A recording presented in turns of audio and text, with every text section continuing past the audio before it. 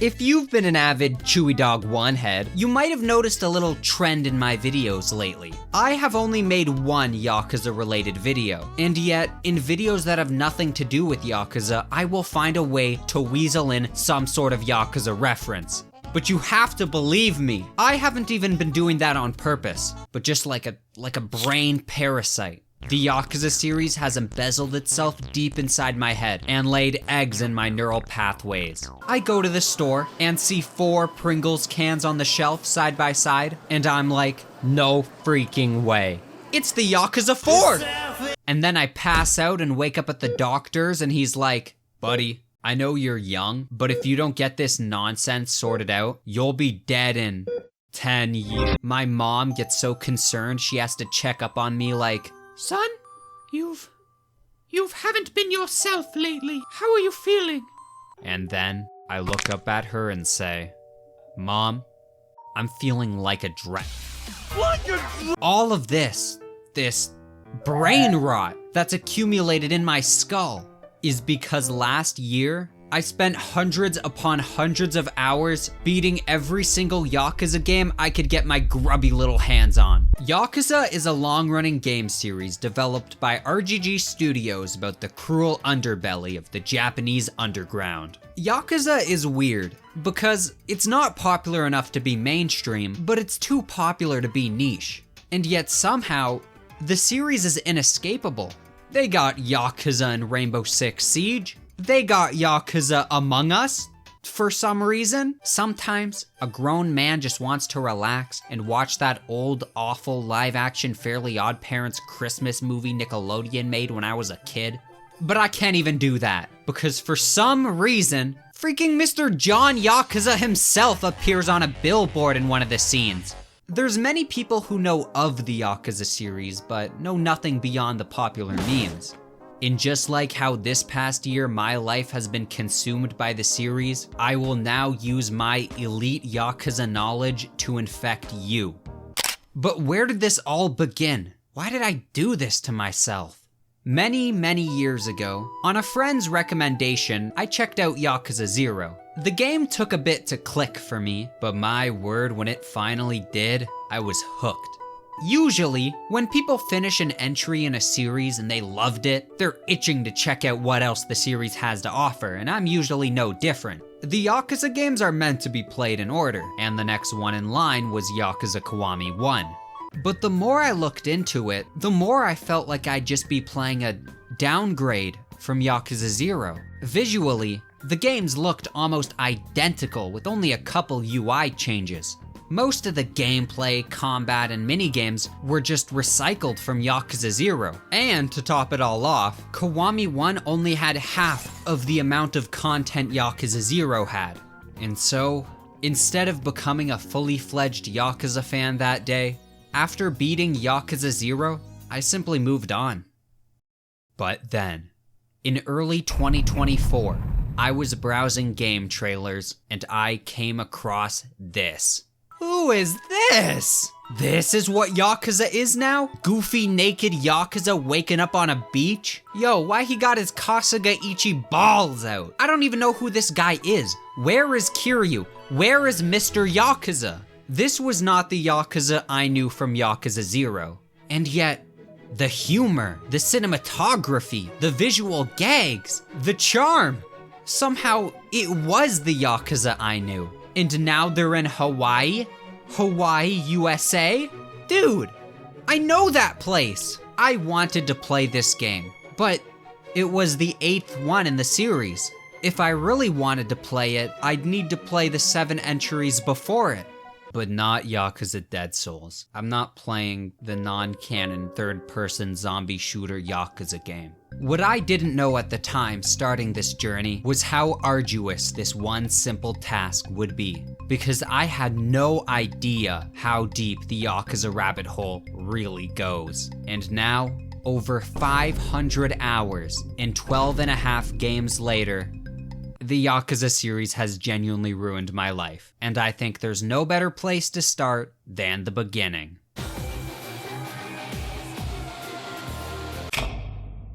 The year is 1988. Disco dancing, flashy clothes, pagers, Margaret Thatcher. The 80s were a great time for Japan. The economy was booming. Sports cars, luxury goods, standard of living was rising at an exponential rate and everyone had money to throw around. This fine-looking gentleman is the one and only Kazuma Kiryu, a 20-year-old low-level Yakuza grunt and the main protagonist of the series.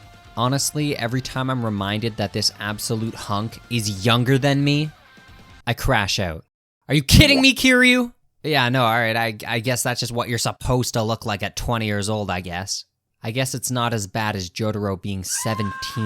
Yakuza 0 opens with us watching him beat the snot out of this poor sap for owing money to one of the Tojo clan's clients.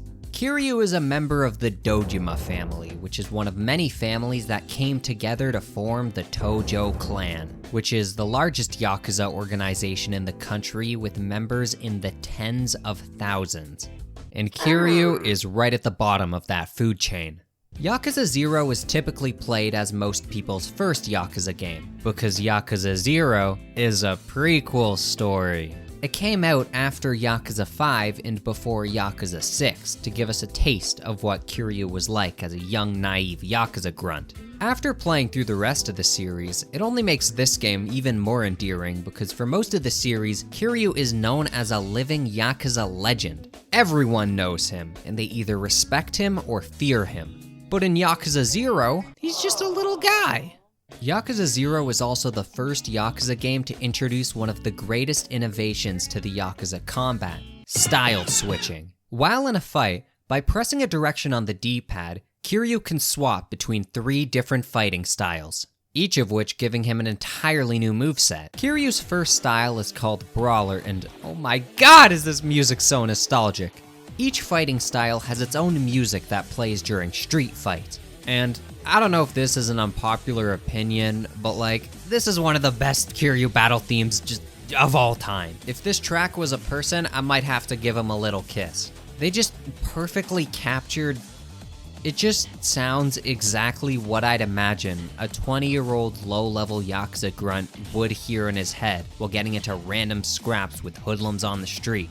It's also just such a unique song within the series because no other song leans this heavy into the synth. Also, I just learned like right now while I'm editing this that this song is actually a remix of like my other favorite Kiryu battle theme, so.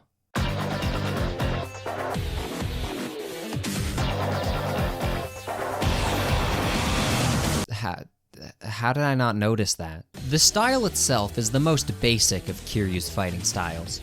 It's a pretty generic jack-of-all-trades type style, which is not bad, obviously. The most unique feature of this fighting style is a move called Resolute Counter, where if you press attack right as Kiryu gets hit, he'll be able to perform a counter-attack. Kiryu's second style is called Rush, and Rush is Kiryu's speedy style. Kiryu runs fast, attacks fast, and even dodges fast with 3 consecutive quick steps. 3? However, the downside of Rush is that instead of a grab attack, Kiryu gets this doo-doo kick move. Like, it's really bad. Why does this exist? This style also lacks any good AoE damage, so it's not really good for group fights. I found Rush to be at its best in one-on-one encounters, and especially in boss fights. The triple quick-step dodge is really nice for avoiding hits. Rush also lacks a block, but instead has this like weave move. It's less effective than the block, but it does make you feel like a badass pulling it off. Kiryu's third style is Beast. Beast is a slow and heavy fighting style. He walks super slow with one horrible quick step, but in exchange, Kiryu will now automatically pick up any nearby weapons while fighting, which do massive damage. Kiryu also doesn't have a block, but instead will brace for impact, reducing damage taken. Honestly, I prefer the traditional block. Sure, the bracing protects Kiryu from all sides, whereas the block only protects Kiryu's front side. But when you first hold down the button, it takes like a second for Kiryu to actually start bracing, meaning you can't reactively block attacks in time like you can with Brawler. Each style has their own trainer Kiryu can train with to unlock special moves. There's Bacchus, a drunk foreigner on the run from hitmen all over the world for being $12 quadrillion in debt. he teaches Kiryu brawler moves. There's the fast man, whose name I don't remember because he's not very interesting. He teaches rush. And then there's Miss Tatsu the badass, who teaches beast. You know, I think it's cool whenever Yakuza has a female character who can fight, because it's not very common in the series. And off the top of my head, before Miss Tatsu, I think there's only ever been like 2 female characters in this series who can fight. Oh yeah, Kiryu also has a secret dragon style, but it's a secret, so shh. You know what? Maybe chump life in the Yakuza ain't so bad after all. Kiryu gets to hang out, shoot the shit, and sing karaoke with his best buddy Akira Nishikiyama, or Nishiki. Man, what a great friendship. I really do hope they never have a climactic falling out in about 14 years. Nishiki and Kiryu grew up together as orphans at Sunflower Orphanage. And even though they had nobody, they had each other. Nishiki and Kiryu are brothers through and through. Blood be damned! Oh yeah, and then there's also a girl with them named Yumi, and she's like Kiryu and Nishiki's sister, but then Kiryu wants to kiss his sister, so it's a little weird. But she's not relevant in this game because she's in high school. Problems arise when the police find the man Kiryu roughed up at the beginning of the game dead. For a first-time Yakuza player, it's probably pretty shocking seeing how serious this one dead guy turning up is. I mean, the series is called Yakuza. It's about gangsters. But Yakuza takes a realistic approach to how these Yakuza organizations function. Sometimes. Like in real life, a murder in the Yakuza series is a big deal because Yakuza hide in plain sight. They walk around town with identifiable family crests right there on their suits. They are documented as a legitimate business with a proper headquarters. Obviously, they do shady things, but a man found killed by the Yakuza out in public is a really bad look for the Yakuza, but it's especially a bad look for Kazuma. Sunflower Orphanage, the one Nishiki and Kiryu grew up in, is ran by a Yakuza named Shintaro Kazuma. The reason Kiryu even joined the Yakuza in the first place is because Kiryu grew up admiring Kazuma. Kazuma is currently second in command of the Dojima family right under the patriarch, but is currently serving a prison sentence for beating his shit in public. This has got the 3 people right below him on the Yakuza totem pole salivating at the mouth for an opportunity to usurp Kazuma's position and to go from a lame number 3 spot to a cool number 2 spot. These 3 are Kuze, Shibusawa, and Awano. Okay, first, these designs. These guys look like the most Yakuza-looking dudes in the whole series. They look more Yakuza than real-life Yakuza. That guy's Yakuza, dude. I mean, look at those wrinkles. Why is he permanently angry? Apparently, Kuze is a real actor in Japan, and they just put him in the game the same way games like Cyberpunk used Keanu Reeves. And I love that, like, 10 years after the game released, he's still rocking that Kuze lifestyle. I mean, just look at this guy. He spent so many hours voice acting as Kuze that Kuze took over his brain like the symbiote. Or symbiote, or however you... Dude, I'm Canadian. This is how we pronounce things. For those curious, Kuze is my favorite, Awano is second, and I don't really care too much about Shibusawa.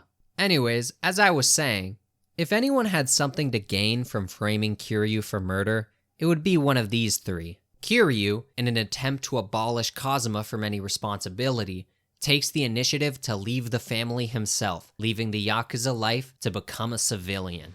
And that's when Kiryu realizes, if I'm a civilian now, that means there's nothing holding me back from kicking all your asses right here, right now! And we get our first long battle of the series as Kiryu storms the entire Dojima family HQ. This is where, on a first playthrough, I was locked in. You know, everything before this was kind of slow. I was kind of like, I don't know if I'm vibing with this game entirely. But this section is just awesome. There's this one guy that I love. He just keeps getting back up every time Kiryu beats him down, and he just keeps coming back, and it progressively just gets worse and worse. Like, bro, stay down. You're not gonna beat Kiryu. Oops, never mind. And then at the end, Kiryu throws him out of a window. They're on like the 13th floor. The long battle caps off with a sick boss fight with Kuze. But because I'm goated, Kuze loses and then cuts off a pinky because he's bored. The rest of the game sees Kiryu working together with a real estate company called Tachibana Real Estate, who is currently in a spitting match with the Tojo clan to see who can buy up all the properties in Kamurocho first, which even includes the elusive empty lot, a patch of land smack dab in the middle of Kamurocho with an unknown owner. And both the Tojo clan and Tachibana Real Estate are in a race to see who can claim it first. Once the game stops holding our hand, you're dropped off in the streets of Kamurocho. Kamurocho is the most iconic Yakuza map in the entire series. As Kiryu's home, it reappears in pretty much every single Yakuza game with only a couple exceptions. It's actually kind of funny that the Yakuza series is not only allowed to get away with recycling the same map over and over, but Yakuza fans even celebrate RGG for it. I mean, think about how much backlash Nintendo got for reusing the Hyrule map from Breath of the Wild and Tears of the Kingdom. Except now imagine Nintendo continued to reuse that map for the next 20 years across the next 10 Legend of Zelda games. I think it works in Yakuza because Kamurocho itself has become more than a map. It's a character. Kamurocho develops alongside our characters in the stories in these games. In Yakuza Kiwami 1, the park in the north section of Kamurocho is a homeless camp. But a year later in Kiwami 2, Majima introduces capitalism to the area and it becomes one big Walmart parking lot. As Yakuza 0 is an 80s prequel of the Yakuza series, we get an 80s-ified version of Kamurocho to explore. The streets are not fully paved, wires hang from building to building, and the neon lights are everywhere. Kamurocho is known for its beautifully lit neon streets, but they've definitely toned it down in modern times, because in the 80s, I swear it's brighter at night here than it is during the day. I also noticed more sports cars parked around the map, which again goes to visualize the economic state of Japan during this era. In fact, people are so rich that this is the only Yakuza game where money flies out of enemies when you kick their ass. And honestly, I miss it. It is very satisfying. But also, why you carrying around all that cash, dog? Go to a bank. This is also the only Yakuza game where you can throw money onto the street so you can watch a bunch of poor people fight over it. Kiryu was Mr. Beast before Mr. Beast. Holy shit! Beast!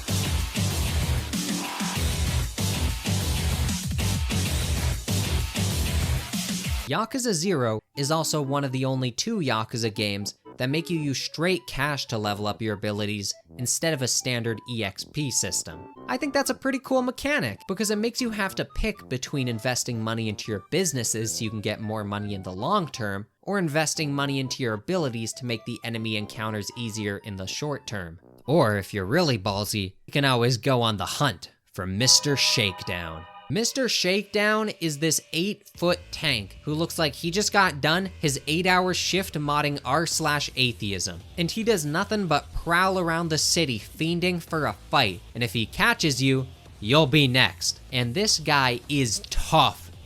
He will two-shot you. And to make it worse, if you lose to Mr. Shakedown, he steals your hard-earned cash. Oh my god, that's why he's called Mr. Shakedown. But if you win, you will take a huge amount of money from Mr. Shakedown, which includes any money he stole from you previously. Ever since Yakuza 0, RGG has tried to make the whole roaming street boss shtick work again, obviously trying to emulate the glory of Mr. Shakedown, but none of them have ever been as interesting or as iconic as the OG. I love you, Mr. Shakedown. I think being forced to go back to Kamurocho again and again has created a sort of Stockholm syndrome for Yakuza fans. Walking through Kamurocho gives the same feeling as walking through your childhood neighborhood after moving away. I mean, just look at the iconic Tenkachi street sign. In Yakuza 0, we even get the origin story of the iconic bar Serena. Or Serena, again, you have to forgive me. I can't believe they made a dramatic cutscene about Kiryu first entering a bar that will become a staple location of Kiryu's life. Kamurocho is actually based on a real district in Tokyo called Kabukicho, and although it's not a one-to-one recreation, it's pretty damn close. I've heard it's a pretty surreal experience exploring the Yakuza city in real life, and if I ever visit Japan someday, visiting real-life Kamurocho is one of my top priorities. Actually, one of the most iconic stores in the Yakuza series, the Don Quixote, is a real store you can find at the exact same location in Kabukicho. Man, I just love exploring the streets in Yakuza 0. How's he doing that? The sounds, the sights, the atmosphere, the trading cards you can find scattered around the city with real women on them that you unlock videos of. What? Imagine going up to your friend and being like, hey dude, you wanna trade some trading cards? And then they're like, sure man. And you're like, alright, I'll give you a Chika Arimura if you give me an Ayu Sakurai. And then your friend just looks at you like, bro, I just want a goddamn Squirtle. These cards don't even make sense in universe. This game takes place in the 80s. These are real actresses, none of which were probably even alive in the 80s. The videos don't even make sense either. Videos were not this high resolution in the 80s, and CRT TVs did not look this crisp either. Kiryu. Alright, now let's talk about something really cool. All sorts of different games have a different way of transitioning cutscenes back into gameplay. Some just do the classic fade out to black, fade back to gameplay. I hate to see my beloved home like this. Others try to get fancy with it with the seamless transition route. And Yakuza does do both of these on occasion, but Yakuza also has their own brand of transitions. Like when Kiryu is in the sewers, on the run from the Dojima family, and all of a sudden, shirtless Kuze, riding a motorcycle, holding a metal rod, comes out of nowhere to attack Kiryu. And as the two of them talk, the sick battle theme begins to phase in. And as the tension rises, so does the volume of the music. And when the intensity can't get any more intense, the climax strikes. Holy shit! The freeze frame, the music sync, the title card with the name. This is a Yakuza dynamic intro, and they are so goddamn satisfying, so blood pumping. They get you in the perfect mood for a brutal Yakuza beatdown. Yakuza 0 is kinda like a game that underwent mitosis. It's 2 games. For half of the game you play as Kiryu going through his story. The other half is Majima's. Every Yakuza game is split into chapters, and in Yakuza 0, every 2 chapters you swap between Kiryu and Majima, going back and forth until the game ends after chapter 16. I don't know if this is an unpopular opinion or not, but man, I love Majima's chapters way more than Kiryu's, and I'm being honest, it's not even close. Majima is so much fun, whereas Kiryu is a lot more of a straight arrow protagonist. Majima is a wild card. This man is actually insane. Where Kiryu gets to explore Kamurocho, Majima has his own city, Sotenbori, which is also based on a real city, but it's a lot less iconic, so it's whatever. Actually, this is probably the second most iconic city in the series. Maybe Yokohama. I really like the aesthetic of Sotenbori. The city is split into 2 halves with a big river cutting through the middle. The north section of Sotenbori is full of all sorts of wacky buildings like, what's up with this drummer boy, huh? What are you doing that for? Quit it. The people are different too. There's a dude in Sotenbori named Lust Machine / Mr. Libido / Mr. Walking Erect, and this is all he does.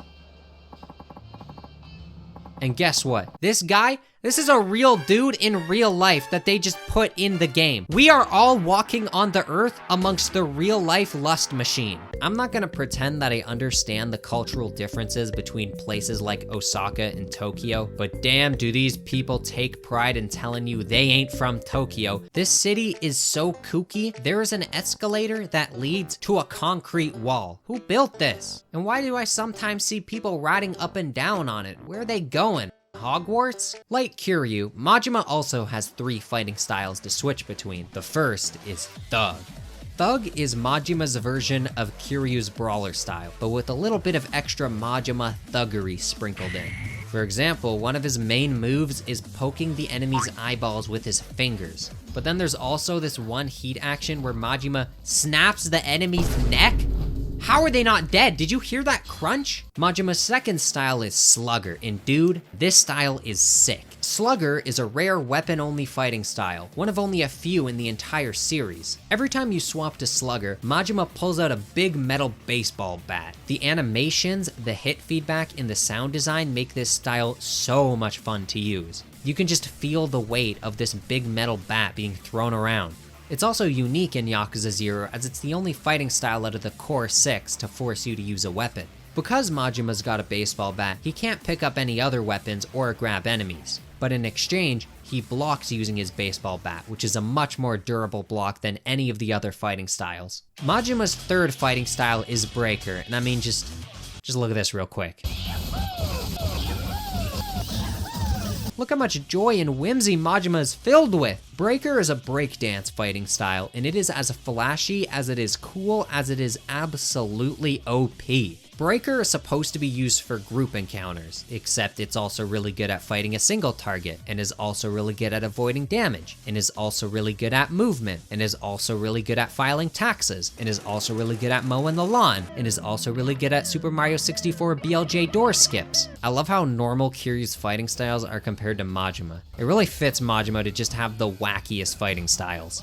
And man, in 2025, now he's a pirate. We've really come full circle. Majima is a former member of the Tojo clan. A couple years before Yakuza 0, the Tojo clan made Majima's brother Saejima kill 18 people, which landed him death row in prison. In a fit of rage and defiance, Majima attempted to attack his superiors in the Tojo clan, so they punished him by gouging out one of his eyes and kicking him from the clan. Strangely though, after having his entire life ruined by the Tojo clan, he came crawling back. He wanted back into the Tojo clan, and is now willing to do anything to be let back in. Because someday, his brother will get out of prison, and when he does, Majima wants to be able to give him a cushy Yakuza position.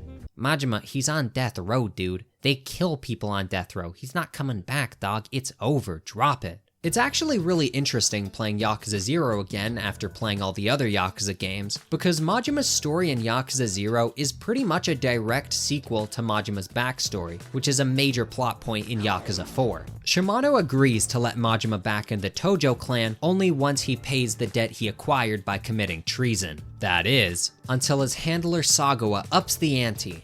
Money isn't good enough anymore to get back into the Tojo clan. If Majima really wants in, he's gonna have to perform a hit. It's kinda weird how serious Majima's story in Yakuza 0 is. In the rest of the series, Majima is this goofy comic relief Joker type character, and it was that goofiness that made him such a popular character in the first place. Fans were clamoring for an opportunity to play as Majima for years, so it's kinda strange that when RGG finally decided to give the fans what they want, they completely rewrote him into basically an entirely different dude. However, I do think this change was for the better, as Yakuza 0 Majima is my personal favorite iteration of Majima. And you know what? I'm actually gonna make a prediction here. I'm recording this about a month before Pirate Yakuza comes out, and so I'm gonna predict that for Majima's first solo game, RGG is gonna completely rewrite him again, and we're gonna have another super serious Majima game where he's gonna be all sad and melancholy and all that. Despite, you know, the premise of Pirate Yakuza in Hawaii, which makes it seem like it's gonna be a pretty unserious game. If Yakuza 0 is your first Yakuza game as it was mine, you're gonna be in a real shock when you get to the next game, Yakuza Kiwami 1, and Majima is like a completely different dude. Yakuza 0 also gave me the impression that Majima would be a much more important character going forward, but he's kinda not. He is reoccurring and shows up in pretty much every game after this one, but he doesn't really do much. Yakuza 0 is generally considered the best Yakuza game out there, which is a little unfortunate because that means the very first game you're gonna play is the best, and by comparison, everything else is gonna be downhill. Which is honestly part of why I wanted to play through the rest of the series. I wanted to see for myself if those claims were true. I theorized that maybe the people who say this were simply clouded by nostalgia, considering Yakuza 0 was their first Yakuza game and everyone remembers their first. I'll wait to give my thoughts until we've talked about all the other Yakuza games, but I will say, especially after a replay, the story in this game is absolutely incredible, and it's my second favorite story in the whole series. But like, Nobody cares about the main story of a Yakuza game. A gritty crime drama set in the Japanese underground? Ew, get that shit away from me! I can't beat off to that. Well, they've just thought of everything. It's time to talk about what everyone cares about. The mini-games. Yakuza 0 has an incredible selection of mini-games. You got the classics. Real-life gambling, old-timey Japanese gambling, darts, arcade machines, pool, fishing, evil chess. They even got that fake game Mahjong that RGG made up just to mess with Yakuza fans. But those are all the kind of games you can find in any old game. So then Yakuza 0 hits you with the phone flirting minigame, catfight betting. Kiryu gets a little too into pocket circuit racing and makes it his life goal to beat all these little children just casually playing for fun. And then he befriends the only other adult there, a guy who looks like this, and his name is Pocket Circuit Fighter, and he is canonically a part-time virgin making $2 an hour.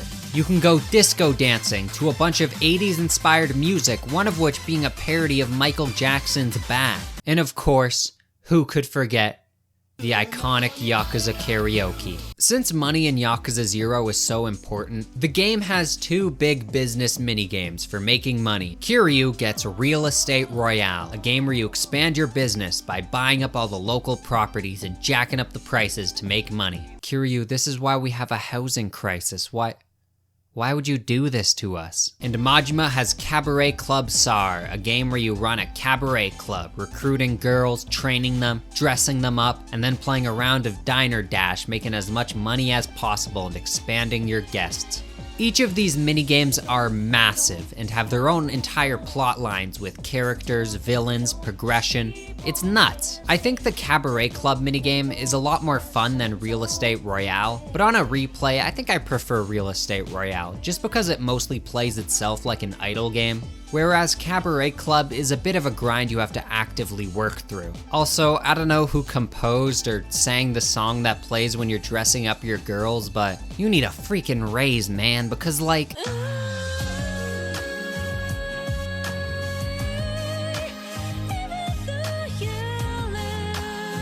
This is a gritty crime drama game, by the way. By completing the main storylines for the business minigames, Kiryu and Majima can unlock their 4th secret fighting styles. Majima's being his Mad Dog style and Kiryu's being his Dragon style. Unfortunately, Yakuza 0 does have its fair share of issues. For one, it has, in my opinion, the worst heat system in the series. I don't know why RGG keeps trying to reinvent the wheel with the heat system every other game, but Yakuza 0 has the worst iteration of the heat bar. The standard Yakuza heat system is pretty simple. You get a heat bar, build it up, and use it on heat actions or various other strong attacks.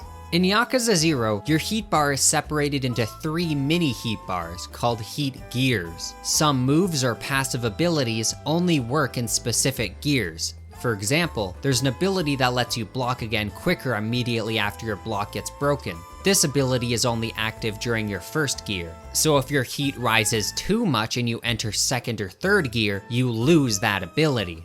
It just overcomplicates a system that didn't need to be that complicated. I don't want to be punished for getting too much heat, and no other Yakuza game does that. Furthermore, attack speed is tied to whichever heat gear you're on, meaning as you build heat, you attack faster, but it just feels weird and inconsistent to me. Most other Yakuza games, you upgrade your attack speed as you progress through the game, so by the end of the game, you'll permanently have a really good attack speed. But in Yakuza 0, even at the end of the game, every time you go back to heat gear 1 or 2, you just feel so slow, it sucks. Another problem I have with Yakuza 0 is the pacing. To be fair, in general, I think most of the games in this series suffer from pacing problems, but that won't stop me from complaining about it. There's certain points throughout the story where the game will just abruptly stop and force you to do some meaningless busy work. And for what? To pad out the game time? Dude, this game's already long as heck. Really early into the game, there's a part where you have to buy some alcohol for a gaggle of homeless homies. So you talk to them one by one and memorize or write down what they want. So now you just go to the store, right? Well, which store? There's so many different stores all around the map, and the game gives you no indication of which store you actually have to go to. But it's not which store you have to go to, it's stores with an S. Because God forbid you find all the alcohol in one place. No! You gotta run all over Kamurocho, going from store to store, picking up one alcohol at a time. You have to basically go to every store in Kamurocho. It's not the end of the world, but it's just pointless. What does this section add to the game? I'd argue the game would just be better off without it. Nobody is playing Yakuza 0 and it's like, oh, the part where you gotta go buy all the alcohol, that part's my favorite. I love that part. My final issue with Yakuza 0 is that we never get to see Majima and Kiryu meet. I mean, come on. That would have been a slam dunk. How are you gonna edge us the entire game with both of their stories intertwining in and out of each other's, especially near the end of the game? There's multiple parts in the story where you're like, holy crap, they're finally gonna meet. And then the game just goes like, how cool would it have been if we got to see how Majima and Kiryu met for the very first time? But then they would like butt heads or something and then fight. But then you, yes you, the player, you get to pick who you want to control for that fight. No. Instead, we get a stupid, lame, dumb post-credit scene where Majima and Kiryu just already know each other. Even with its flaws, I do think Yakuza 0 is a phenomenal game. I mean, before Yakuza 0, nobody even knew what this series was in the West, but this game single-handedly revived an entire franchise here. I've heard some people who get interested in the Yakuza series get intimidated once they learn how many games there are, so they get scared off from ever even trying one. But I think that's dumb. You never have to commit to a series. In fact, you can play Yakuza 0, love it, and then never touch another Yakuza game again, and you would still have had a great experience. I mean, that's what I did until relatively recently. So now it's time to see what the rest of the series holds. How come there's so much less discussion or prevalence with the other Yakuza games compared to Yakuza 0? And with most newcomers to the series starting with Yakuza 0, will RGG be able to uphold the standard of quality they now expect? Or will new fans seem disappointed? It's time to move on to... I think the very first thing you'll notice about Yakuza Kiwami is how similar this game looks to Yakuza 0. I know I did.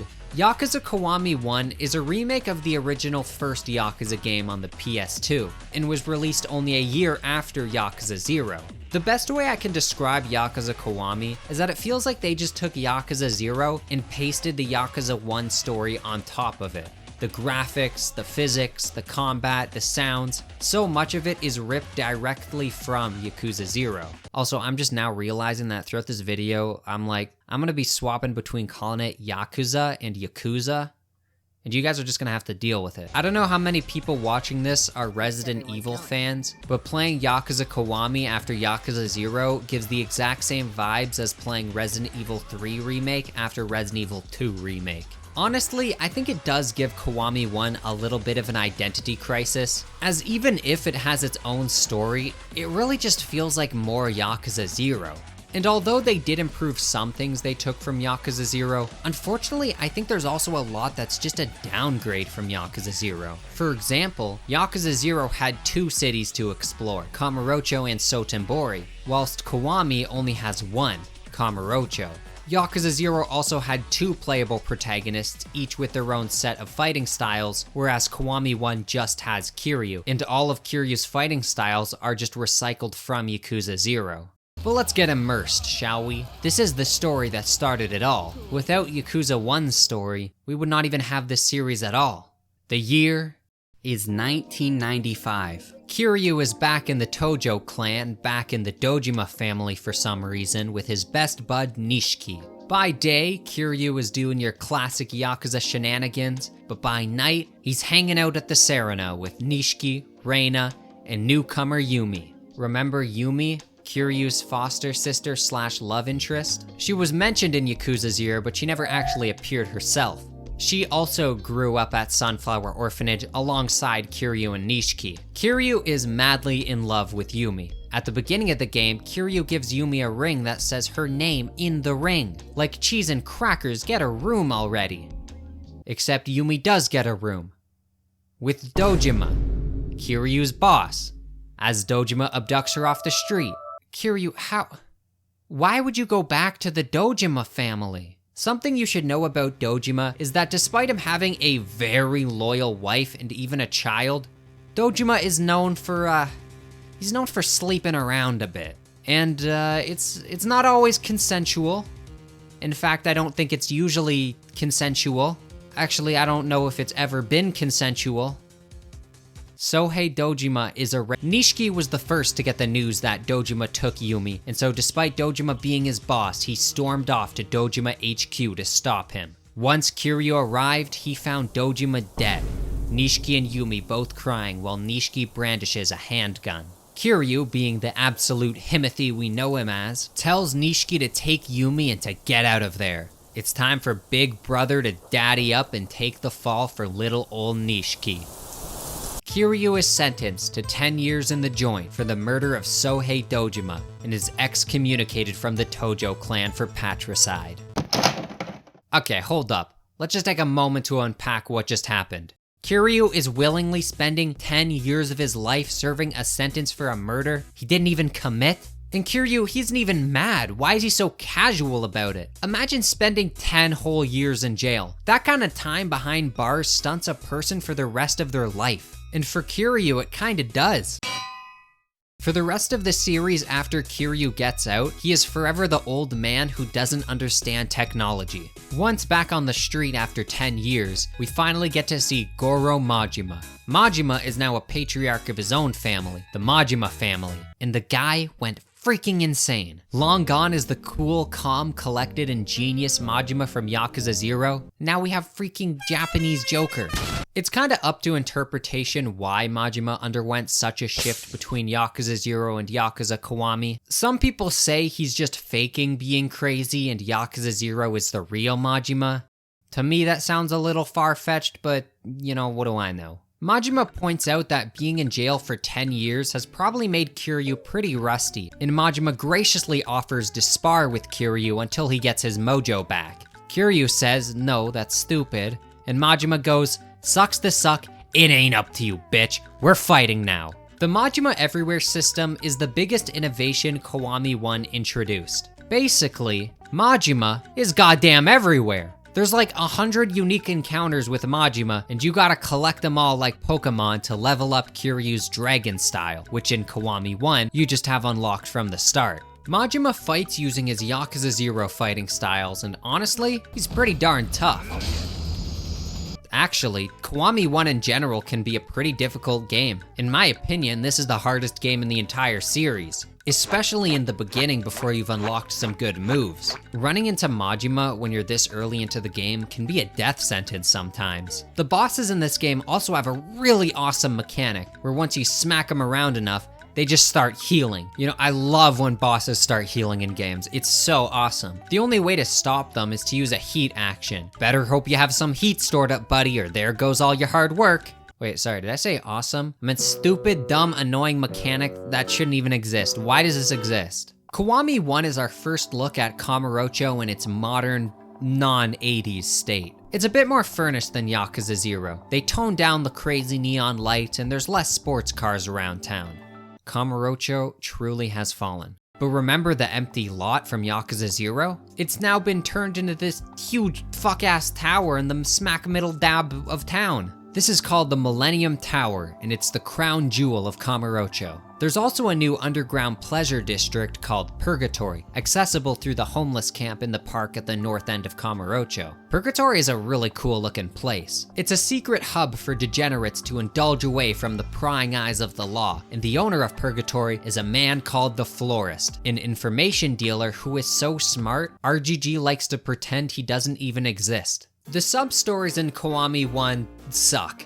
They're just so boring and lame and basic. Oh no! Scary Yakuza guy wants to fight Kiryu! He does, and he loses. That's the sub-story. Good night, everyone. I think the issue with these sub-stories is that Yakuza 1 was made to be a completely serious game. Usually in the Yakuza games, the main story is pretty serious, but the side content is kept pretty light and goofy, which creates a nice balance. Yakuza 1 sub-stories are trying too hard to be realistic or serious that they just come off as boring. Not even the minigames can make up for the lame sub-stories because they're all just recycled from Yakuza 0. The only difference off the top of my head that I can remember is that the cat fighting club minigame has just been retooled as an arcade machine at an arcade.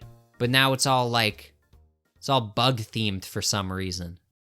Bro, did Jobin make this game? Okay, admittedly, I do like Kiryu reuniting with Pocket Circuit Fighter after like 20 years, and Kiryu has to track down all the kids he used to destroy in Pocket Circuit, except now they're all like full-grown adults with families and jobs, and Kiryu has to convince them to drop everything to get back into Pocket Circuit just so he can crush them again. That's pretty funny. If I had to praise one aspect of gameplay in Kiwami 1, it would be that Kiryu's combat feels a little nicer than it did in Yakuza 0. Despite it being the same fighting styles, they have cleaned it up a little bit, balanced some stuff out. And since Kiwami 1 has a normal heat system and not Yakuza 0's stupid heat system, I do think combat with Kiryu feels better in Kiwami 1 than it did in Yakuza 0. But no more money exploding out of enemies. Man, it's been one game and I already miss it. Also, if you're willing to put in the extra grind to level up Kiryu's dragon style, you will be set for the whole game because this style is absolutely busted. Remember Komaki? I actually don't remember if I talked about him. I could scroll up in the script to check, but Komaki was one of Majima's fighting style trainers from Yakuza 0, and in Yakuza Kiwami, Kiryu can become Komaki's pupil, and he teaches you some pretty broken abilities. And the most broken of them all is the iconic Tiger Drop. The Tiger Drop negates all damage. It's a counter move that when executed right, does more damage than a nuclear bomb. I mean, just look at how fast you can melt Majima with just this one attack. This game's story is also probably the most impactful story of any of the games for Kiryu. The events and characters from this game will continue to either bless or haunt Kiryu for the rest of his life. For one, this is the game where Kiryu finally meets the GOAT. No, not LeBron, Date. Date is a police detective, and you wouldn't expect a police officer and a Yakuza to get along very well, but Date and Kiryu go together like... Kiryu and Date start with a transactable friendship. Kiryu does him a favor, and Date returns it later. But eventually, Kiryu and Date's friendship of convenience turns into a genuine one. And in future games, Date will end up becoming Kiryu's #1 best friend. Aww. But hey, it's been a minute since we've talked about Nishiki. What's he up to? He was Kiryu's best friend and they went through hell together back in Yakuza 0, not to mention the whole spending 10 years in the joint for him situation. I wonder what he's up to. I really hope he didn't become a cartoonishly evil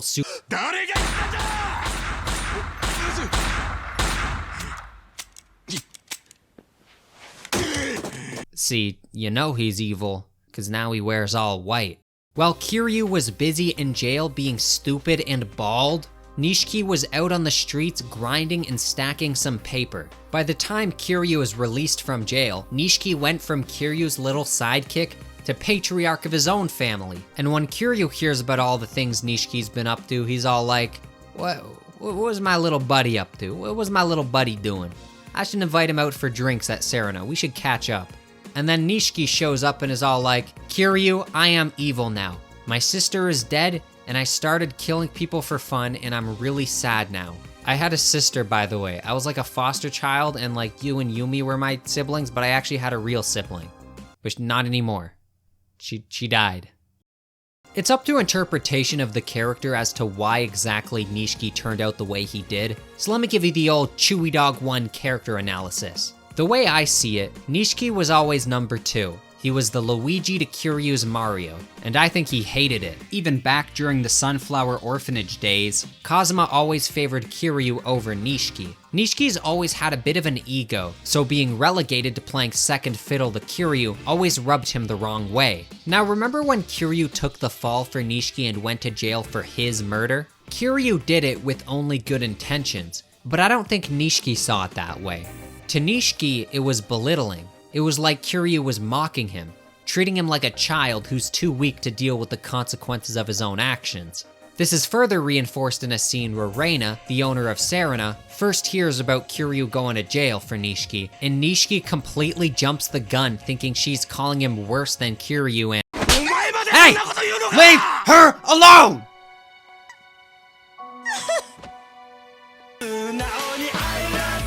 After playing Yakuza 0, this Nishiki does feel a little out of character. But to be fair, it's not even just Nishiki. Kiryu feels pretty out of character in this game too. This was RGG's first time writing Kiryu, and you can tell they weren't entirely sure what direction they wanted to take his character. For one, Kiryu was freaking unhinged in this game.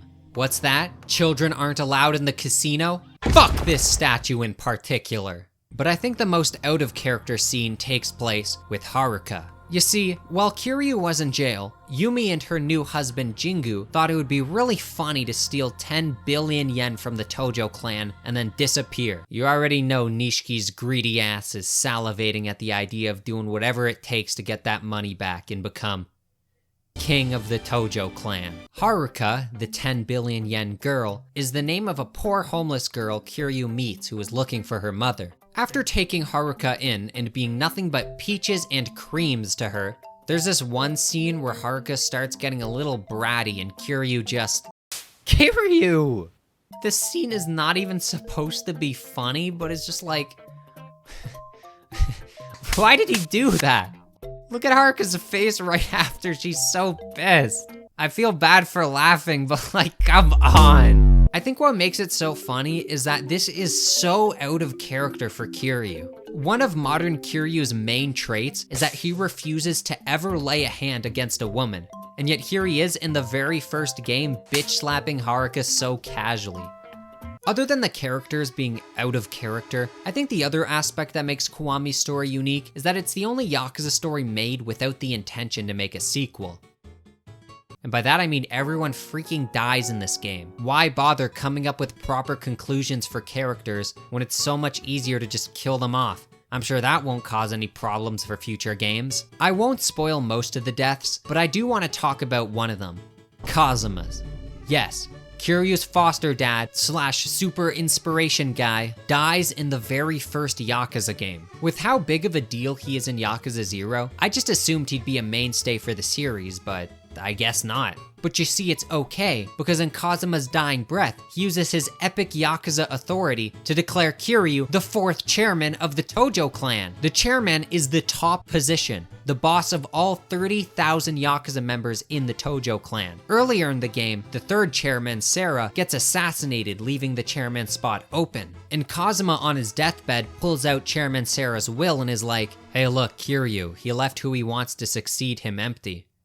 I'm just gonna write in your name here, congratulations. I find it so crazy that in the very first Yakuza game, they already jumped the gun and made Kiryu go from Yakuza grunt to Yakuza supreme leader. Bro, Nishiki's been trying to rise the ranks for 10 years and he got squat, and then the number 1 position is just handed to Kiryu. At the end of the game, Kiryu, Nishiki, Yumi, Haruka, and the 10 billion yen all reunite at the top of the Millennium Tower. And then Nishiki is all like, Kiryu, I'm gonna kick your ass and then take Yumi for myself. I don't even care about her. I don't even want her, but I know you do. And so I'm gonna prove I'm better than you and claim her for myself like property because I am Akira Nishikiyama. And yes, I believe women are property to be owned. Also, I'm gonna be taking the 10 billion yen and Haruka. And you know what? Fuck it. I'll just change my name to Kazuma Kiryu. I will literally become you, just like what Yoshikage Kira did to Kosaku Kawajiri.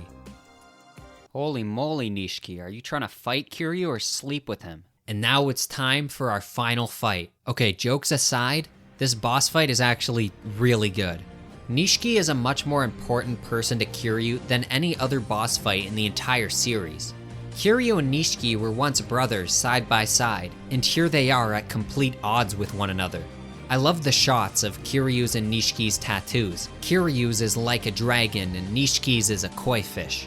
In Chinese mythology, a dragon starts life as a koi fish. Koi fish that become strong and resilient gain the strength to swim up the waterfall and leap high above the dragon's gate, where they themselves become a dragon. Nishiki wants to beat Kiryu. He wants to be better than Kiryu. And if Kiryu is already a dragon, then maybe with hard work Nishiki too can swim up that waterfall and become a dragon himself. Yo, you hearing this music right now? Doesn't listening to it just kind of make you a little sad? While Kiwami 1 is exclusively in Japanese with English subtitles, the original PS2 version of this game was fully dubbed in English. A lot of the lines from the original have since become pretty iconic because they're pretty funny. How many times I gotta tell you, I'm not Yakuza. You're just deaf.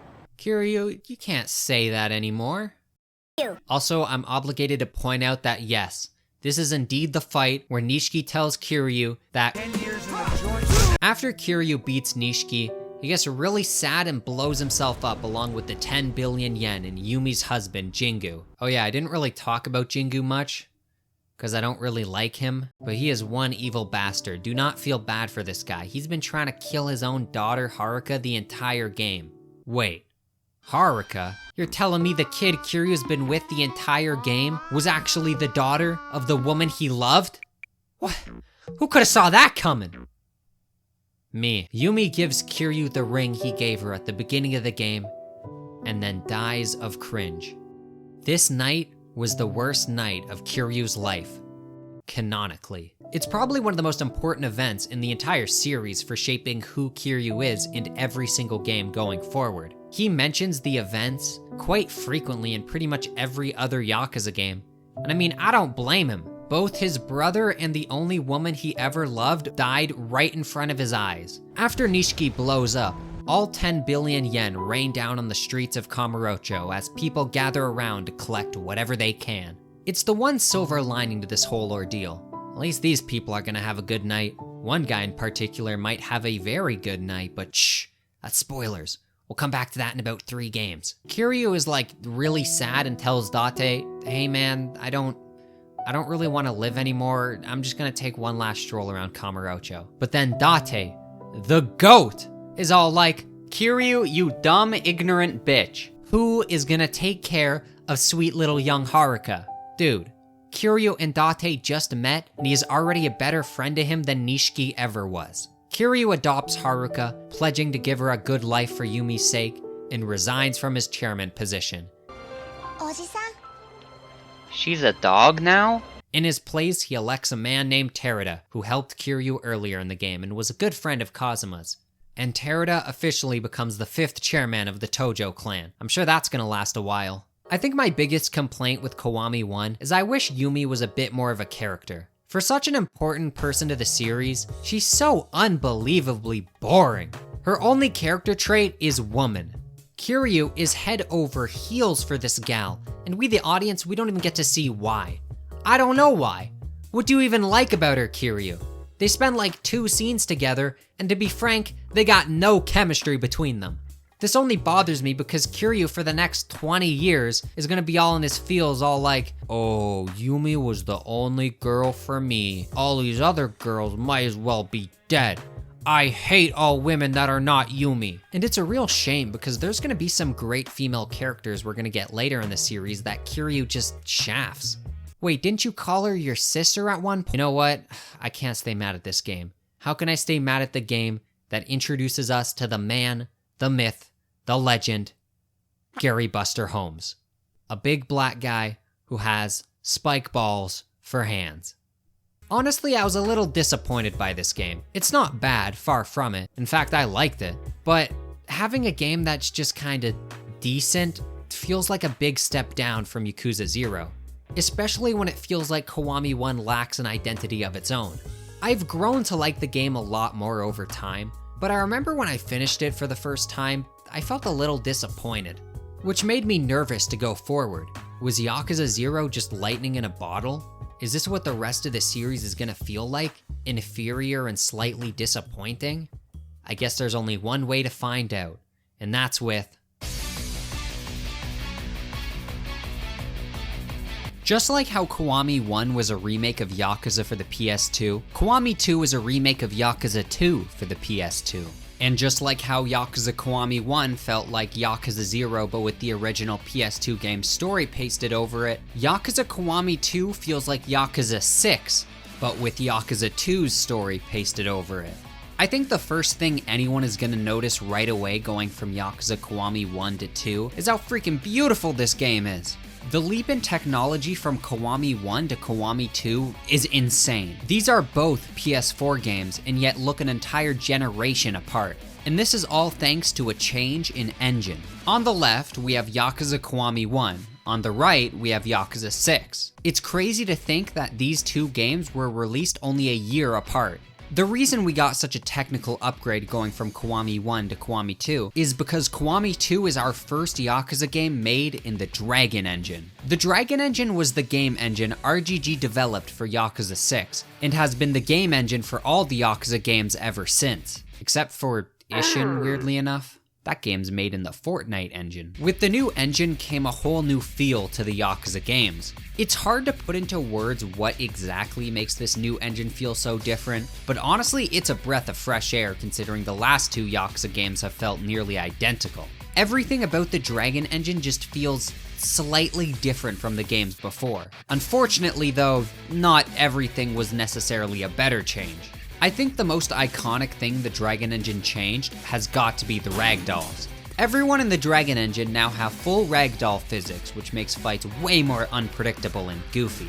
They've definitely toned down the physics in the more recent Dragon Engine games, but in these earlier ones, the ragdoll physics they're out of control, man. Enemies get hit and then get sent flying to another country, while Kiryu flops around on the ground like a fish out of water. Okay, by the time this video comes out, I'm sure Pirate Yakuza will also be out, but RGG recently released another trailer for Pirate Yakuza in Hawaii, and in the trailer, they left in a clip where you can see for like a second, you can see Majima flop around on the floor for a bit before stabilizing again. Some things never change. Objects in the world now have their own physics, which makes the world feel a lot more interactive, even if it seems like everything is filled with helium.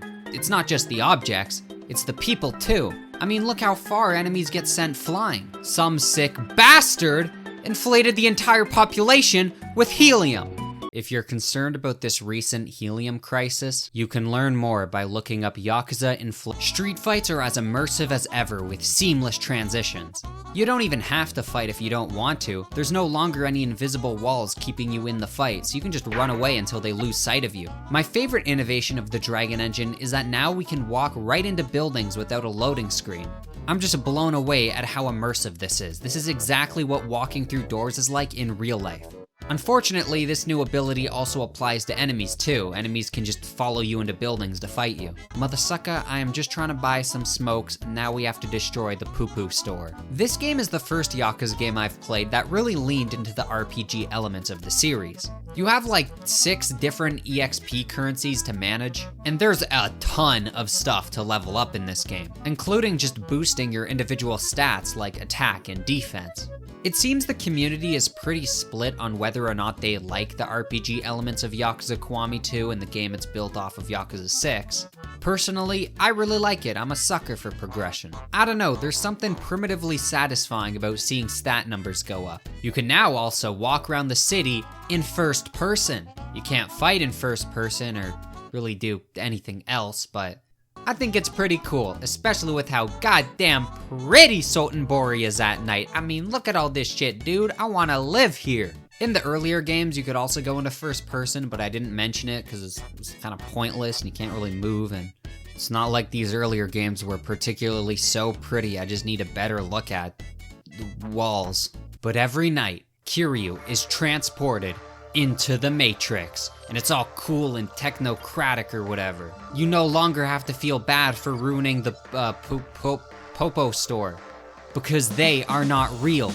They're just numbers, ones and zeros. Kiryu, you gotta get out of there, man. You gotta get out of there, man. Nishiki is still alive. This is all just a simulation. No, but seriously though, why is it so green out here? For some reason, RGG decided to slather Nickelodeon slime all over the night sky. Oh my god, guys, look. It's leaked footage of the upcoming Yakuza Kiwami 3 coming out next year. Look how freaking pretty this game looks, oh my god. It's not a huge deal, or game ruining, or really anything even close to that, but this is one of those cases where sometimes doing less is more, because I think the game would just look better without it. Kiwami 1 was also kinda green. Yeah. Combat has also gotten a complete overhaul in the Dragon Engine, and unfortunately, it's for the worse. Yakuza 0 had 6, technically 8 fighting styles, Yakuza Kiwami 1 had 4 fighting styles, and Kiwami 2 has 1 fighting style. But you know what they say, quality over quantity and all that. Unfortunately, the 1 fighting style in Kiwami 2 kinda sucks. Here's every problem I have with Kiwami 2's combat.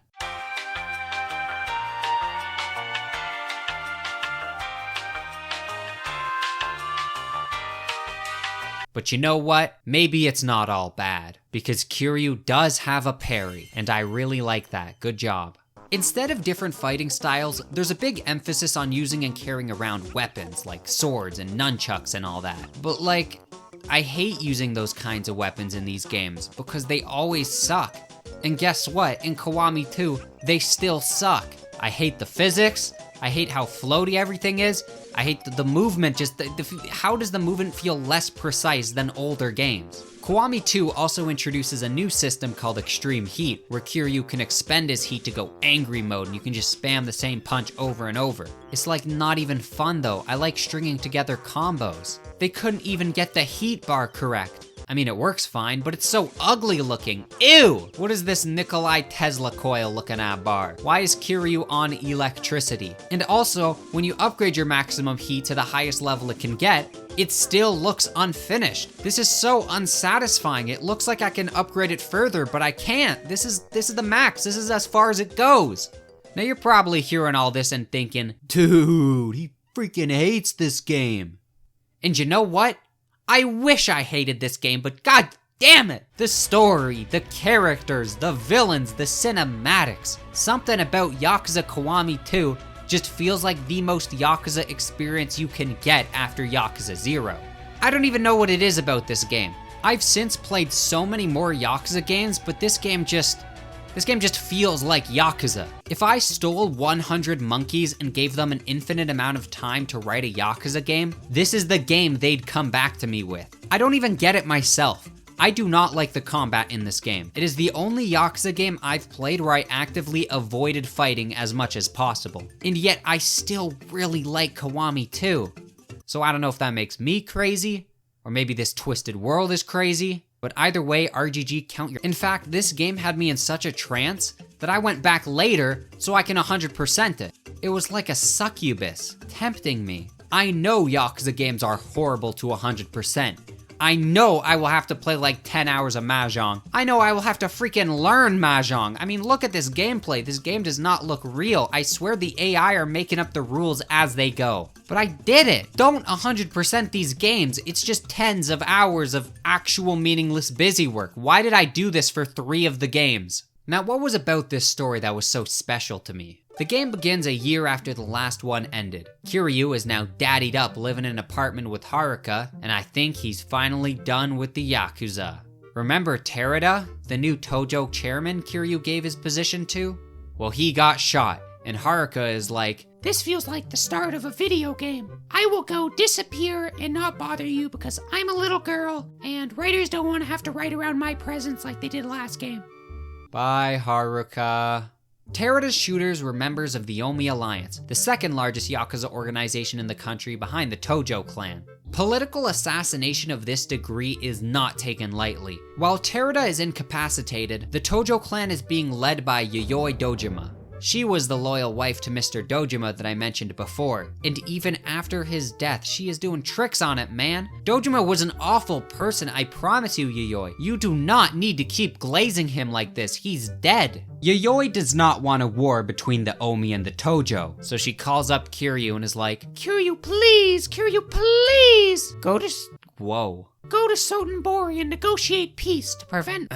Kiryu, go to Sotenbori and negotiate peace because we don't want war. And then Kiryu is like, okay, but only if I get to take your chud idiot emo brat of a child with me. For one day he will lead millions, and I want him to be ready. Yayoi's son is Daigo Dojima, and because of hierarchy and all that, it's likely that he will become the new Tojo chairman when he gets older. One problem, this kid is a total brat. Apparently he didn't take his father's death very lightly and lashed out, spending 5 years in jail, and now all he does is waste away using his family's money. Oh wait, did I say kid? I meant 30-year-old dude! Brother, you are too old to be sulking around like a teenager. I thought he was a teenager in this game until my friend pointed out to me recently, and I thought he was messing with me, but nope. Kiryu kicks Dojima's ass and is like, son, I will make you into a man. The Tojo clan needs you, and throughout this game you will learn and be inspired by me, and in the process, becoming a man who is worthy of leading the Tojo clan. My name is Kazuma Kiryu, and someday in a future game, I will refer to you as my own son. Kiwami 2 may only have one protagonist, but it has 2 cities to explore, Kamurocho and Sotenbori. That's right, Yakuza 0 did not invent Sotenbori. Yakuza 2 was the first game with Sotenbori. It just feels so weird walking around in Sotenbori as Kiryu. It feels like I'm intruding on Majima's turf. Sotenbori is absolutely stunning in the Dragon Engine. Remember all those wacky buildings I mentioned before? Well, RGG put so much detail into them when crafting this game, it's a delight just walking down the road admiring all the detail. Unlike Majima in Yakuza 0, Kiryu is definitely out of his element in Sotenbori. He's not accustomed to Osakan culture or Sotenbori in general, and so to all the native Osakans, he sticks out like a sore thumb. Even the music here is different from Kamurocho. Street battles in Sotenbori play a song called Outlaw's Lullaby, which is this super jazzy song, which is nothing like the songs I usually play when Kiryu is kicking ass in Kamurocho. I always interpreted this song as a representation of Kiryu feeling culture shock. Also, this song absolutely slaps, another one of my favorite Kiryu battle themes. There's Force Addiction, Isolated Fight, Outlaw's Lullaby, Town Bully, Bring It On, and Bishop Violet Velveteen. Even though technically Sotenbori was Kiryu's city first, I will always associate Sotenbori with Majima, not Kiryu.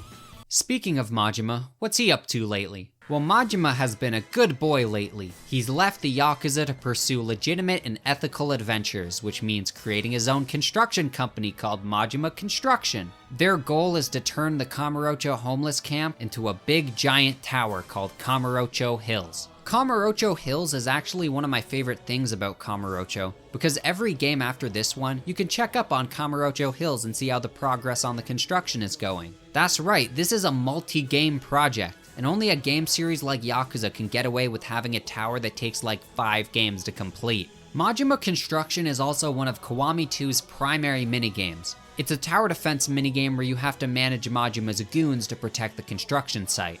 This was the minigame I was the most excited to get to playing through the series. I love tower defense games, ever since I was little. Unfortunately, this tower defense game kinda sucks. It's a little too slow and boring and lame. But it is an optional minigame, so just don't play it if you don't like it. Unfortunately, I had to play a ton of it to 100% this game, and it was miserable. Fortunately, the rest of the minigames in Kiwami 2 are pretty good. Kiwami 2 brings back the Cabaret Club manager minigame from Yakuza 0, but this time, Kiryu is the manager. Yuki, one of the hostesses from Yakuza 0, left Club Sunshine because after Majima left, it became evil. And now she wants to work together with Kiryu to take down Club Sunshine, the same way Club Sunshine took down all the other clubs back in the 80s. Man, that is such a fun concept. Although Kiryu does feel out of his element here, this is definitely a minigame that suits Majima's character way more. Also, because this is a Yakuza game, they also needed to add the government-mandated Gooner game. This time you're like a photographer taking photos, but it's of girls who are like real-life girls. This is weird, I don't like this. Hold up guys, I gotta use the potty real quick.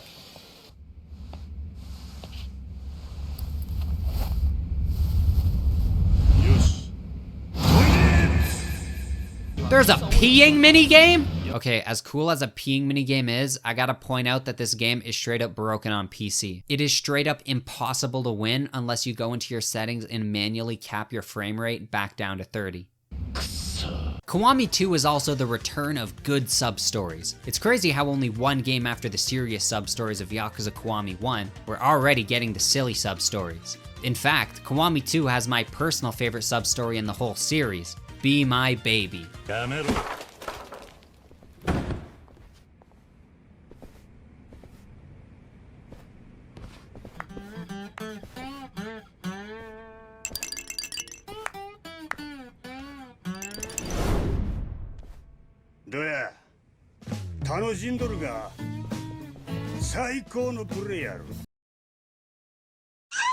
This game is a serious crime drama about the cruelties of the Japanese underground. Kiwami 2's characters are also just way better and more interesting than Kiwami 1's. Of course, the GOAT Date is back, but this game also gives us such classics like Sayama and Ryuji Goda. Sayama is the first female Yakuza character that is not relegated to being the damsel in distress. Instead, she's a kick-ass Yakuza huntress named the Yakuza Huntress. She is also one of now many love interests for Kiryu, and in my opinion, she is the only one that actually works. She is what I wish Yumi was. Interesting. Since Sayama is a detective known for hunting Yakuza, and Kiryu is the legendary dragon of Dojima, you can imagine they weren't too fond of each other at the start of the game. But through reluctantly working together, you get to watch as they build a real bond, and an organic one too. Sayama and Kiryu have chemistry. Despite being on opposite ends of the law, they're both strong-willed knuckleheads with similar idealistic visions of justice. Kiryu and Yumi had no chemistry, had no relationship building, and the relationship went nowhere. And yet that's the relationship RGG wants to keep pushing down our throats. Alright, pal. I do find it a little weird, however, that at the end of Kiwami 1, Kiryu was all, "The only woman I will ever love is dead. I will never, ever, ever love again. Cross my heart, hope to die." And then in the very next game, he has a new girlfriend. Unfortunately, Sayama does lose points for breaking my immersion because there's this one cutscene in the new Serena where Sayama comes out in a robe claiming, "Oh, the place next door had a shower." But like, what? If you're paying attention, you'll see the door that she came out of leads to an empty hallway with an elevator. And yet there was steam coming out from the bottom of the door. What is this phantom bathroom? This completely breaks my immersion. This is fucked up, dude. This is gonna make me sick. Fortunately, the game does make up for it by having Kiryu fight a tiger in this game. Nah, I'm just messing with you. He doesn't fight a tiger. He fights 2 tigers! The final thing I want to touch upon in Kiwami 2 is the Big 3.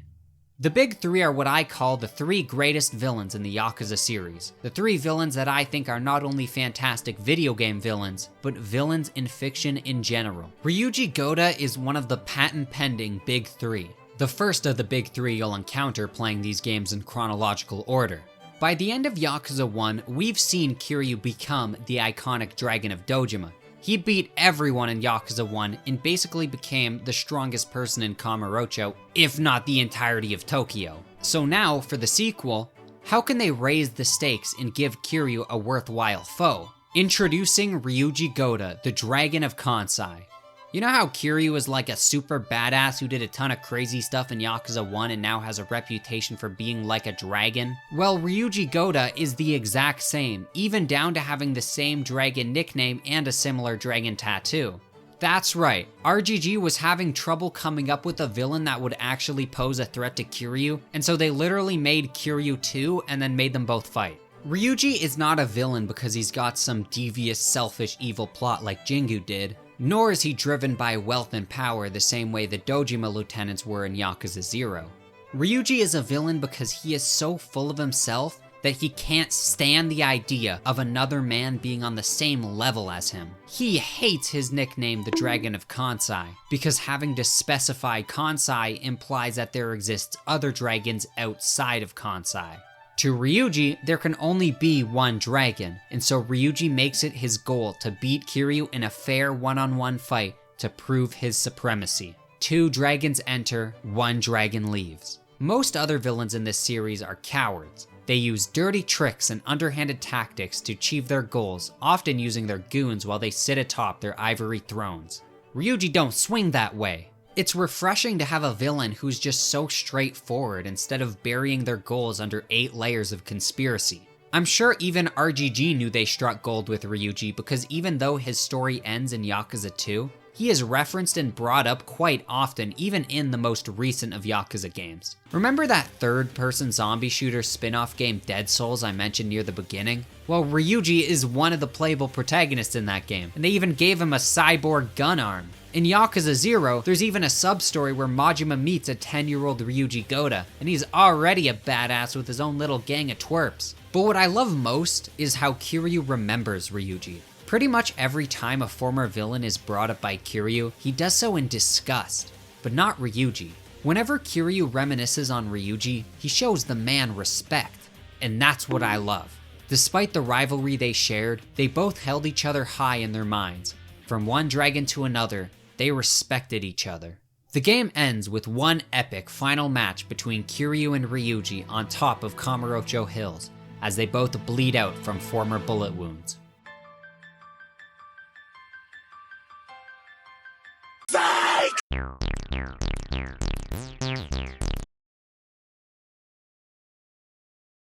Afterwards, Date the goat shows up with a helicopter for absolutely no reason, and then he also has Haruka with him so she can watch her father die because 5th Chairman Terada, who got shot at the beginning of the game, turned out to be secretly evil and now is also secretly Korean, and he rigged the building to blow up before dying.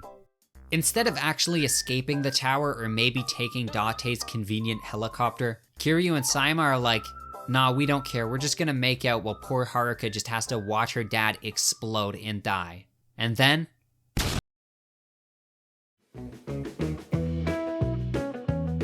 What?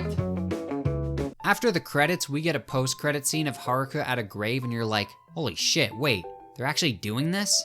But then Kiryu and Sayama show up and they're still alive? Ever since Yumi died, Haruka has lacked a mother figure in her life. But now, her, Kiryu, and Sayama can all live happily ever after as a family.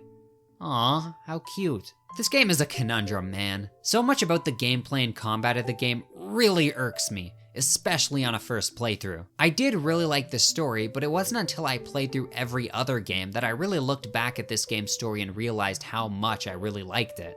So much so that I sunk about 100 hours into this game and multiple playthroughs. Honestly, I don't even know why. I wasn't kidding about the succubus thing earlier. I don't know why this game keeps pulling me back. I don't like the combat. Why do I keep coming back to fight more? Compared to the last 2 games I played, I think this game is definitely better than Yakuza Kiwami 1, but unfortunately not as good as Yakuza 0. Hopefully Yakuza 3 might be the one to finally dethrone Yakuza 0. But before we get to that game, I should talk about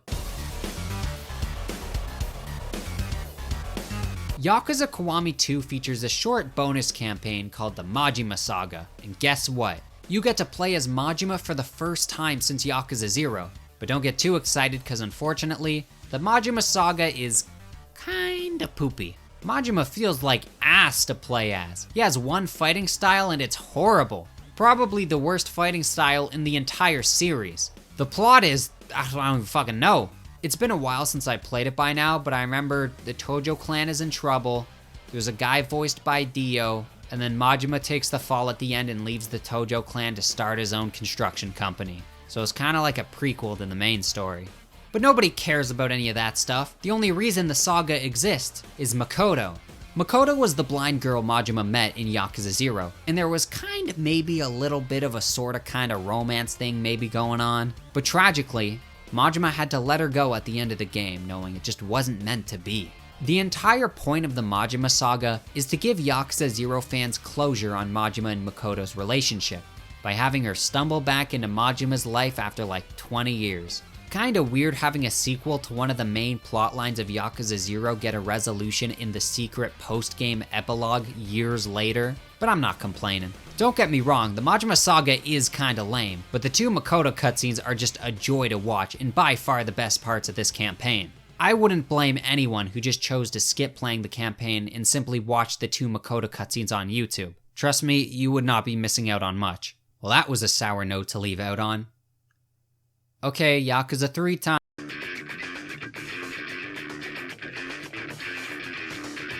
Ew, why is my boy so wide? Yakuza 1 and 2 were both PS2 titles, and Yakuza 3 is the first Yakuza game for the PS3. So with the transition to a new console came with some huge technical improvements. Never mind, I just looked it up. Apparently that Japanese-only Yakuza Kenzan was the first PS3 game. Now I have to correct myself, because there's gonna be like 30 comments about it, and there's already gonna be 30 comments. I know people already wrote it, they paused, they wrote it, and now this part doesn't even matter. I think the biggest improvement from Yakuza 1 and 2 to Yakuza 3 is the camera. Yakuza 1 and 2 both had fixed camera angles, and I haven't played either of them, but just by looking at gameplay, yeah, that looks absolutely miserable. But Yakuza 3 is the first mainline Yakuza game to give you full control of the camera. I was actually very worried going into this game. A lot of people on the internet consider Yakuza 3 to be the worst Yakuza game for various reasons. One of those reasons being how old this game is. If you're playing through the series in the same order I am, chronologically, Yakuza 3 will be the oldest game you'll play, and unfortunately, it kinda shows. It's a little more clunky around the edges, the graphics aren't as good as any of the other Yakuza games you'll be playing, and the combat is pretty simple. Like Kiwami 2, Kiryu only has one fighting style, except this time around, his one fighting style is somehow even more watered down and basic. Surprisingly though, I actually prefer the combat in Yakuza 3 than Kiwami 2, which I am absolutely sure is a hot take. Kiwami 2's combat is objectively more polished, but there's something about Yakuza 3's combat that's so oddly satisfying to me. I don't know, something about the physics, the movement, the combos. They feel tighter than Kiwami 2, which in my opinion is a very slippery feeling game. It's really hard to explain. Unfortunately, how you get new moves is definitely the worst of any of the games so far. Kiryu has 4 linear skill trees that you can choose to dump your XP into for new skills, but calling these skill trees is a little generous. Every skill is obtained in a straight line, but you can't even look at any of the skill trees to see what's coming up ahead. The only skill you're shown is the next one in line. What a lame way to do skill trees. You can't even plan ahead and be like, oh, there's a skill I want, but it's later down the tech tree. I'll just save my XP exclusively for the tech tree so I can get that specific move I want. Why would a skill tree want to deliberately stop you from planning ahead? I don't even know if I can call these skill trees. What are they, skill lines? It was fun in the previous Yakuza games having a particular skill or move I wanted because it gave me something to work towards. Fortunately, Yakuza 3 does introduce a new system to unlock moves called Revelations, which will also be in Yakuza 4 and 5. While roaming around town, Kiryu will occasionally come across some sort of wacky event in town, and after a silly little cutscene, Kiryu will post about what he just witnessed on his online blog, and it's... Dude, look how cute Kiryu's little blog is. Look how funny his face is. This guy is a legendary Yakuza, and he's out in Okinawa writing blogs. The Revelation cutscenes are also so great and over the top, I made sure to seek out each one in every game that has them, just so I could watch the funny cutscenes. The point of having these revelations is that each revelation inspires Kiryu to learn a new attack from what he just witnessed. What's this? A man at the batting cages getting shot in the balls? Maybe next time in a street fight, I can fucking Luigi rocket at someone. Yakuza 3 opens in beautiful Okinawa, a Japanese island far from the mainland, far from Kamurocho, and far from Kiryu's Yakuza past. Here, Kiryu opens up an orphanage called Morning Glory to take care of kids without parents the same way Kazuma did for him. I think Kiryu forgot the part where Kazuma killed his parents, but go off, I guess. Oh, I think I forgot that part earlier. Yeah, it's revealed in Kiwami 1 that Kazuma killed Kiryu's parents and, felt bad, which is that's why he took him in. This is who Kiryu wants to be. He doesn't lust for power, for money, for Yakuza status. The guy just wants to fish with his daughter and tend to his 8 children. Speaking of kids, I was surprised at how much detail went into these kids' characters. Honestly, I expected them to be nothing more than background characters, but instead, a large chunk of the game is dedicated to teaching us all about these 9 kooky characters. There's the wholesome Reddit Chungus kid who loves wrestling, the nerdy kid who looks like an Asian Harry Potter, they even got racist girl. Unfortunately, that means that for the first, 6 hours or so, the game is less of a traditional Yakuza game and more of a dad simulator, which apparently a lot of people found really boring. I am not one of those people. I actually really liked the change of pace from previous Yakuza games. There's something relaxing about chilling out in this tropical paradise solving children's problems, instead of uncovering massive conspiracies like what Kiryu's usually doing. This is helped by the fact that Okinawa is freaking gorgeous. Even with crappy, outdated PlayStation 3 graphics, aesthetically speaking, this is one of my favorite Yakuza maps of all time. I mean, just look at this beach, man. How could a game so old still look so pretty? When it comes to my preferred video game climates, I'm pretty consistent. I hate snow levels, and I love tropical levels. I wonder where that comes from. Unfortunately, no good things last forever, and it turns out Kiryu's property in Okinawa is like the freaking empty lot again, because everyone wants it for some reason. The Tojo clan, the Japanese government, even the American government wants a slice of Kiryu's pie. But Kiryu makes it clear, no matter who they send and how much money they wave in his face, he's not going anywhere. He's got a family now, and nobody will be able to take their home away from them. Fortunately, Kiryu is not alone as he befriends the local Ryudo family, a small-time Yakuza group, and the only thing they love more than crime is kissing is Okinawa. One of their Ryudo family members, Rikia, gets inspired by Kiryu's macho manliness and hopes to one day be half the Yakuza Kiryu is. It's disheartening for Kiryu to see how much this kid idolizes him, to want to be a criminal like he is. Kiryu is done with that life. By Yakuza 3, we're really seeing a Kiryu who's been disillusioned from the rose-tinted spectacles of the Yakuza lifestyle. He moved to Okinawa to escape his Yakuza life, and now here's this new kid, a kid with so much more potential to be something great, and instead, he just wants to be another stinking Yakuza. Rikia is the buddy character in this game, the same way Nishiki was in Yakuza 0, and Rikia is probably my second favorite buddy character in the whole series. You know, he's a lot like Shinji from Kiwami 1 if I actually gave a damn about Shinji. See, you guys who've been watching this video but haven't played Kiwami 1, you don't even know who the hell Shinji is. Bro, I played Kiwami 1 twice and I can't even tell you who he is. Both Shinji and Rikia are starry-eyed kids who follow Kiryu around hoping to one day be like him. But whereas I feel like Shinji got shafted pretty hard in Kiwami, Yakuza 3 gives a lot more time and character development to Rikia.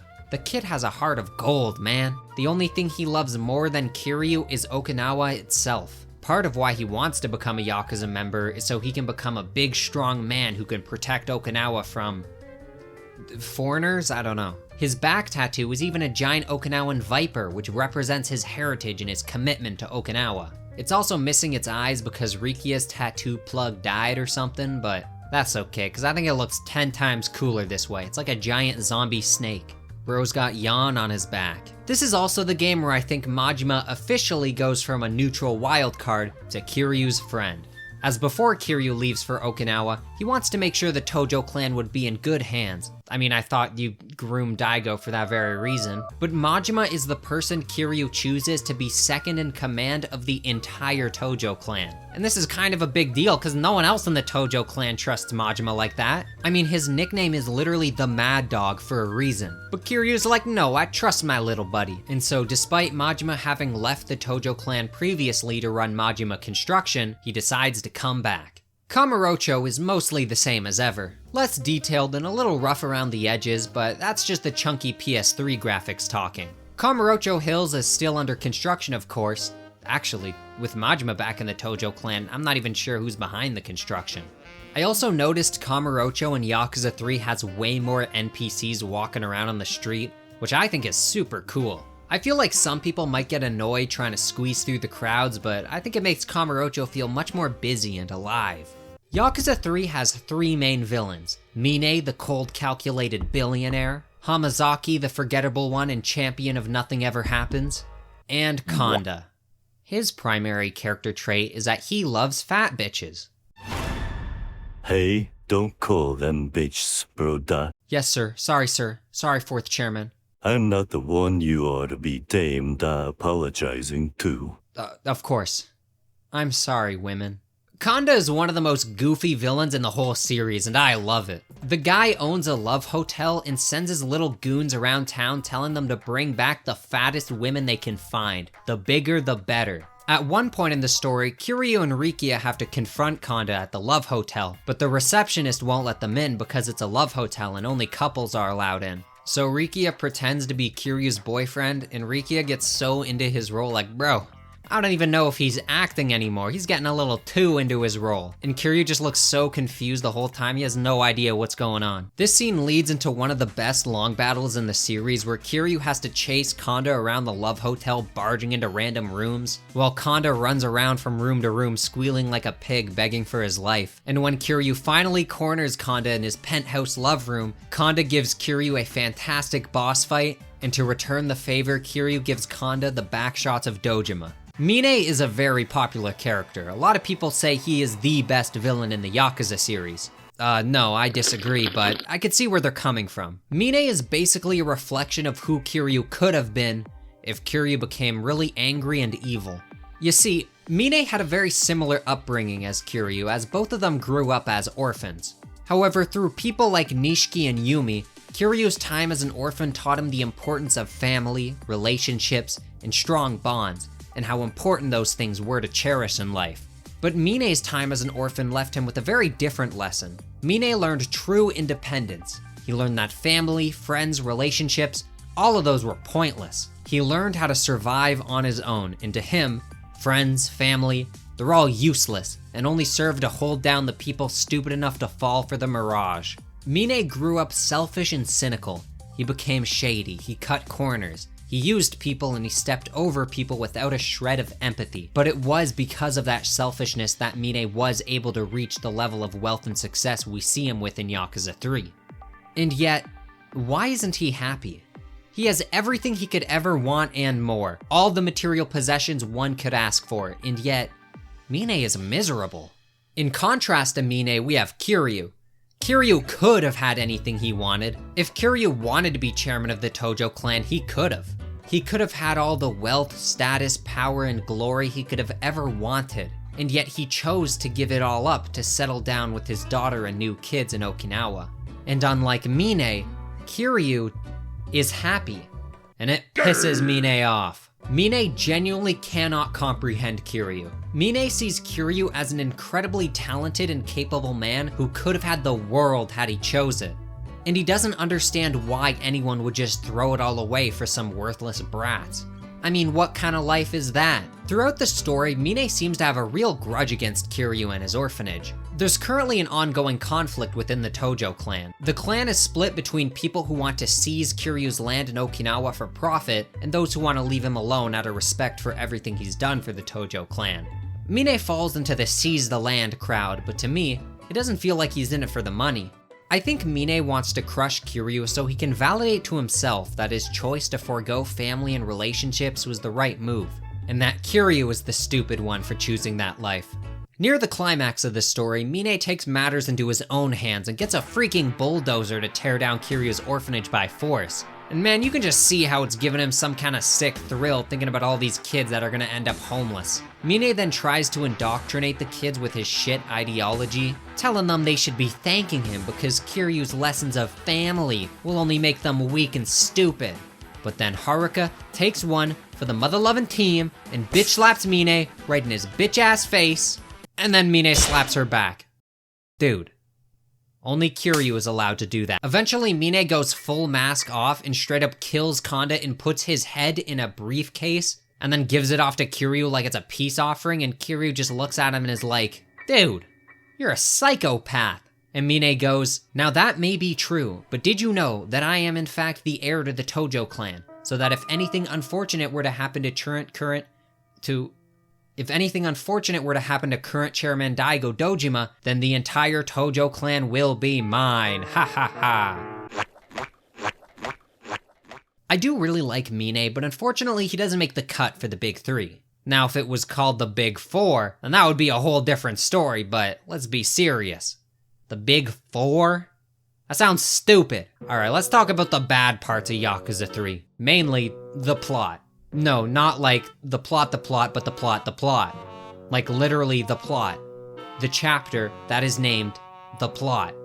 A little over halfway through the game, Kiryu is a little confused as to what's really going on. The guy is just trying to run a peaceful orphanage in Okinawa, and yet the Tojo clan, the Japanese government, the American government, everyone just wants his land for some reason. Luckily for Kiryu, Chapter 9 of the game is called The Plot, because this chapter is where you're forced to sit through a 20-minute yap sesh, as this nobody gives you the most unbearable, lazy, boring exposition dump I think I have ever seen in a game, or even a show, maybe just media in general. You are forced to sit through paragraphs upon paragraphs of pure exposition. Like, I don't want this.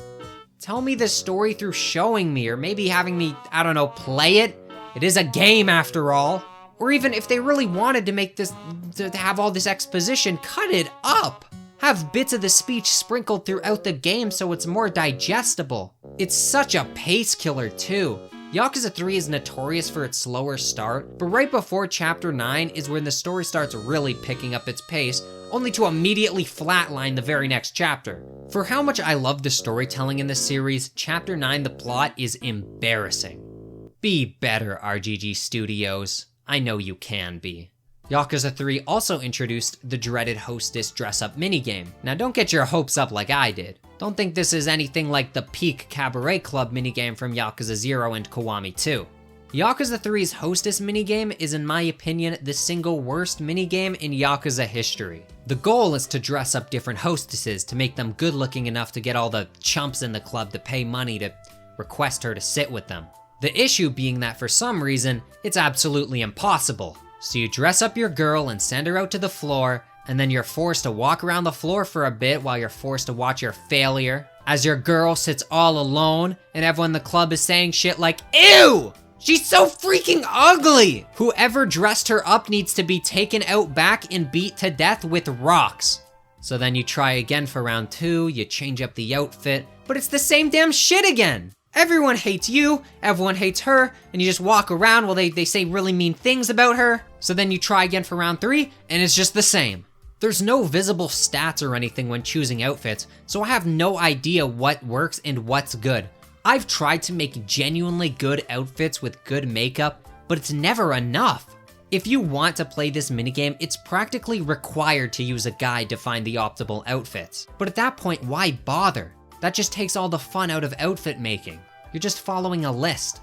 And if it wasn't already bad enough in Yakuza 3, they just copy and pasted this minigame into Yakuza 4 and made it a mandatory part of Yakuza 4's story.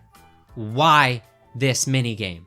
This is also the game where RGG unironically cooked up the secret CIA twin brother nobody ever heard about before twist, and that's just like I know a lot of people get mad at this part of the story, but it's so stupid that it reaches a point that I can't be mad because it's just really, really funny to me. He also shoots Daigo. What a meanie. Wait a minute. Daigo? Shot? But Daigo's the chairman of the Tojo clan now. And if he dies, then who's gonna be the new chairman of the... Oh my god. Fortunately, Daigo is still alive. For now, but if he does croak, then Mine would become the new chairman of the Tojo clan. And guess where Mine is headed? The final long battle of the game has Kiryu invading the hospital so he can reach Daigo and stop Mine before he's able to finish him off. It's a pretty cool long battle and a great cap-off for the game. There's this one part where Kiryu has to fight an American arms dealer who looks like Albert Wesker.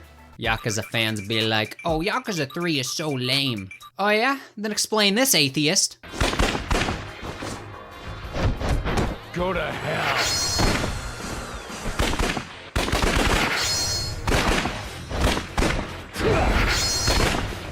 Would you believe me if I said that this was only the second best hospital fight in the series? Once Kiryu reaches Daigo on the roof, Mine is already there, and yet he still hasn't killed Daigo?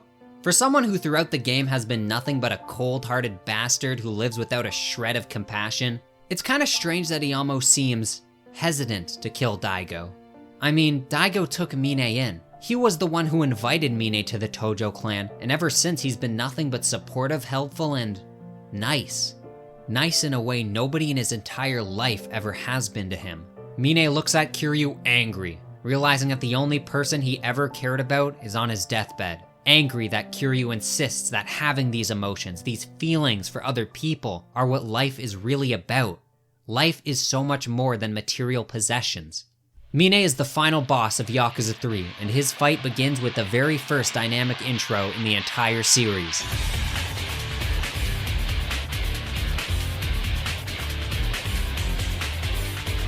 Yakuza 2 for the PS2 had something that's kinda like a dynamic intro for the Ryuji fight, but Mine was the true pioneer for something that would become an iconic staple of every Yakuza game going forward. And that theme? Fly? What an iconic song. I wonder why it's called Fly. The fight is also pretty cool. Mine is also known for having like a billion different attacks. They overloaded this guy's kit. Once Kiryu defeats Mine, he finally recognizes that maybe he likes people.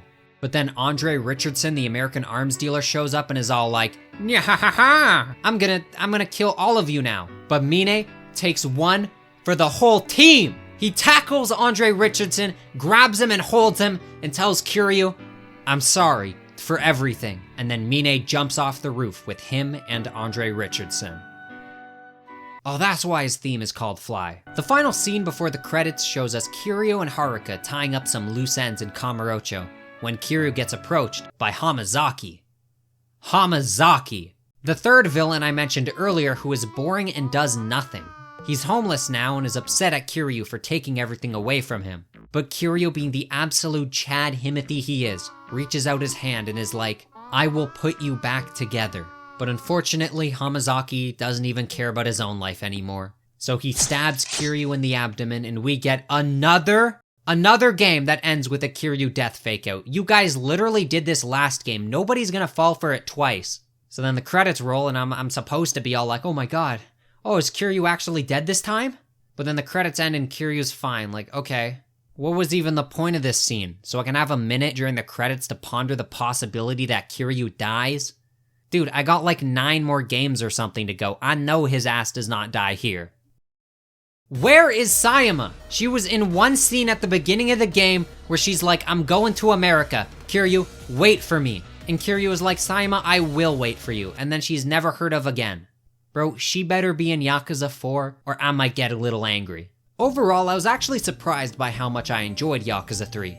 I loved seeing this more gentler side of Kiryu, and Okinawa is the most unique map we've had so far with an amazing relaxing atmosphere.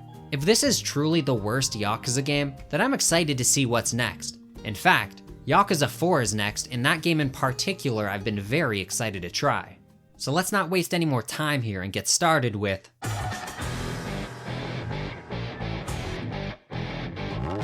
If you were to put a gun to my head and ask me, what is the worst Yakuza game you've played? With no hesitation, I would meet your gaze and reply, Yakuza 4. I like Yakuza 4. There isn't a single Yakuza game I've played that I actively disliked. But man, Yakuza 4 was poking the bear a little bit. Like every Yakuza game before this, Yakuza 4 begins with Wait a minute. Who is this? Who's this fruity looking fellow? This ain't Kiryu. Wait, is this Shun Akiyama? CEO of Sky Finance and Vogue 2014 Sexiest Man Alive?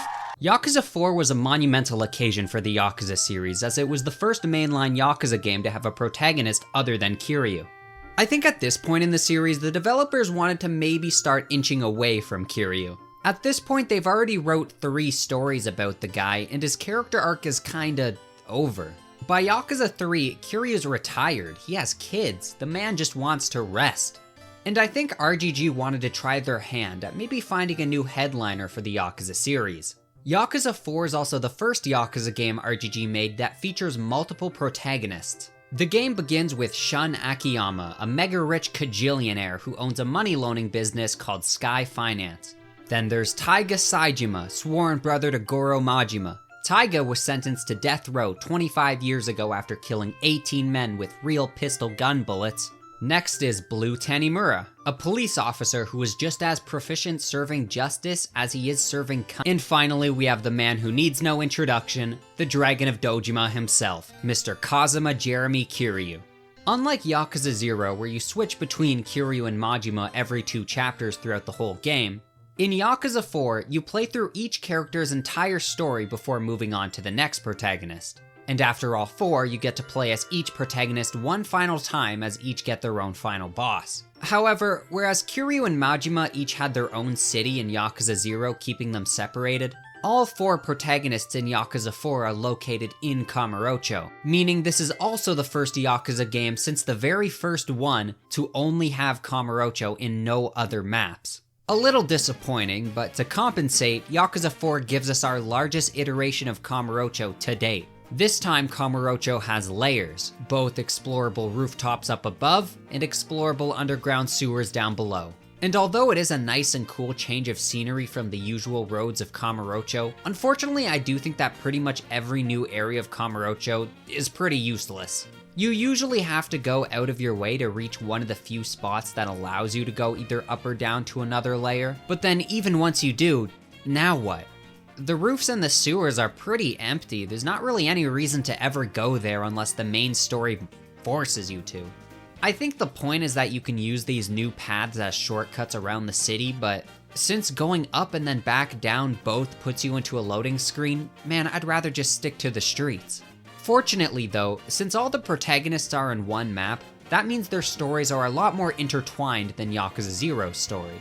Remember when I was complaining that Majima and Kiryu never meet in Yakuza 0? Well, in Yakuza 4, we get to see all 4 protagonists meet and work together for the very first time. So far, this all sounds incredible. It's like having 4 times the content of Yakuza 3. Even without style switching, we're finally getting another game with 4 different fighting styles. In this time, all the new fighting styles are actually new and not just recycled from Yakuza 0. So where did it all go wrong? Why is this my least favorite Yakuza game? Well, I think part of it is because I went into this game with some pretty damn high expectations. After 3 games in a row all about Kiryu, I'm itching for some new protagonists with new personalities and new fighting styles. I mean, Kiryu, I love you, man, but give me something new. And then here comes Yakuza 4 saying, nah, we're not gonna give you 1 new protagonist, we're gonna give you 3 new protagonists. So yeah, I was pretty excited to get to this game. Also, I have been seeing goddamn Akiyama thirst trap memes for so freaking long, I just had to get to this game just to see what all the fuss was about. A big reason why Yakuza 4 is my least favorite Yakuza game is because unfortunately, this is my least favorite story. And you know, that's kind of a problem when 65% of every Yakuza game is just story and dialogue. The Yakuza games have a reputation for having their stories being too complicated and convoluted for their own good. And unfortunately, yeah, I agree with that. But here's the thing. Although admittedly I do sometimes get kinda lost trying to follow the story of a Yakuza game, never playing a Yakuza game have I felt as lost as I did playing Yakuza 4 for the very first time. This is the only Yakuza game that by the final third of the game, I just mentally clocked out, man. I don't even know what's going on anymore, I'm just here to fight. Yakuza 0 had 2 stories that would weave in and out of each other, and Yakuza 4 has 4. That's like double, I think. At some point it just got too hard to follow. There were too many moving pieces and I couldn't keep up. Like, dude, I've played the game twice and I still can't even tell you what's going on with Kido. Like, what is this guy doing? Anyways, let's go back to the beginning. Yakuza 4 opens with Akiyama. There's a lot of pressure put on Akiyama. Yakuza 1, 2, and 3 all starred Kiryu. He was the face of Yakuza at that time. And so even if Kiryu is in this game, choosing to open the game with a brand new character instead of just opening with Kiryu again is pretty ballsy. Luckily, I think they chose a fantastic character to pivot away from Kiryu with. Akiyama is like the king of charisma. His fighting style, although visually different, is also the most functionally similar to Kiryu of the new protagonists. Akiyama's shtick is that he fights almost exclusively using kicks. Now remember at the end of the Kiwami 1 segment where I talked about a homeless guy who would have a very good night, but then I said we'll get back to that in 3 games? Well, we're back to that now. Believe it or not, but the uber rich and handsome Shun Akiyama was once a homeless man living on the streets. But luckily for him, he just so happened to be hanging out near the Millennium Tower the night Nishiki blew up, and that was the night that 10 billion yen rained down on the streets. I actually love this detail so much. It's so cool when stories create new characters out of background characters from previous events. That's what made Bartolomeo from One Piece so funny. Unfortunately, RGG did miss a huge opportunity during the ending of Kiwami 1 to show an Akiyama cameo, especially since when they made this cutscene in Yakuza 4, they intentionally designed Akiyama's homeless design to look like one of the homeless people from Yakuza 1. It's not a huge deal, but like, come on, how do you miss that opportunity? One of my favorite consistent character traits of Akiyama throughout the whole series is that despite him now being worth the entire nominal GDP of entire nations, he's still friends with the local homeless people he met back when he was homeless. Now imagine if like Jeff Bezos went out to go drink and play cards with homeless people. And that's just like a normal thing, like they're all buddies. How does that friendship dynamic even work? I'm sorry, I'm not playing cards with you if I'm fighting for today's dinner and you have enough money to end global starvation. The second protagonist you get to play as in Yakuza 4 is Taiga Saejima. Saejima is the Yakuza 4 protagonist I was the most excited to play. If you were paying attention during my Yakuza 0 segment, you'll remember Saejima is the name of Majima's sworn brother. But he wasn't in Yakuza 0 because, well, he was in jail. Well, now we get to finally see why he was in jail, and oh my god. This has got to be the hardest cutscene in the entire series. Many years ago, even before Yakuza 0, Saejima and Majima were tasked to assassinate the boss of the Winusewa clan. I have no idea if I pronounced that right. Winusewa? But on the day of the hit, not only did Majima not show up, but the boss was being guarded by 17 people. But Saejima is anything but a coward, so he still went through with the hit, taking on 18 people all on his own. After Saejima gets arrested, he spends 25 years in jail, content with his fate. That is, until he meets Hamazaki. Wait, that's the forgettable villain from Yakuza 3. Ain't nobody ever trying to see you again, what are you doing here? Saejima tells Hamazaki about the Winusewa hit, and Hamazaki is all like, "Aw man, you got set up, dude. Goro Majima, he's out living like a king in Kamurocho. He set you up, dog." And then Saejima is all like, "What? Let's go break out of jail after 25 years because some random guy I just met made me doubt my faith in my brother. Let's go get revenge." Unfortunately, Saejima's combat is a pretty big downgrade from both Akiyama and even Yakuza 3 Kiryu. It's supposed to be a slow and heavy fighting style, very much like Kiryu's Beast style in Yakuza 0. But despite being slow, Beast is actually good and fun, while Saejima is slow, weak, and not very fun. His style also just feels so criminally underbaked. This is probably the most barren fighting style since the Majima saga. The only interesting thing about this fighting style is that it's the first time in the series that you can pick up big objects like motorcycles and swing them around. And although I'm sure that was cool at the time, Beast style just does it better. Right before Hamazaki and Saejima are about to make their leave, Hamazaki gets shot and he doesn't make it out. But he tells Saejima, "Saejima, I'm dying. Go find Kiryu Kazuma. He will help you, and I know that because I stabbed him, and yet he was just really nice about it." Saejima then conveniently washes up on Kiryu's shore and is all like, "Please help me kill Goro Majima." Kiryu says, "Dude, no." And then Saejima says, "Please?" And Kiryu goes, "Okay." But then we get the single worst cutscene in the whole series. If you've played Yakuza 4, you knew this was coming.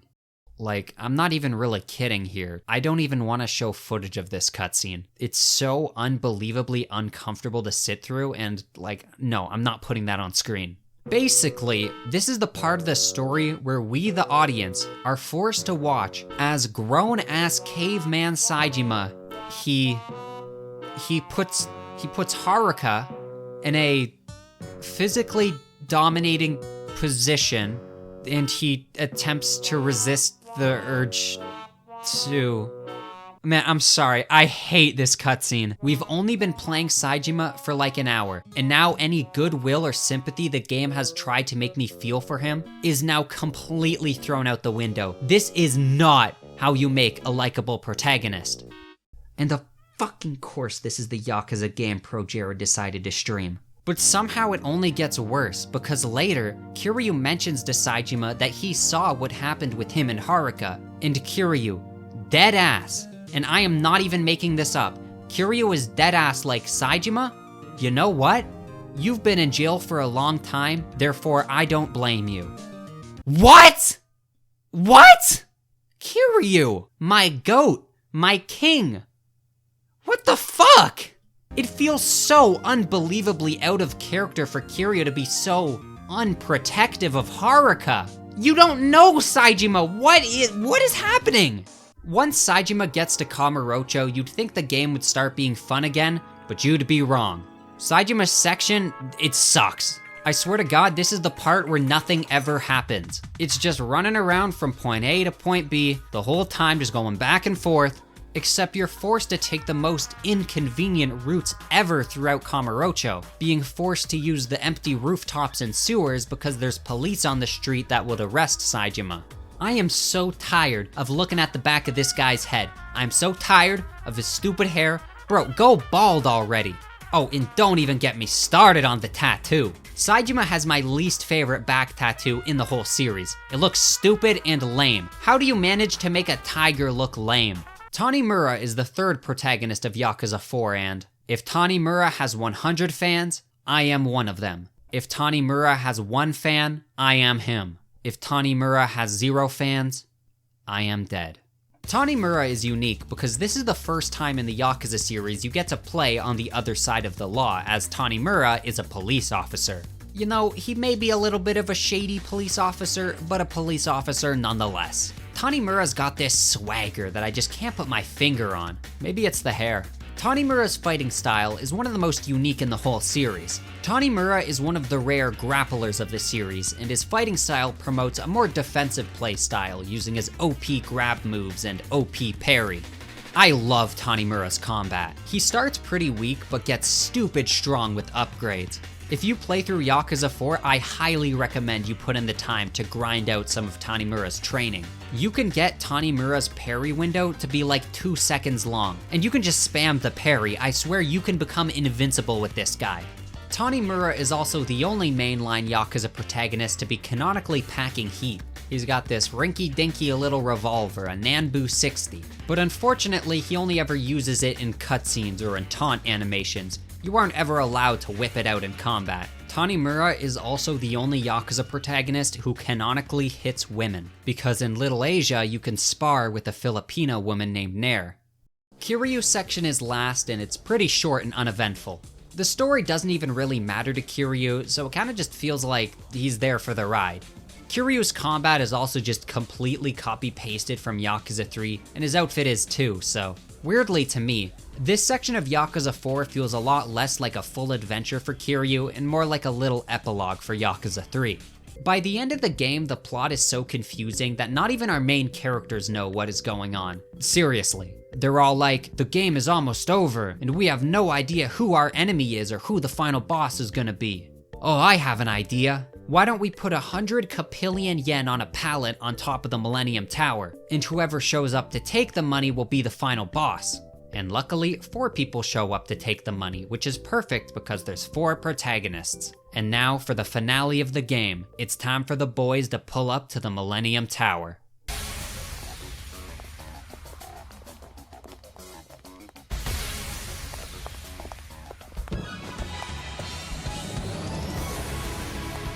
This scene of the Yakuza 4 pulling up to the Millennium Tower for the final fight is so epic and iconic that RGG literally did this exact scene again a couple games later. The final bosses are kind of whatever. Kiryu fights Daigo for some reason, like, I don't even... Saejima, being the sex pest that he is, tells Kido to pull his cock out, and then Tanimura gets the very final fight, and this is like the worst fight in the whole series. I'm not even exaggerating when I say that this is like peak game design of how to make a horrible boss fight. Afterwards, we get another death fake out, but they're actually kind of changing it up because instead of Kiryu getting the death fake out, it's Akiyama. Also, I think Date was there with a helicopter again, and then Yakuza 4 ends. Overall, I don't want to give the impression that I don't like Yakuza 4, or any games on this list for that matter. Throughout this video, I've been doing a lot of complaining and nitpicking and all that. Nitpicking over stupid stuff is like what I do on this channel. I've done 2 playthroughs of Yakuza 4, and it's likely I'm gonna be waiting a long time before picking it up again. What's interesting is that after Yakuza 4, Akiyama and Saejima will continue to be staple reoccurring characters of the series, but Yakuza 4 was the very last time Tanimura was ever mentioned. Which I think is a shame because like I said before, I really like Tanimura, but I guess RGG just kind of wants us to forget about him. As for why, I don't know. I think my hottest take related to Yakuza 4 is that I kinda think Kiryu should not have been playable in this game. Sure, you can keep him as a character in the game, but his whole section felt disconnected and kinda tacked on. Yakuza 3 really was the perfect ending for Kiryu, a happy ending. And although his story didn't really change in Yakuza 4, I worry if they continue to use him, they might have to force some conflict to keep him relevant to the series. And I worry that by doing that, they might accidentally undo Kiryu's happy ending in Yakuza 3.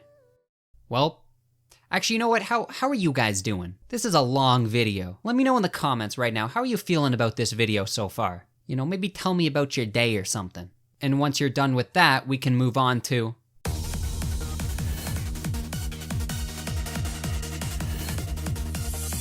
After hours upon hours of deep research into the inner workings of the greater Yakuza community, I have come to one inevitable truth.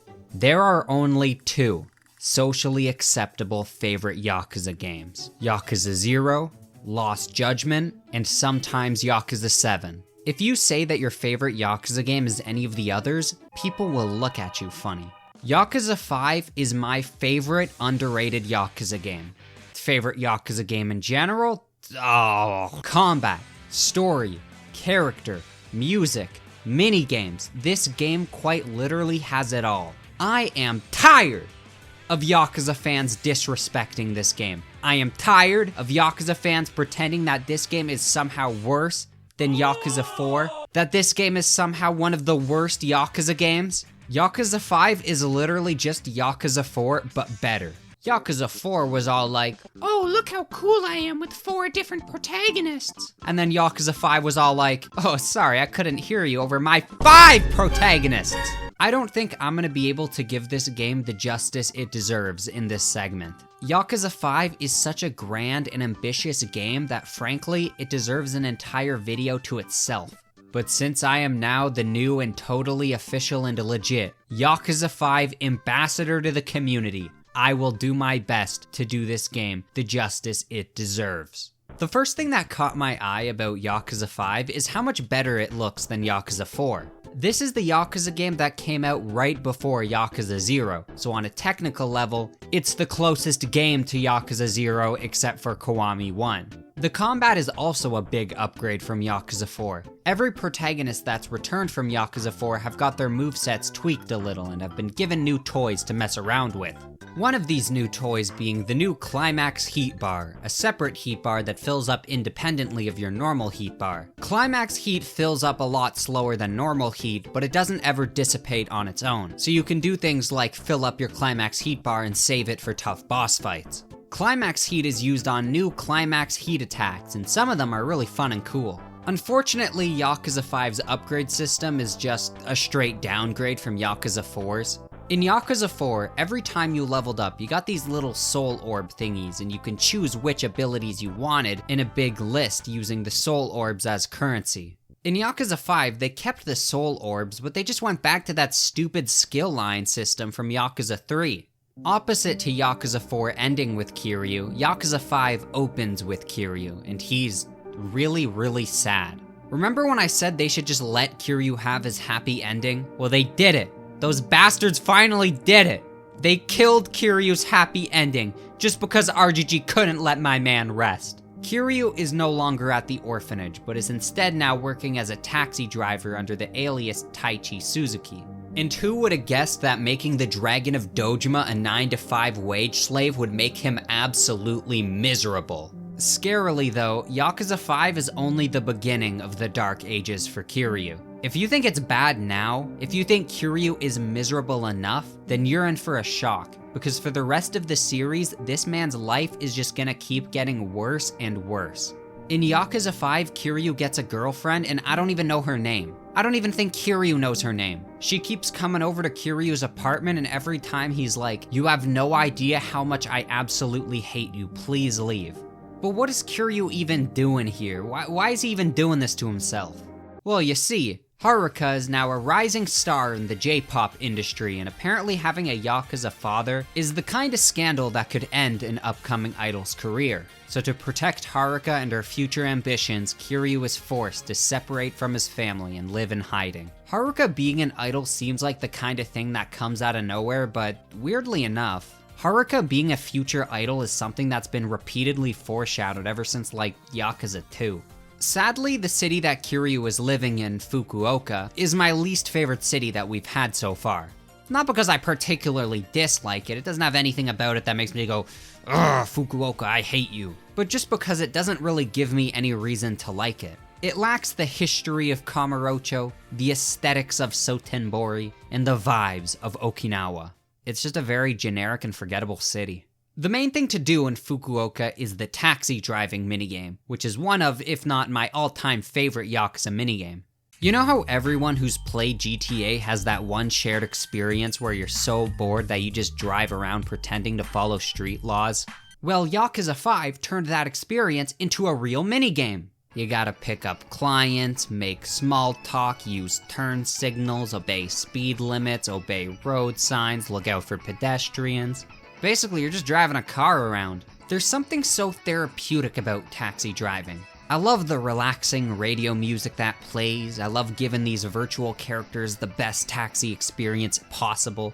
Sometimes other taxi drivers will challenge your honor and you have to beat them in a taxi race. Unfortunately, these races are kinda lame. I think there's technically multiple maps, but they all just look like a highway, so I don't even know. At least you can do some crazy shit like this. Look at my taxi driver, dog! The only problem I have with this minigame is that I swear the pedestrians have to have a death wish or something, because they will do absolutely everything possible to try and jump in front of your car. I swear I am not a bad driver. I swear, officer, they just keep jumping in front of my car. In Yakuza 5, each protagonist has their own main minigame called their side story. These minigames are all significantly more in depth than your average Yakuza minigame, and Kiryu's is the taxi driving. Kiryu's moveset is the same one he's had since Yakuza 3, but they did make the animations and effects look a lot cleaner. The one good thing about Kiryu being super sad and super angry in Yakuza 5 is that it gets reflected in Kiryu's fighting style. Kiryu's fighting style in Yakuza 5 is the most brutal fighting style he's ever had. Kiryu literally has a mode called Angry Mode.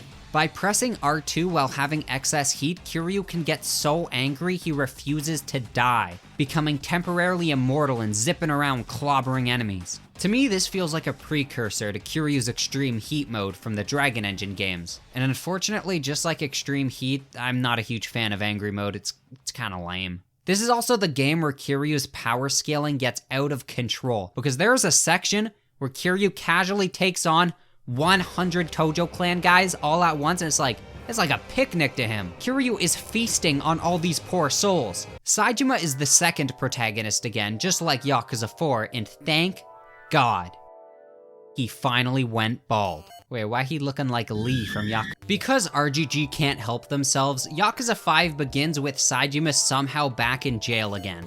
Honestly good. After that Haruka scene in Yakuza 4, this man deserves to be in jail. I didn't really talk about it much during Yakuza 4, but Saejima's prison segment in that game was pretty slow and lame. Fortunately though, it's only like 30 minutes top, so you can just brute force through it. Yakuza 5's prison segment though, this shit sucks! You spend 2 hours doing absolutely nothing, just doing boring, meaningless, busywork crap around this one big prison yard. It's awful, man. And then when you finally think it's done, Saejima's cellmate comes up to him and is like, "Hey Saejima, why don't we all go sit in our cells, close our eyes, and imagine being free?" Imagine being free. What do you mean imagine being free, motherfucker? You can make me free. I don't want to do this lame prison section either. Now you're forced to do stupid busy work, but this time you're stuck in the shadow realm as Saejima pretends that he's not just sitting in a jail cell with his eyes closed and he's sucking on his thumb. And guess what? Once it ends, you're like, thank God, can we please just get out of this jail now? Nope! Time to imagine being free for a second time! After 2 hours of boring nonsense, you finally escape prison and Saejima arrives at this sleepy little hunting village. It's the smallest city we've ever gotten in a Yakuza game, and there's only a couple things to do here. The main attraction is the hunting minigame, which acts as Saejima's main minigame. This seems to be a very controversial minigame. A lot of people rag on it and this part of the story in general. You know, people on the internet call this part slow and boring, but I'd argue that it's actually slow and fun. I think the hunting minigame is pretty cool. I actually really liked it. Another of my all-time favorite Yakuza minigames. I mean, you get to fight a freaking super bear with your fists at one point. How can people hate this? After a couple hours of government-mandated hunting, you're finally allowed into Saejima's main city of Tsukimino. I really like the vibes of Tsukimino. It's got this big city atmosphere that none of the other new cities in this game really capture. It's also pretty unique being the only Yakuza city to be covered in snow, which helps it stand out amongst the others. There's even a Hatsune Miku snow sculpture for some reason. Actually, Hatsune Miku is weirdly all over Yakuza 5, but no other Yakuza games. I wonder what's up with all that. Saejima is the character whose combat got the biggest glow up between Yakuza 4 and 5. Remember when I said he was slow and lame? Well, now he's slow and not lame. In this game, they leaned Saijima's combat more into the idea of him being this big, strong tank of a dude. For one, he now has this one move where he grabs an enemy by the leg and swings him around like a toy. Saijima can also now rip out street posts right from the concrete and use them as a weapon. It's crazy, man. Playing as Saijima in Yakuza 5 is like indulging in a power fantasy. He is by far the strongest character you can play as in this game. But you know what? Beating dudes off of the sidewalk just isn't fun anymore. I wish there was a section of this game dedicated to pacifism. A section where our differences are not solved through violence, but instead solved through art, like dance. Haruka is the most unique protagonist in the entire series. Who at RGG thought that their audience was just pining for the opportunity to play as Kiryu's daughter? I don't know. But you know what? Playing as this teenage girl, role-playing as the new up-and-coming star in the J-pop industry, it's kinda fun. Okay, I admit it. I like Haruka's section in Yakuza 5. I cannot let anyone know that I fuck with this. I heard about Haruka's section before playing Yakuza 5, and I was pretty worried about it.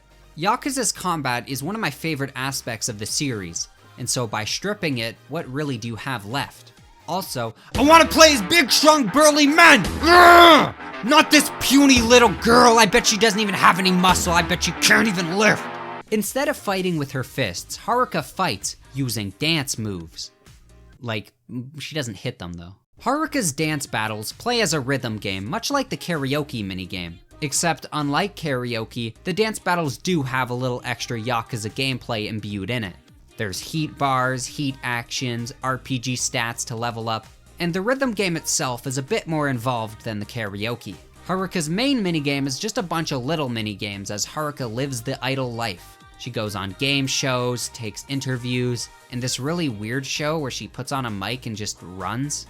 This one is really weird, I don't like this one. I think the main reason I liked Haruka's section is because I thought the story was pretty good. The J-pop idol industry is not necessarily known for its great working conditions, so I was worried they might try and glamourify the lifestyle, but Haruka's section begins as a pretty good critique of the idol industry and how predatory and evil it can be. Then they kinda forget about that angle halfway through, and it just becomes it's about being an idol, but like without the critique. I kinda wish they kept it the full way through, but at least they tried.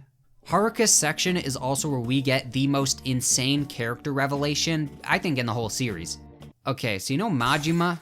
I feel like it's been a while since we last talked about him. Well, in Yakuza 5, we learned that Majima was 18 at one point. And when he was 18, he was married to a J-pop idol named Park. Of course, being an idol, Park had to keep her relationship a secret because being a relationship is a big no-no for idols because they have to keep the illusion that they're available to keep farming parasocial relationship points. But you know, it's kinda hard to keep your relationship a secret when you become pregnant. Majima, you dirty dog, you. To keep her relationship a secret, Park went ahead and got an abortion. And then when Majima found out, he beat his wife and then left her. This is Majima's version of the Haruka slap moment. Look, I know Majima is a little crazy. He does do some pretty nasty stuff in Yakuza 1.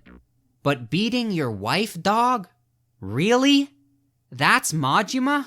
Remember, Majima was 18 when this happened. And the very next game to come out after this one was Yakuza 0, a prequel game where Majima is 24. But in Yakuza 0, neither Park, being previously married, or anything related to that plotline was mentioned or even hinted at in Yakuza 0. And ever since Yakuza 5, this whole chapter of Majima's life has never been brought up again, which tells me that RGG regrets writing that part of Majima's life. And I mean, I don't blame them. They turned one of the most beloved characters in the series into a wife beater. Bro, who wanted that?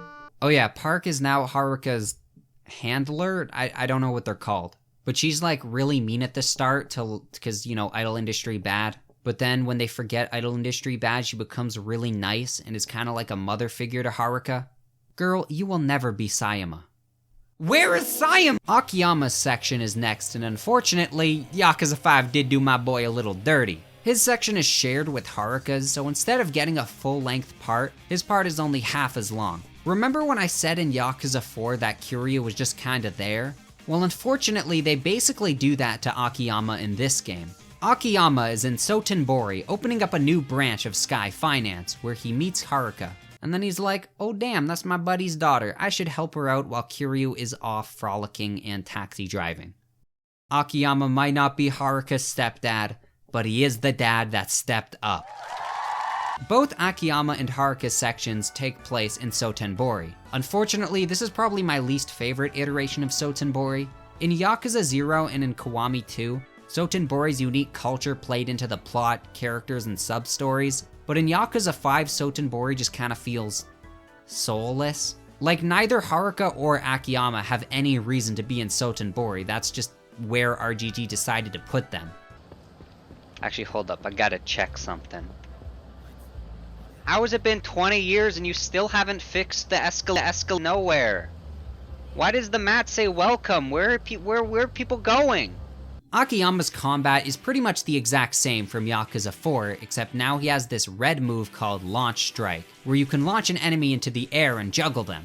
Now don't be fooled, it does indeed both sound and look hella cool, but it's really finicky. I swear it works maybe 25% of the time I try it. And it doesn't even really do all that much damage either, and it drains all your heat. So instead of spamming it over and over trying to get it to work, it's usually just better to stick to normal moves. Yakuza 5's final protagonist is Shinada, and if Shinada has 100 fans...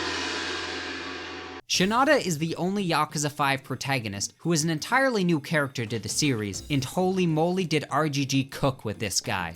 Shinada is so cool because he is so lame that it turns around and he becomes cool again, like an integer overflow. Shinada is a broke, washed up pro baseball player living off scraps and free handouts while he makes any little cash he can through his online blog where he reviews different movies and local Shinada is the most disrespected Yakuza protagonist. The way I've heard some Yakuza fans talk about this guy, he's lucky he's not a real dude. If they had the chance, they would torture you, dude. I've heard stories of people who play through Yakuza 5 and then when they get to Shinada's section, they give up and drop the game entirely. To put it bluntly, they simply could not handle all that. They like to go onto their little Reddit threads on Reddit and cry that Shinada's section is too hard because, oh, Shinada's fighting style sucks, boo-hoo. Respectfully, lock the fuck in. Shinada does not suck. You suck. Just say you suck at the game. Just say you hate challenge. Sure, Shinada is scrappy, unrefined, inexperienced in combat. But Shinada is not a fighter. Sure, he's jacked as hell, but Shinada was a pro baseball player, not a seasoned fighter. Cut my boy some slack. In fact, Shinada's baseball roots are prevalent all throughout his fighting style. Check out the finisher on one of his main combos. Look at that perfect baseball swinging form. Even his street battle theme sounds like the kind of song you'd hear at a baseball game.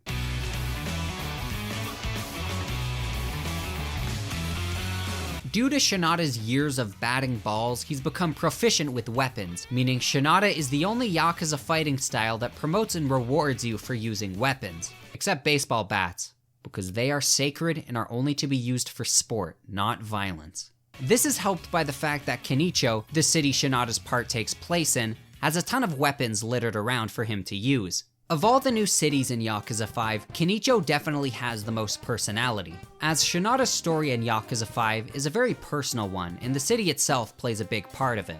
Shinada's story is pretty unique for a Yakuza game. Every protagonist thus far in the Yakuza series have either been Yakuza themselves, or are at least closely tied to the Yakuza. But Shinada is neither. Shinada is instead a man whose life was ruined by the Yakuza. A former baseball player who was unlucky enough to be the poor sap framed for cheating by the Yakuza so that they can rig some baseball bets for money. Unfortunately, just like Tanimura in Yakuza 4, Shinada never returns again after Yakuza 5, which does make me just a little bit sad. At least this time they actually give a reason as to why Shinada will never return, because at the end of the game, poor Shinada gets trapped inside of a cell phone, never to be let out again. At the end of the game, instead of getting one final boss with each protagonist, we get an entire part where you constantly switch around between every protagonist. Except Haruka. The final part takes place in Kamurocho as all 5 protagonists head there. That's actually pretty unique for the Yakuza series. Most Yakuza games begin in Kamurocho and then you leave it to go somewhere else. But Yakuza 5 is the opposite, with the entire game taking place in other cities and only ending in Kamurocho. Kamurocho is pretty much the same as ever. They got rid of a lot of the rooftops and sewers from Yakuza 4 for some reason. They did keep this one underground mall section. There's not really anything to do down here, and they do remove it in the next game, but, you know, it's kind of cool that we got it at least. Yakuza 5 is also the first game where we get to see Kamurocho Hills in its completed form. That's right, after 3 games, they're finally done the construction. Each protagonist, again, gets their own final boss, except Haruka. But yeah, they're fine, nobody cares. I want to talk about Kiryu's final boss. The final boss of the game. From a story perspective, Kiryu's final fight against Aizawa is stupid, forced, and anticlimactic. But from a gameplay perspective, this is one of the greatest fights in the entire series.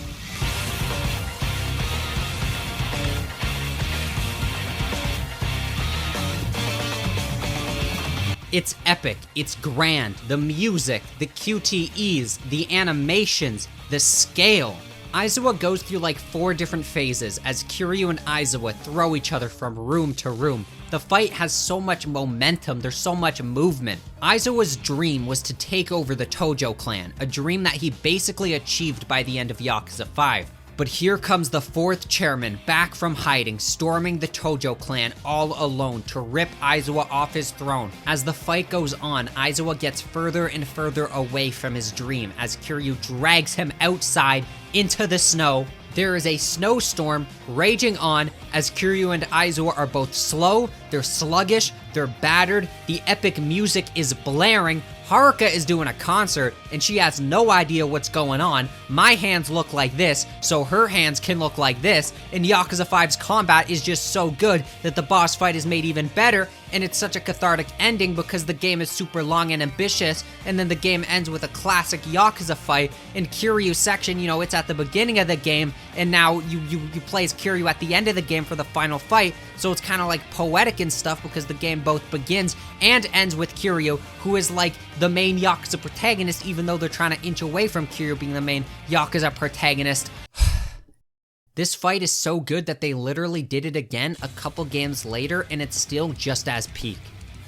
The only thing I dislike about this boss is that unfortunately I can't replay it without replaying the whole game. So now I don't have footage from me fighting this boss because I'm stupid and I didn't think to record it because I didn't know how epic this fight was gonna be. So now I'm forced to use someone else's gameplay footage, probably Devil Leon 7, but I don't know, maybe not him. I'd much rather use my own footage, but Yakuza 5 is like 50 hours long, and I can't go do the whole game again just to get footage for the final boss fight. And you know it's Devil Leon 7 footage, because he's the only Yakuza player in existence that likes to taunt. Man, whatever. RGG, please add a way where I can refight bosses. After defeating Aizawa, Kiryu stumbles out into the snow so he can bleed out in the perfect spot. While drifting in and out of consciousness, Haruka appears. She regrets separating them. She doesn't care about her career. She just wants to be with Kiryu. And Kiryu, for the first time in Yakuza 5, is actually happy. Because even if he is dying, he gets to spend his final moments with Haruka. The game ends with Kiryu dying. Usual for the series by now, but what makes this death interesting is that it's the only one in the whole series where it isn't a fake out. There is no post-credit scene of Yakuza 5 showing Kiryu all better. The game ends with Kiryu dying, and nothing more.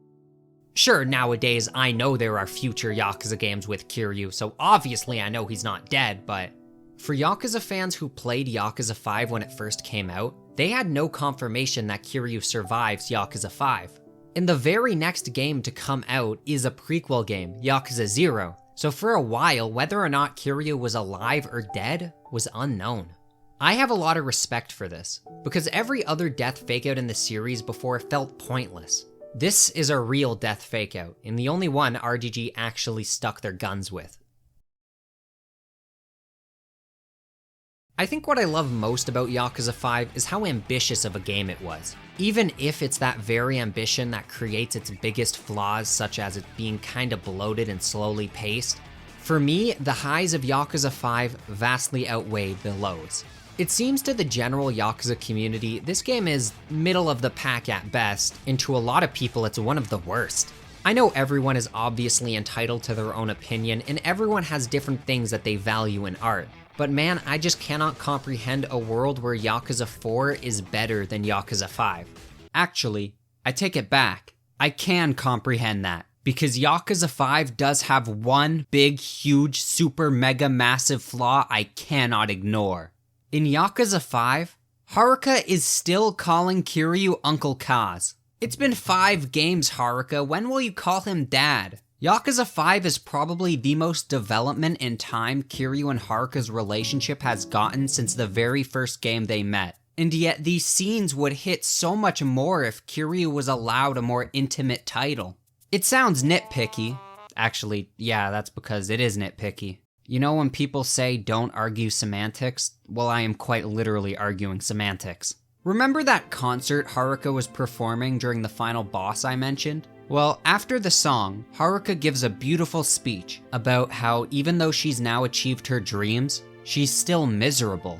Because in doing so, she was forced to separate from the one person she cares about more than anything else in this world. Haruka says, and I quote, "Now that the entire country is watching me, I want to tell the world that they don't know Kazuma Kiryu. They don't know the 4th chairman of the Tojo clan who lives at 3281 Morning Glory Avenue, Ryukyu, Okinawa, Japan, postal code 904-2116, Sunnynet 158-102-161-243. He may have many enemies, but they'll never be able to find out where he lives." What I'm trying to say is that I'm retiring from idle life so I can live with Kiryu at the aforementioned location. Please nobody come visit us there, we want to be in private. Playing Yakuza 5 for the first time, this was a very emotional and powerful scene.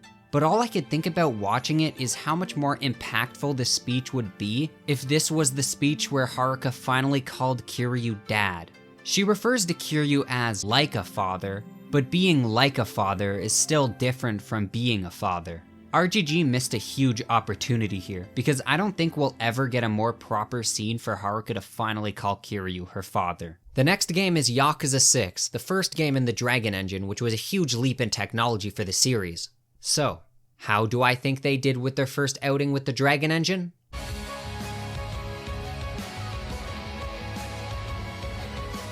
Yakuza 6 was a big occasion for the Yakuza series. Not only was it a big technological leap for the series, introducing the game engine Yakuza games still used to this day, but it was also the first Yakuza game made after Yakuza 0. And since Yakuza 0 was such a smash hit that introduced millions to the series, there's now a lot of pressure on Yakuza 6 to deliver on the high expectations Yakuza 0 set. Yakuza 6 is a send-off game. I was right about RGG wanting to inch the series away from Kiryu, but RGG was unsatisfied with Kiryu's ending in Yakuza 5. Therefore, they wanted to create an entire game all about being Kiryu's final game. Which is why we're also back to one protagonist after the last 3 games made had multiple protagonists. A game all about Kiryu for his final adventure. But what I think is most important about this game is that this is the first Yakuza game where they had to add a stupid tagline to the title. What is the Song of Life? What does that even mean? I played the whole game. Actually, no, I 100%ed this game, and I still don't know what the Song of Life means. My current working theory is that they were just throwing cool words together to see what could make a working title. The game kicks off at the exact moment Yakuza 5 ends, with Kiryu bleeding out in the snow. We get our confirmation that Kiryu doesn't actually die here because he's still needed in future games, and so he wakes up in a hospital. Kiryu is told that because of all the crimes he committed in Yakuza 5, he's gonna go to prison for 3 years. Haruka is mortified by the news. I mean, they only now just reunited. But Kiryu's already spent 10 years in the joint. He's not particularly worried about adding a measly 3, and so he's ready to simply thug it out and go bald again.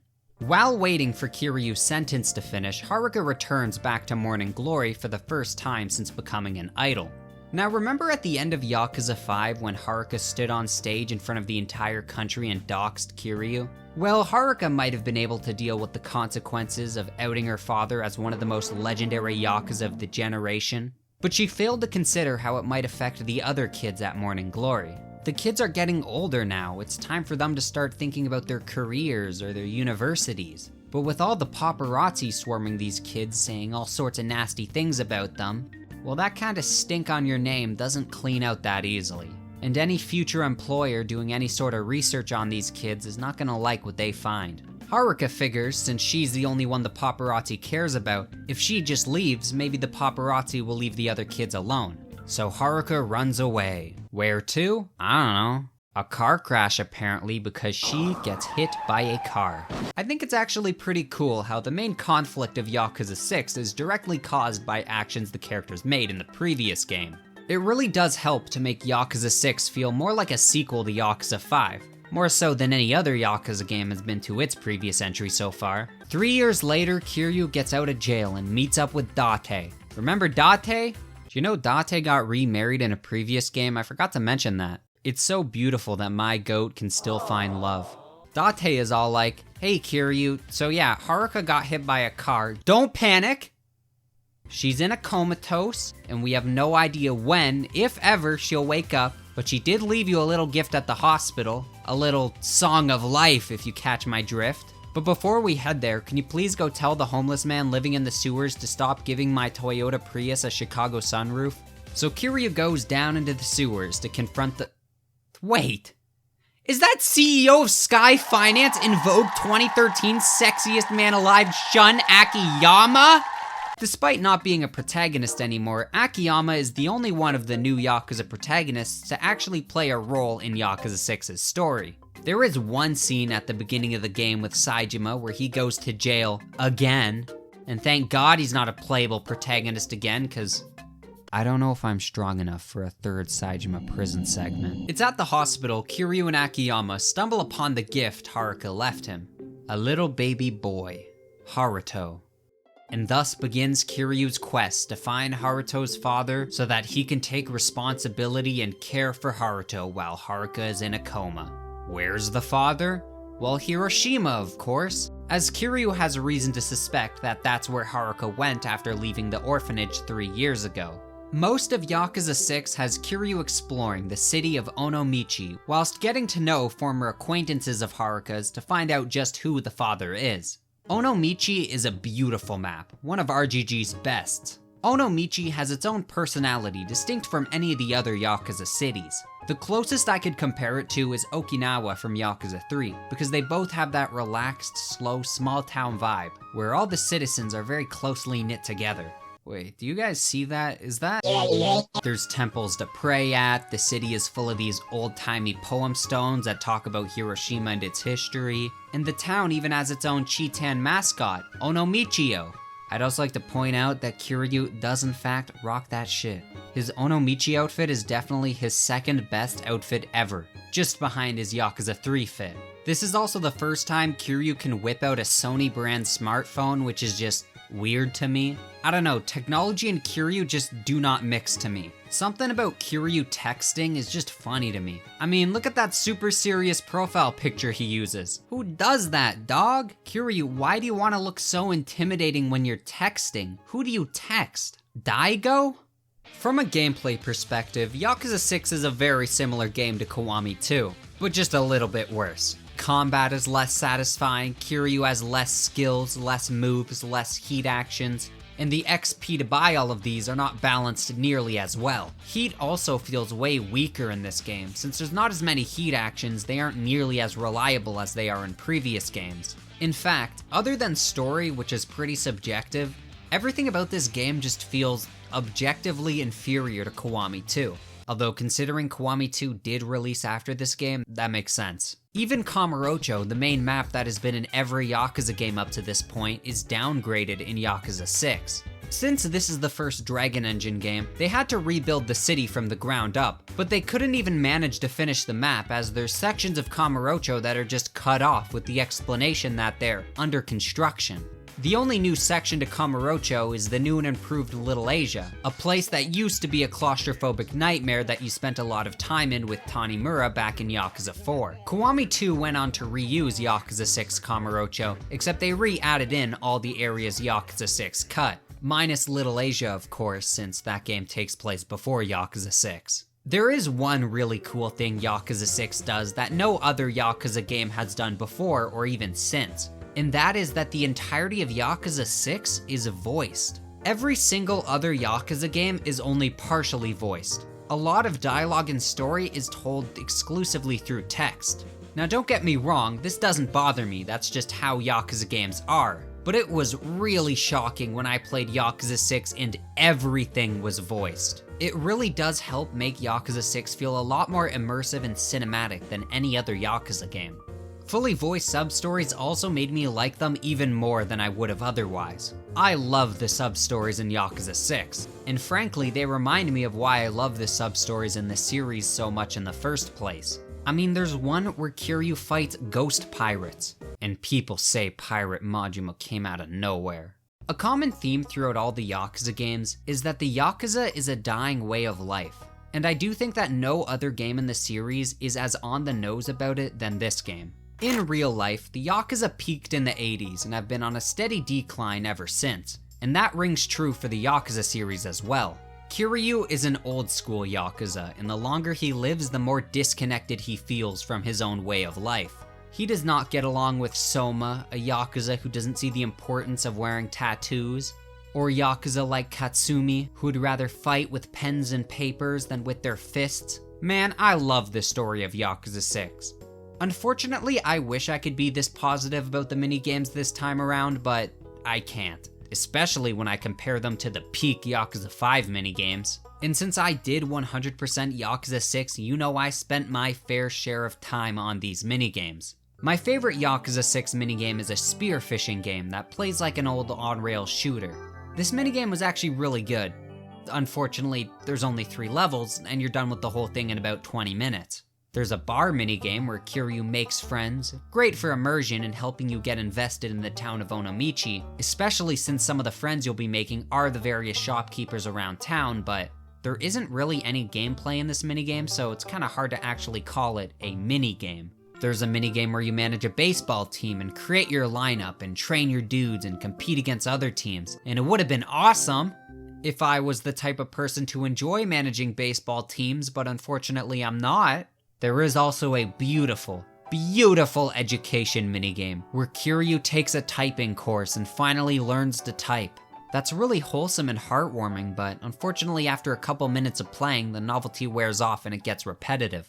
Of course, stuff like karaoke, mahjong, and the batting cage return, but no bowling, which is weird because the Kamurocho bowling alley is still there and you can even see the sign. Except when you go inside, you find out it's been turned into a gym that you can work out at. Why is Kiryu acting like he's never heard about working out before? Kiryu, are you telling me you were just born this jacked? Hey, you know what? It's actually pretty realistic, because the gym sells ridiculously overpriced protein supplements. I also want to point out that this game does indeed have my second favorite Yakuza karaoke song of all time, Today is a Diamond, Boto Kashi... Wait... Boat? And finally there's Clan Creator, which is just an early version of Majima Construction from Kiwami 2. The difference being whereas Majima Construction had you playing defense, this time you're playing offense. I do like it maybe slightly more than Majima Construction just because I find offense a little more fun than defense, but it's still too slow and too shallow to hold my interest for very long. Also, I was forced to play the same level 100 times for a stupid Steam achievement. So yeah, that might have soured my opinion on this minigame.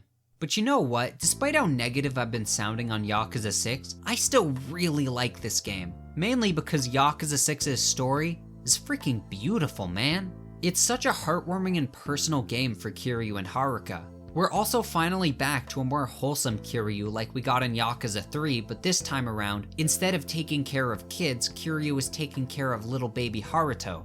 Also, stuff like this happens.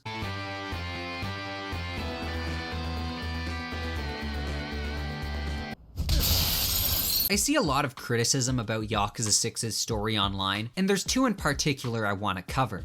The first is that a lot of people really don't like who Haruka's baby daddy turned out to be.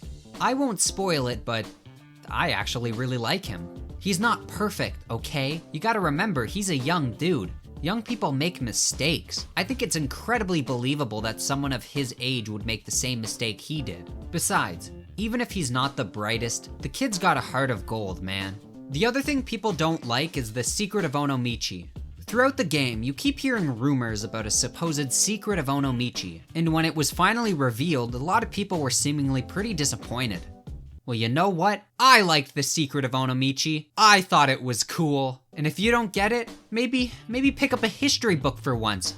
Yeah, maybe put down the phone for once and pick up a book. You know what? There actually is one thing about Yakuza 6's story that I don't like. At one point in the game, we see Kiryu writing a letter. We don't actually get to see what Kiryu wrote until the end of the game, and it's some pretty powerful stuff. He writes about his feelings. He writes about how he has trouble expressing his emotions, his gratitude, his love, and that maybe through writing, he'll finally be able to properly convey how he truly feels. He talks about fatherhood and how Kiryu regrets not being able to provide enough as a parent should. He ends the note saying, "I'm sorry for not being the father I should be, but know that I will always love you. I don't care who says otherwise. You will always be my child, and I will always be your father. I love you, Daigo." What? Daigo? Kiryu's daughter is dead in the bed behind him, and he's worried about Daigo? Daigo! Since when is Daigo Kiryu's son? Bro, talk about a favorite child. Yakuza 6 has a beautiful ending. Kiryu has been running from his name, his life, for so long at this point. Lately it seems like his title of the Dragon of Dojima only serves to bring him misery. The only way Kiryu and the ones he cares about will be able to live in peace is if the dragon is gone. And so Kiryu comes up with a plan to fake his own death and live the rest of his life in peaceful solitude. The only person who knows the truth about Kiryu still being alive being his best friend, Date. This is such a bittersweet ending for Kiryu. I still hold on to the belief that Yakuza 3 should have been Kiryu's ending, but this is the next best thing. Kiryu has been the face of the Yakuza franchise ever since its conception, but now with the character retired, what's next for the series? Where will they take it? Will they go back to protagonists like Akiyama and Saejima, or will they go forward and create brand new protagonists? I guess there's only one way to find out.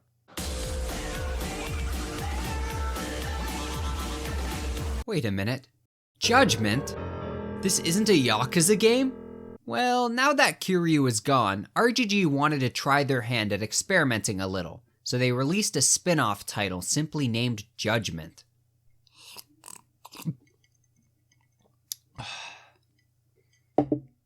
That's not how you spell judgment. If it was really called Judgment, it would be spelled like this.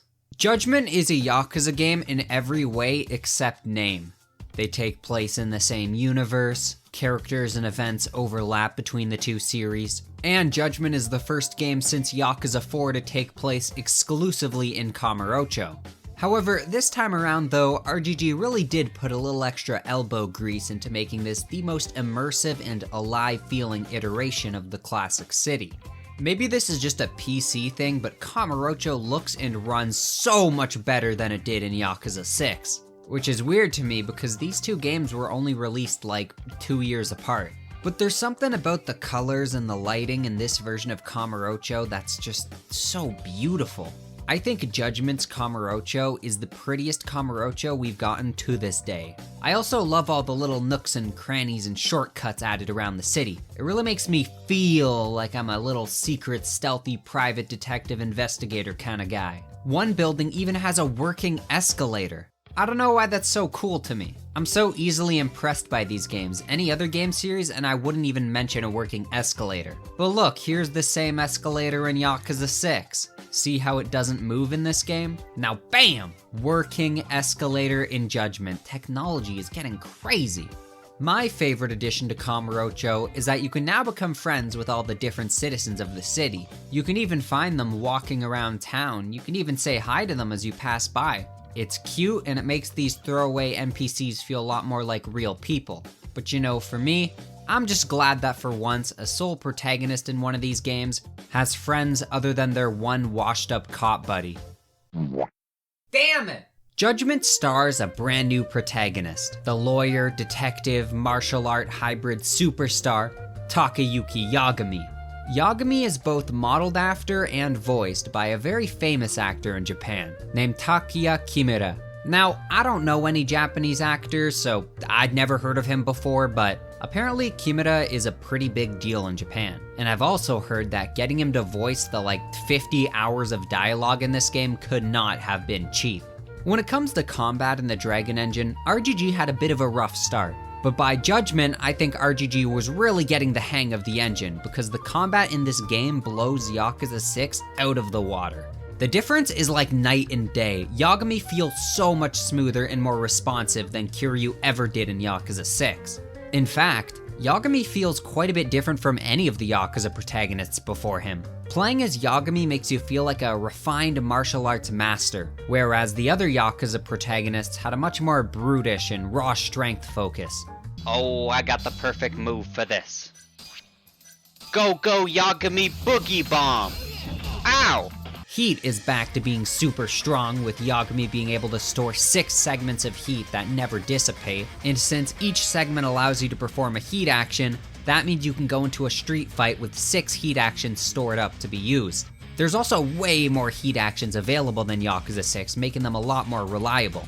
And some of them, like the leapfrog one, are really easy to pull off for some quick damage. Yagami also has his own version of extreme heat, except this time it's actually fun to use.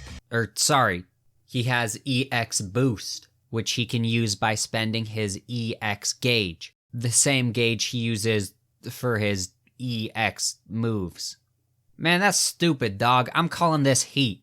Judgment is also the first game since Yakuza 0 to allow style switching, as by pressing down on the D-pad, Yagami can swap between 2 fighting styles, Tiger and Crane. Tiger is made to be Yagami's one-on-one style with lots of high damage single target attacks. This style also has probably the most overpowered attack in the entire series, Flux Fissure.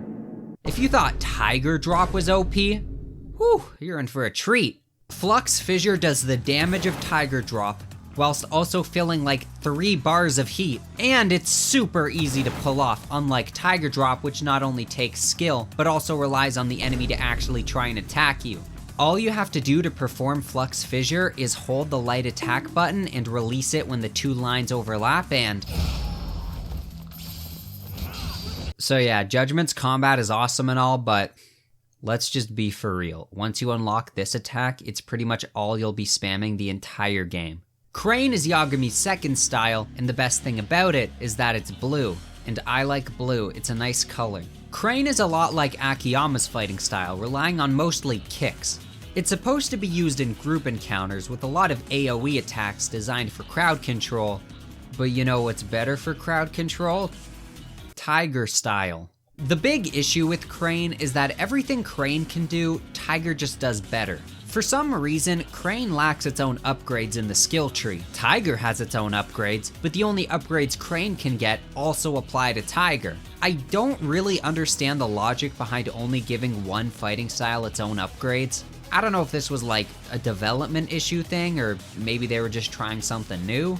But either way, it makes Crane feel pretty pointless. It's not a bad fighting style per se, it's just that Tiger can quite literally do everything Crane can do and more. Other than Crane, the only issue I have with Judgment's combat is that it's the only game with this stupid mortal wounds mechanic. Whenever you get hit by a strong attack or a gun bullet, Yagami's max HP will be permanently reduced, and the only way to get rid of this debuff is to go spend your hard-earned cash on some random doctor in the sewers. It's not game ruining or anything, it's just... this just kinda sucks. Judgment is about former lawyer turned private investigator Takayuki Yagami and his quest to solve a string of murders that have gone down in Kamurocho. Of course, Yagami's not alone, as he's got his kooky lovable sidekick former Yakuza Kaito to help him out. Kaito is the brawn, while Yagami is the brain. And the brawn. Around Kamurocho, 3 Yakuza member guys have been found dead, with their eyes gouged out. This is a personal case for Yagami, because he lives in Kamurocho. Yagami has given the killer a nickname, the Mole, because the only clue they have to go off of is that the killer has a big, stupid, ugly mole smack dab in the middle of his forehead. Nah, I'm kidding. It's because Yagami's making a joke because moles don't have eyes or something. Kind of a sick joke, Yagami. You know, there's one part of the story where Yagami storms a hospital and beats up a bunch of defenseless doctors. Like, they go down in 2 hits. They can't even fight back. Are we sure Yagami is the good guy? Isn't this against the Geneva Convention? But my favorite part is that after Yagami beats up all the doctors, they just let him leave like nothing even happened. Jokes aside, Judgment's story is good, like really good. I'm talking one of, if not the best story RGG has ever cooked up, which is especially impressive for a spin-off title. I don't really know what's going on with this cutscene. I think they ran out of budget because it's looking more like a slideshow. A lot of the story in Judgment is pretty character driven, and it works because RGG did such a great job at making them all so darn likable. There's Higashi, Kaito's evil twin. There's Saori, the girl boss. The incredible Kaito. They even got Reddit the person. I swear I kept expecting him to show up wearing one of these shirts. Kaito is awesome. By far my favorite buddy character in the series. Sorry, Rikia. He's just so darn fun. I don't know, it's hard to explain. You just have to play Judgment to know what I mean. Actually, Kaito was so popular that he even got his own spin-off DLC adventure called The Kaito Files. But we'll get to that later. I love when Kaito FaceTimes you. He's got the stupid 1,000-yard stare. It's just... it's so... Why is it so funny? The aspect ratio of the FaceTime doesn't even make sense. He's calling from a smartphone. Why is he trapped in a box and not a rectangle? Yagami is no Kiryu, but I still do really like him. I think what's most interesting about Yagami is his turbulent relationship with his own past. In the early sections of the game, different characters drop hints about Yagami's past, about his previous career as a lawyer before he gave it all up. And you can see how every time Yagami is reminded of his past, he becomes squirmish. A large part of Judgment's story revolves around Yagami coming to terms with an event that happened years prior, the event that turned him from a respectable, upstanding lawyer to the broken, shady private investigator we know him as now.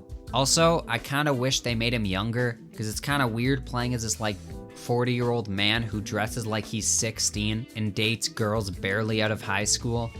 Like, I know he's a video game character and all, but if Yagami was a real dude, I would think he's a creep. You can have 4 girlfriends in this game, and yet none of them text you half as often as Mr. Kim does. I mean, just look at this, man. Kim, take a hint. Yo, who else has got that one arcade machine in their house labeled video game? As a detective, Yagami's gameplay offers more than just the standard Yakuza combat. He can do cool detective stuff. Like those little Phoenix Wright sections where you get to go in first person and inspect stuff. But yes, unfortunately, detective gameplay does mean tailing missions. And you know what? Cut the music. We gotta get serious for a minute. Okay, I do really like Judgment, but the tailing sections in this game make me want to do something I legally cannot say on video. I have a theory that RGG was all up in their office all like, you know what would be funny?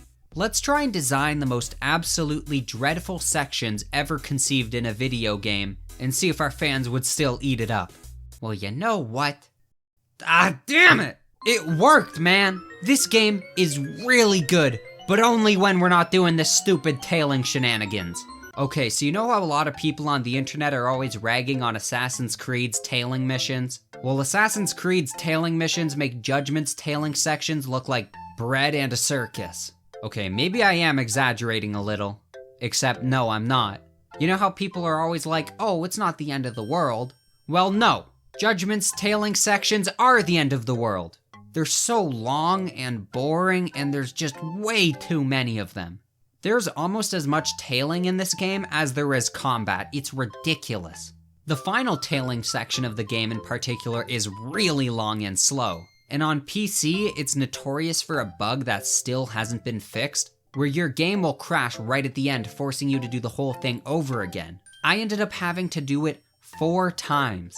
And my footage looks like this because apparently the only known fix for this bug is to play the mission on the lowest graphic settings possible. And so not only does it play like garbage, but now it also looks like garbage. Thank you, RGG. So yeah, that was the worst experience I've had with a Yakuza game. My distaste for the tailing is also why I'm not a huge fan of the sub-stories in this game. I like the stories of the sub-stories, but they usually just end up having you tail a guy or do a chase sequence. Yakuza 3, 4, and 5 had chase sequences, and I didn't mention them because they're few and far between. But in Judgment, they downgraded the chases from actual fun chases to temple run. I know I sound like Judgment's biggest hater right now, but I swear I really like this game. The story, characters, and combat are peak. Speaking of peak, Judgment's final chapter is not only the best chapter RGG has ever made, but also some of the most satisfying writing I've ever seen in a video game. Judgment is a slow burn type of game. It's a murder mystery story that spoon feeds you little pieces of information throughout the story as Yagami makes more progress on the case. And the final chapter is when all the little puzzle pieces all finally come together in such a satisfying and cathartic string of events. The game ends with the #1 best hospital long battle in the series and a phenomenal boss fight to boot. Unfortunately, I can't show the final boss because I wouldn't want to spoil who the killer is to you all. It really is an experience you should witness the way the writers intended you to. But hold up, are you hearing this song? The final boss's theme, Penumbra, is completely unique for a Yakuza boss. Most are either epic jams to get you pumped up or a somber tune to get you emotional. This is the only final boss theme in the series that's creepy. And it really does help make him, or her, stand out against the other final bosses. Going into Judgment, I was worried what a post-Kiryu Yakuza game would look like. But Judgment was one of the most unique and interesting Yakuza games I've played yet. It really feels like now that Kiryu is gone, RGG wants to try innovating to reinvent what the Yakuza series is even about. And I'm excited to see if the bar of quality Judgment set is upheld in these upcoming games. Will Judgment remain a one-time spin-off, or maybe become an entire sub-series on its own? I don't know, let's find out.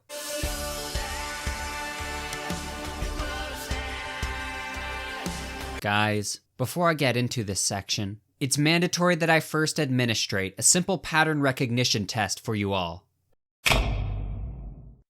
Take a look at the image on screen. What do you see? What do you think you're looking at right now?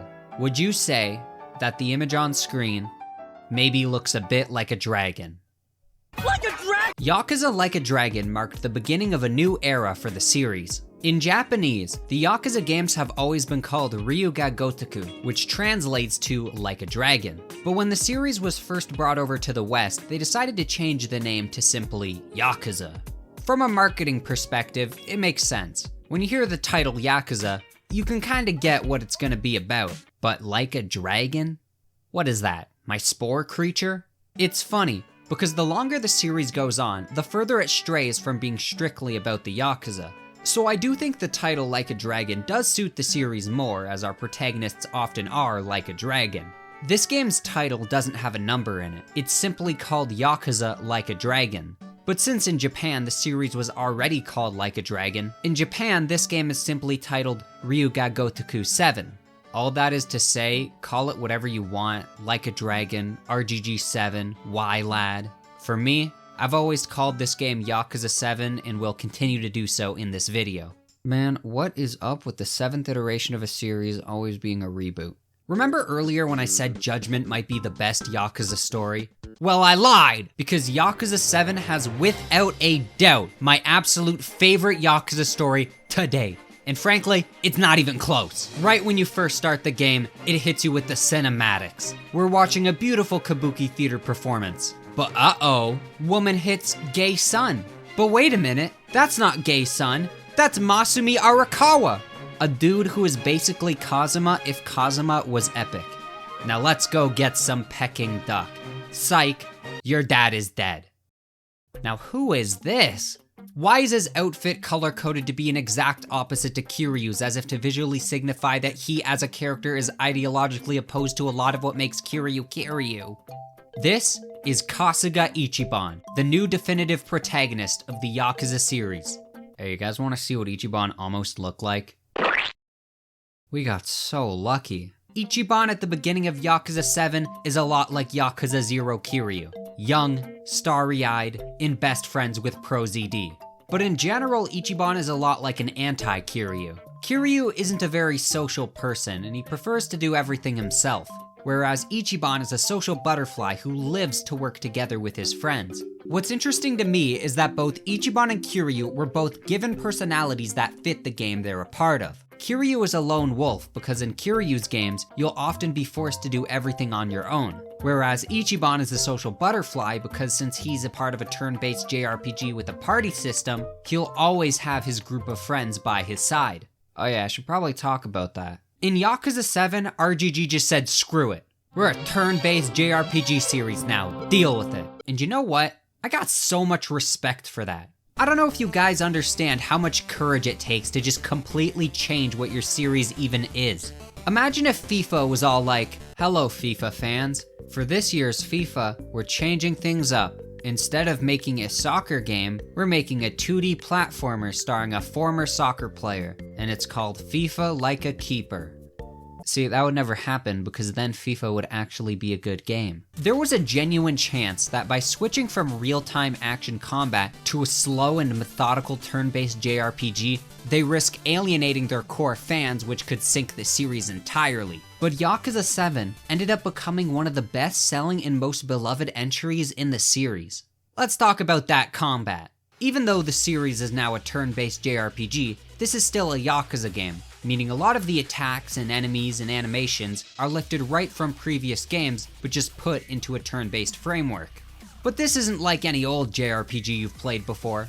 Since the Yakuza series is grounded in reality, that means all the usual crazy JRPG stuff also has to be grounded in reality. So instead of a wizard casting a fireball, we have a homeless man spewing alcohol through a lighter. Instead of a boss fight with a giant greedy dragon, we have a boss that's like a dragon. I actually love so much how this game takes a lot of the tropes you usually see in JRPGs, but gives them all a real-world twist. Instead of characters having classes like knights or wizards, they have jobs that you swap around at an employment agency. Barmaid, construction foreman, chef, clerk. It's so fun trying to match the fantasy classes with the modern-day real-world jobs. The best way I can describe Yakuza 7 is that it's like Persona if Persona was about a bunch of unemployed, washed-up, middle-aged losers. But look at this. How does any of this look grounded in reality? Well, you see, Ichiban is a certified gamer, but he also happens to be potentially schizophrenic with incredibly vivid hallucinations. And so no, he's not actually calling in an orbital laser strike, he's just hallucinating that he is. So yeah, to make a turn-based Yakuza game, RGG had to justify it by giving their main character a mental illness. I've only ever done one playthrough of this game, but I had a great time with the turn-based combat. It was a real breath of fresh air for the series, and there was clearly a lot of love and passion put into it. I'm not gonna lie to you and say it's the best turn-based combat ever made. It definitely has its issues. But for a first attempt at making a type of game RGG has never made before, I mean, this is probably the most effort RGG has ever put into the combat of one of their games since maybe the very first Yakuza. But you know, if I was in charge of the game, I might have done things a little bit different. For example, as much as I love the idea of turning classic RPG classes into real-life jobs, the execution kinda bothers me. The game encourages you to mess around with the different jobs to unlock new moves, but most of your stats are tied to your job level and not your character level. Meaning if you want to experiment with different jobs, you're gonna be putting yourself at a huge disadvantage by basically dumping all your stats down the drain. I also don't think there's enough unique or interesting moves. There's a ton of moves in this game, but most of them just end up being the exact same but with a little bit more damage. I also wish there were a bit more interesting button prompts for moves like what the Mario and Luigi games have, because in this game every move is performed by either button mashing the light attack or perfectly timing a heavy attack. But I got a little carried away, let me get back to Ichiban. Ichiban is the ultimate underdog. No matter how hard life beats him down, he always gets back up with a smile on his face. He spent years of his life caring for his miserable incel of a foster brother Masato Arakawa, and then one day his boss/dad Masami Arakawa is all like, Ichiban, go rot in a jail cell for us. And Ichiban is all like, yes! And then after spending 18 years behind bars, Ichiban finally gets out, only to find out he's been abandoned by the Yakuza family he went to jail for in the first place. And then homeless, shot, and without any valuable skills, education, or prior work experience, Ichiban wakes up in a homeless camp in a foreign city. Absolute rock bottom. But does Ichiban give up? No! He gets right back up with a smile on his face, ready to seize the world and put his life back together. Ichiban is the epitome of the indomitable human spirit and an inspiration that it's never too late to start again. Most of Yakuza 7 takes place in the new city of Ijincho, Yokohama. Ijincho's big claim to fame is that it's by far the biggest city we've gotten yet in a Yakuza game. I don't have the exact statistics, but Ijincho is like 4 times bigger than Kamurocho, maybe even more. Usually I prefer the smaller Yakuza maps, but a big map actually works pretty well in a JRPG environment, because now they can divide the city into sections with different leveled enemies.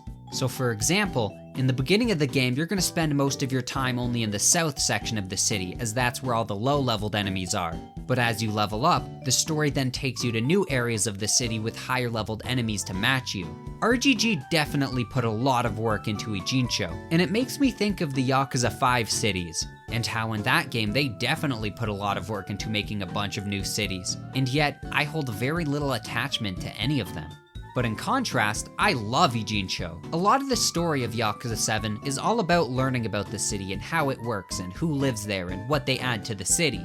It's crazy how in one single game RGG was able to give so much character and depth to this one city. But riddle me this, huh? There is a bar at Ijincho named Survive Bar, and yet the bartender looks suspiciously a lot like a character who died all the way back in Yakuza 3. Some of the new areas in Ijincho are so big and so open, it kind of blows my mind that this is a Yakuza game city. Although, being so big does make Ijincho a little more tedious to get around than previous Yakuza cities. But at least they were pretty generous with the taxi placements this time around. That helps a lot. You know, I wish I had like a skateboard or something. I think that would be pretty cool. Ijincho is also home to some phenomenal minigames. We got the Homeless Man Simulator minigame, where you drive around on a bike fighting other homeless people for cans to sell. We even got the try not to fall asleep while evil sheep monsters use their magic spells to put you to sleep while watching boring movies at a vintage theater challenge minigame. We got Mario Kart. Like it's actually just Mario Kart, but like not as polished, of course. You could even go to school to pursue a higher education. But my favorite is the business minigame. Finally, we're getting a new business minigame in the same vein as the Yakuza 0 business minigames. This time, Ichiban becomes CEO of a local cookie shop and turns it from a humble mom and pop shop to a super mega conglomerate monopoly monolith of a business, making sure to crush all other local small businesses in the area. My favorite part of this minigame is when you have to go to stockholder meetings and argue with the shareholders about the direction and leadership of the company. Who comes up with this stuff, man? Another thing I love about Yakuza 7's story is how consequential it is for the series. The Yakuza are dying. Pretty much every Yakuza game made is about Kiryu just barely saving the Tojo clan as it grows weaker and weaker by the year. But by Yakuza 7, the clan has reached a breaking point. Literally, as both the Tojo clan and their biggest rival, the Omi Alliance, both declare the dissolution of their clans. The reason being that the way they see it, the death of the Yakuza is inevitable at this point. But by cutting their losses early, maybe they can help transition their tens of thousands of men to proper employment.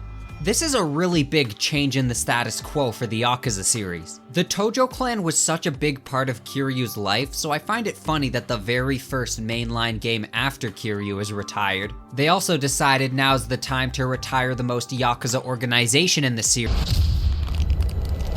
You're kidding me! You guys have an unhealthy attachment to this man. You know, I'm actually fine with Kiryu's inclusion in this game, because they didn't go back on Yakuza 6's ending, and he only really shows up for a quick cameo in a boss fight. Now, from a story perspective, it is kinda stupid that Ichiban and Kiryu got a fight out of nowhere, but this is so cool that I don't even care.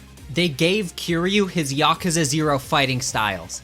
Like, this is totally fan service, But I'm a fan and I don't mind being serviced. I mean, look at this. The boss fight is also stupid difficult. But you know what?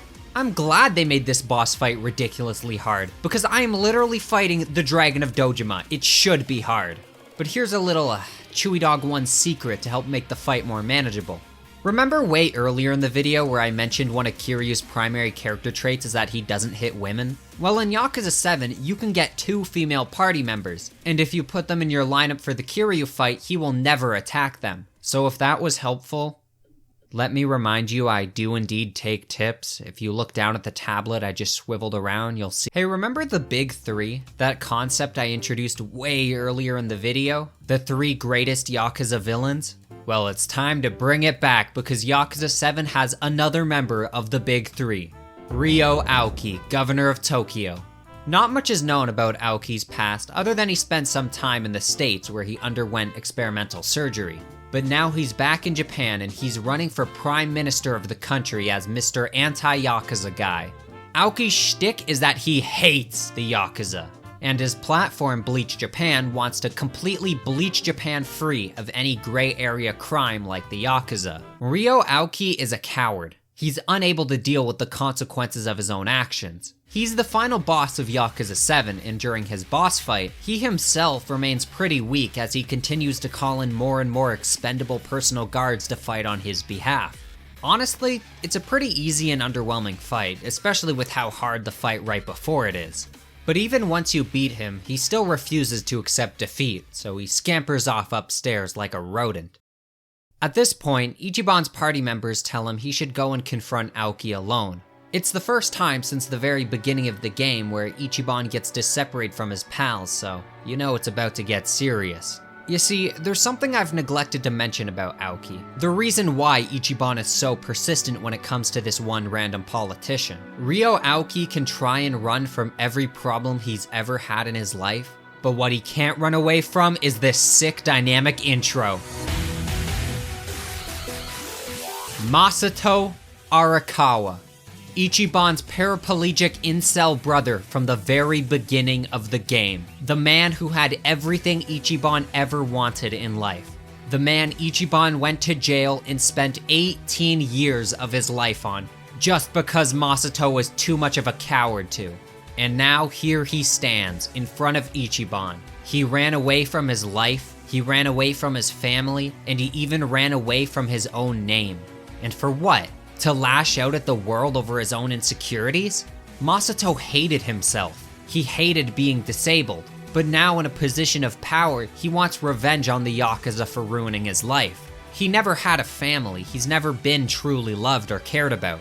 People like Ichiban and his father only ever bent to his wishes because of his status. This is the most emotionally charged fight in the series, but it goes deeper. Once the fight starts, you'll notice, hey, all my moves are gone. What's going on? What did you do? Every single fantastical JRPG attack Ichiban has acquired by this point is removed. The only attacks that remain are the realistic punches and kicks. But it's not just Ichiban. Masato has also been stripped of his fantastical abilities. So what's going on? Even Ichiban's outfit's been replaced by normal street clothes. Then it hits you. For the first time in this long adventure, Ichiban is encountered with a fight so serious, he needs to live in reality. No more crazy JRPG hallucinations for this fight. This is just reality. Unfortunately, that does mean that this fight is piss easy, but does that not blow your mind? That's so unbelievably cool. And oh my god. That final scene after the fight, after Masato runs away yet again, and Ichiban and Masato have a final talk at the coin lockers, I don't even know where to begin. It's just peak. There's no way I can describe this scene and do it the justice it deserves. Even though Masato has done some really messed up stuff by this point in the game, you just feel bad for the guy.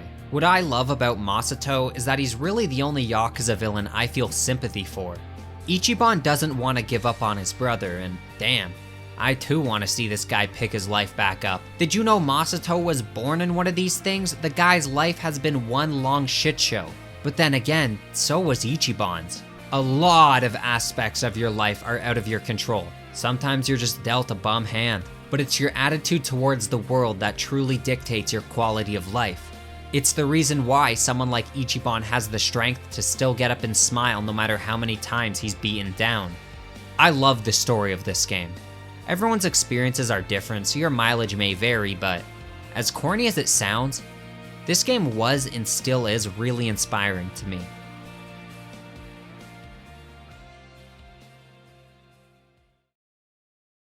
Like a Dragon is up there as one of my favorite entries in the Yakuza series, and it's likely that years later it'll be the story that sticks with me the longest. If you're interested in Yakuza but not in the real-time combat, as much as some people on the internet might disagree with me on this, I think Like a Dragon is a good starting point for the series. We're now 2 games into the post-Kiryu era of Yakuza and they've both been bangers. Let's now see if RGG can make it 3 bangers.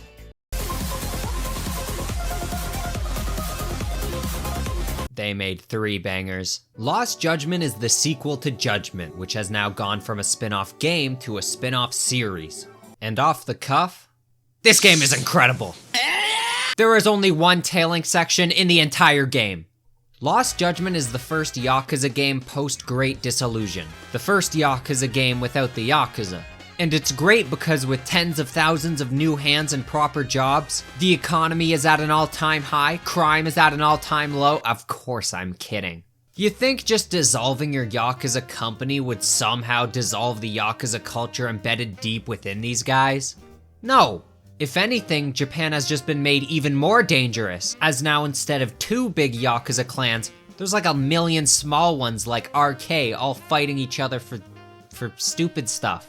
Yeah, great work, Daigo. Enjoy your legacy. Lost Judgment is about bullying, and in particular, the legal gray area surrounding it.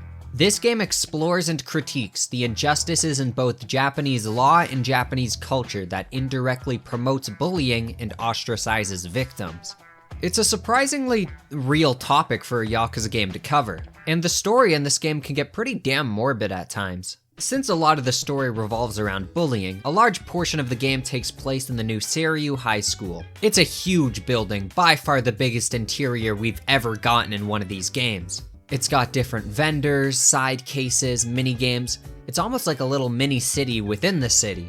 The actual city most of this game takes place in is Ijincho, Yokohama again. Although unfortunately, I think Ijincho is a lot more soulless in this game than it was in Yakuza 7. Ijincho felt like it was built for Yakuza 7. In Lost Judgment, it just feels like they put so much time and resources into crafting Ijincho, they felt like it would be a waste not to reuse it.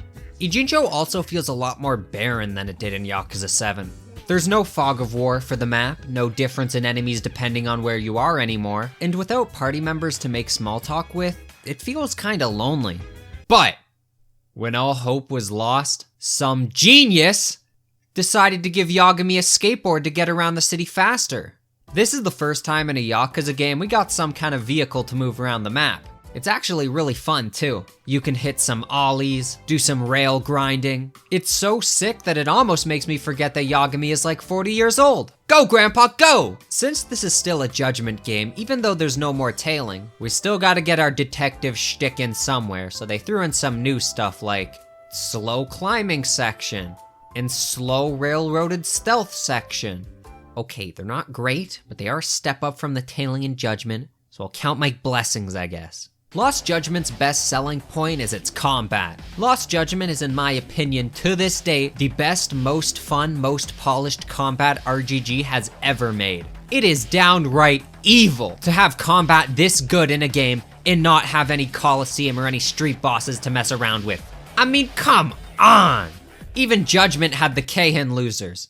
Judgment had one good fighting style and one useless fighting style. Lost Judgment has 3 amazing fighting styles, and 1 okay fighting style.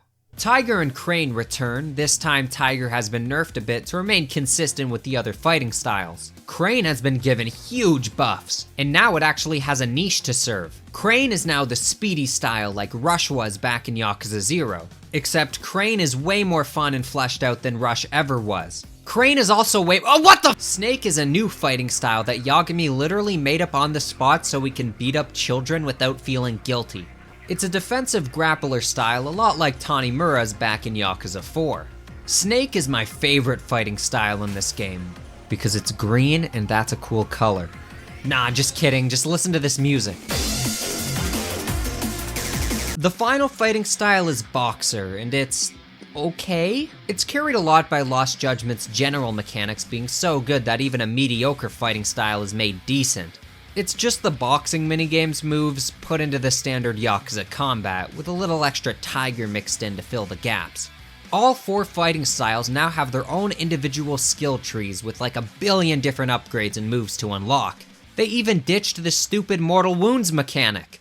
Lost Judgment's second biggest selling point is the minigames. You see, the first Judgment had 2 minigames, and they were both so forgettable I forgot to even mention them earlier. But Lost Judgment puts a huge emphasis on its minigames by classifying them as school stories. During Yagami's investigation of Seiryu High, he gets involved as a chaperone to many different clubs, each club having their own minigame. Some are pretty shallow, like the gambling club, what? Whereas some clubs, like the robotics club, have a lot more fleshed out mechanics and progression. Each club even has their own storyline to go through. They even have a gamer club for gamers. But then someone starts hacking and ruins it for everyone. Who is calling me? Hold up. Oh hell no, I'm not answering this phone call. Look who's calling my phone, man! Kuwana is the main antagonist of Lost Judgment in the final of the big 3. What makes Kuwana unique as a Yakuza antagonist is that instead of being driven to do evil deeds by selfish desires, Kuwana is driven to his goals by the same thing Yagami is, his sense of justice. Kuwana is a vigilante, and having a vigilante villain works perfectly for a Judgment game as a foil to Mr. Oh, I'm gonna defeat you using law. Kuwana is a former high school teacher who was fired after one of his students didn't make it because of bullying Kuwana overlooked. Kuwana's life was ruined, but those same bullies as before just continued on like nothing ever happened. After everything they did, they barely got more than a slap on the wrist. A kid is dead because of them, but all because they themselves are teenagers, they're exempt from the consequences? How is that justice? The way Kuwana saw it, those bullies are basically murderers. And the fact that they get to go on and go to college, get jobs, or even start a family of their own, it's sickening. That's not justice. The law is supposed to bring justice to the innocent who've been abused by evil, but the law failed. The guilt Kuwana felt drove him to become a bona fide bully hunter. He'd look into cases all over Japan where bullies were responsible for another student losing their life. And using a new persona, he'd contact the victim's parents, asking them if they'd like the opportunity to avenge their child.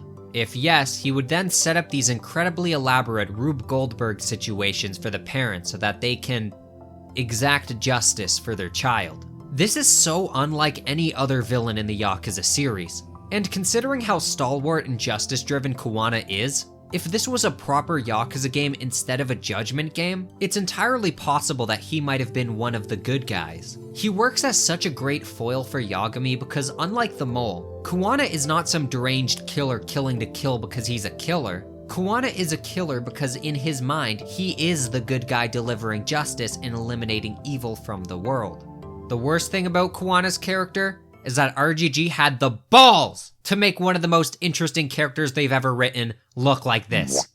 I mean, come on. How am I supposed to be intimidated by a guy who looks like he spends his free time responding to comments on r/am I the asshole? Kuwana was such a good villain that he actually made me start to dislike Yagami. Because Kuwana would be all like, Yagami, I do believe in justice. However, in a civil law society, oftentimes legislation is too rigid to properly deliver justice to those unfortunately left in the cracks. My goal is to bring justice to those our society has left behind. And then I'm sitting here like, damn, okay. I mean, I don't like the whole murdering thing, but other than that, alright, Kuwana kinda based. But then Yagami is all like, no, you are evil. I am justice. And then Kuwana is all like, alright Yagami, consider the following trolley problem. A train is gonna run over 5 people, unless you pull a lever that makes the train divert and only run over 1 person. Would you let the train run over 5 people, or be the one responsible for the train running over 1 person? And then Yagami says, I would do neither. I don't kill people. You kill people. You are evil. And that's Yagami the entire game. Kuwana keeps trying to have a discussion about what justice truly is, and every time Yagami just completely shuts him down like, no. I know Kuwana's a murderer. I don't expect Yagami to just be chill with that. But that still doesn't make it any less annoying when we get to the 5th cutscene of Yagami going. It doesn't help that what I liked about Yagami in Judgment is that he felt like an underdog the way he was being weighed down by his past. But in Lost Judgment, he no longer holds on to that baggage, and so he becomes a full-on Gary Stu. What? I have to dance? But I've never danced a day in my life! Proceeds to absolutely pop it and lock it. I mean, look at this. Hey, wait, how are you doing? Don't get me wrong, I still like Yagami, but I think I liked his character more in the first game, and I hope, if we ever get a 3rd Judgment game, they humble him a little. Despite ending on a sour note, I do think Lost Judgment might be the best Yakuza game. I say might because I do flip-flop a lot between whether or not I like this game or Yakuza 0 more, depending on what side of the bed I wake up on. Lost Judgment has a phenomenal story, with the best combat in the series, and some of the most fleshed out side content in the series. It's a real shame that both this game and the first Judgment got neglected a lot by core Yakuza fans just because it doesn't have Yakuza in the title. But the Judgment spin-off series might be the best thing to ever happen to the Yakuza series. The number one thing I want from RGG Studios is a Judgment 3. Unfortunately, as the years go by, it seems increasingly likely that Lost Judgment is the end of the Judgment series, as new obstacles in making a new Judgment game are popping up all the time. Fortunately though, we still have one final piece of Judgment content, and that's...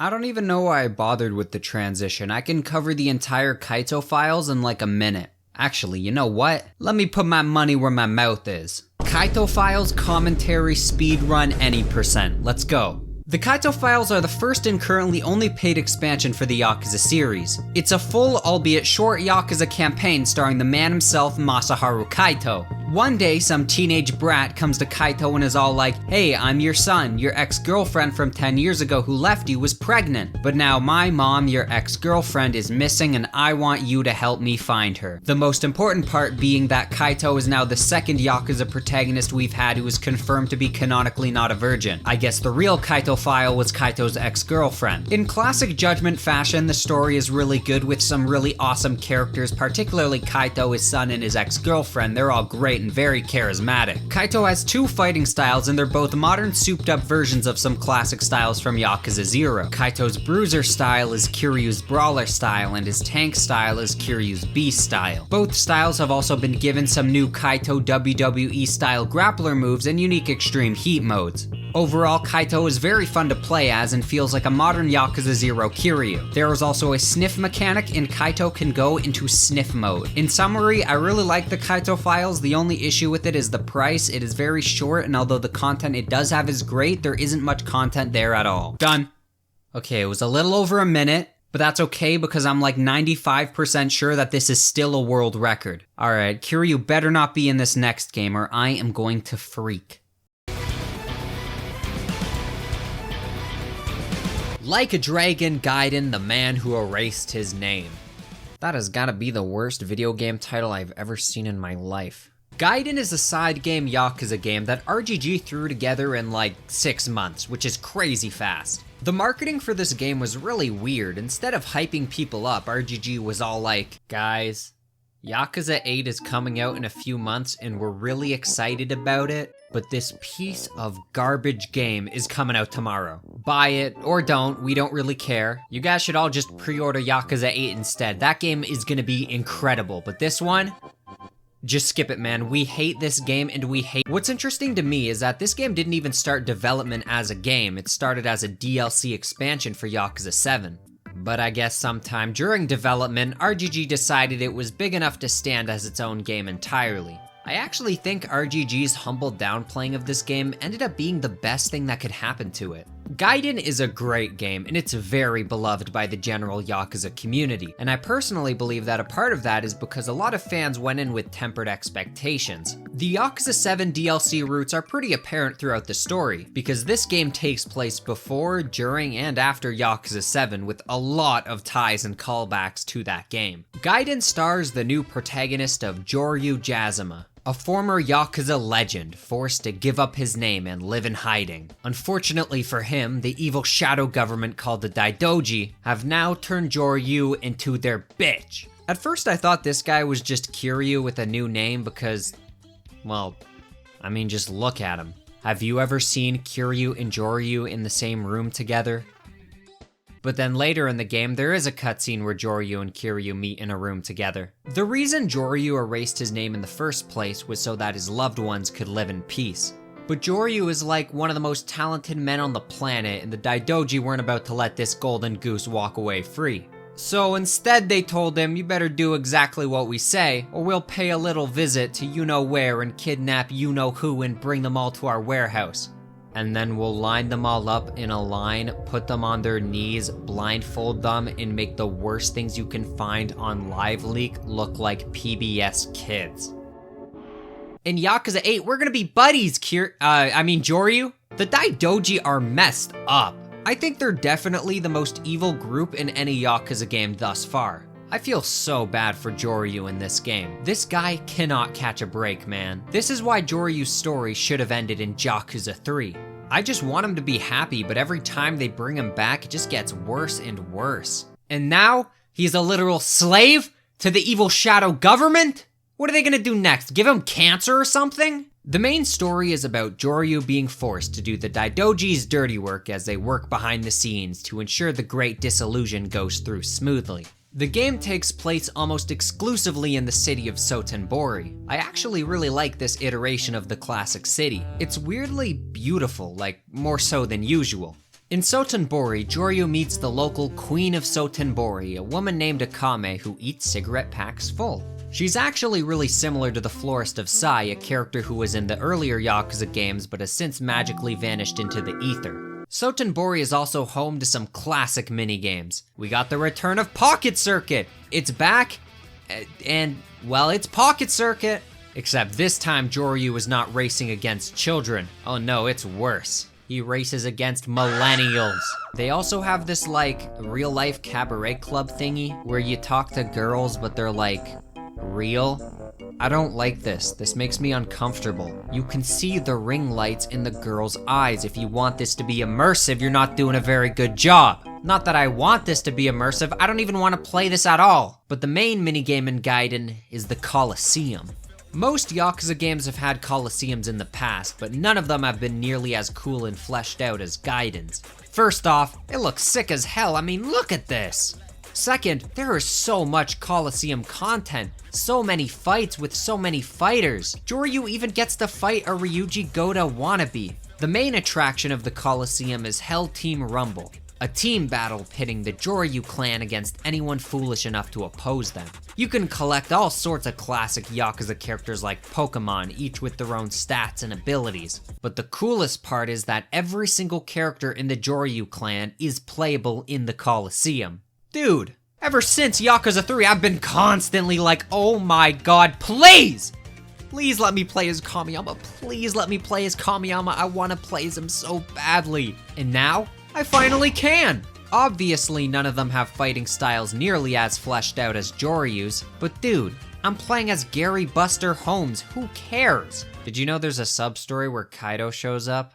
Is this our replacement for Judgment 3? What makes the Colosseum even better is the fact that RGG put a lot of elbow grease into making Gaiden's Joryu the most fun Joryu has ever felt to play. Joryu has two fighting styles. His first is his Daidoji agent style. This is the most unique fighting style in the series, using all sorts of wacky Looney Tunes Inspector Gadget weapons like Spider-Man webs and evil attack drones. It's a really fun fighting style to mess around with, and you can do some pretty crazy things with it. His second fighting style is his iconic Dragon Engine fighting style from Yakuza 6 and Yakuza Kiwami 2. Except basically every single problem I had with Kiwami 2 and Yakuza 6's combat has been fixed in Gaiden. Joryu is a lot like Kiryu, where the angrier he gets in a story, the more brutal and powerful his fighting style will be. And Gaiden might be the angriest Joryu has ever been. This guy is feral. The Colosseum is in a new place called the Castle. It's very similar to Purgatory from the older games. A hub for degenerates to do degenerate things without consequences. I mean, just look at this. What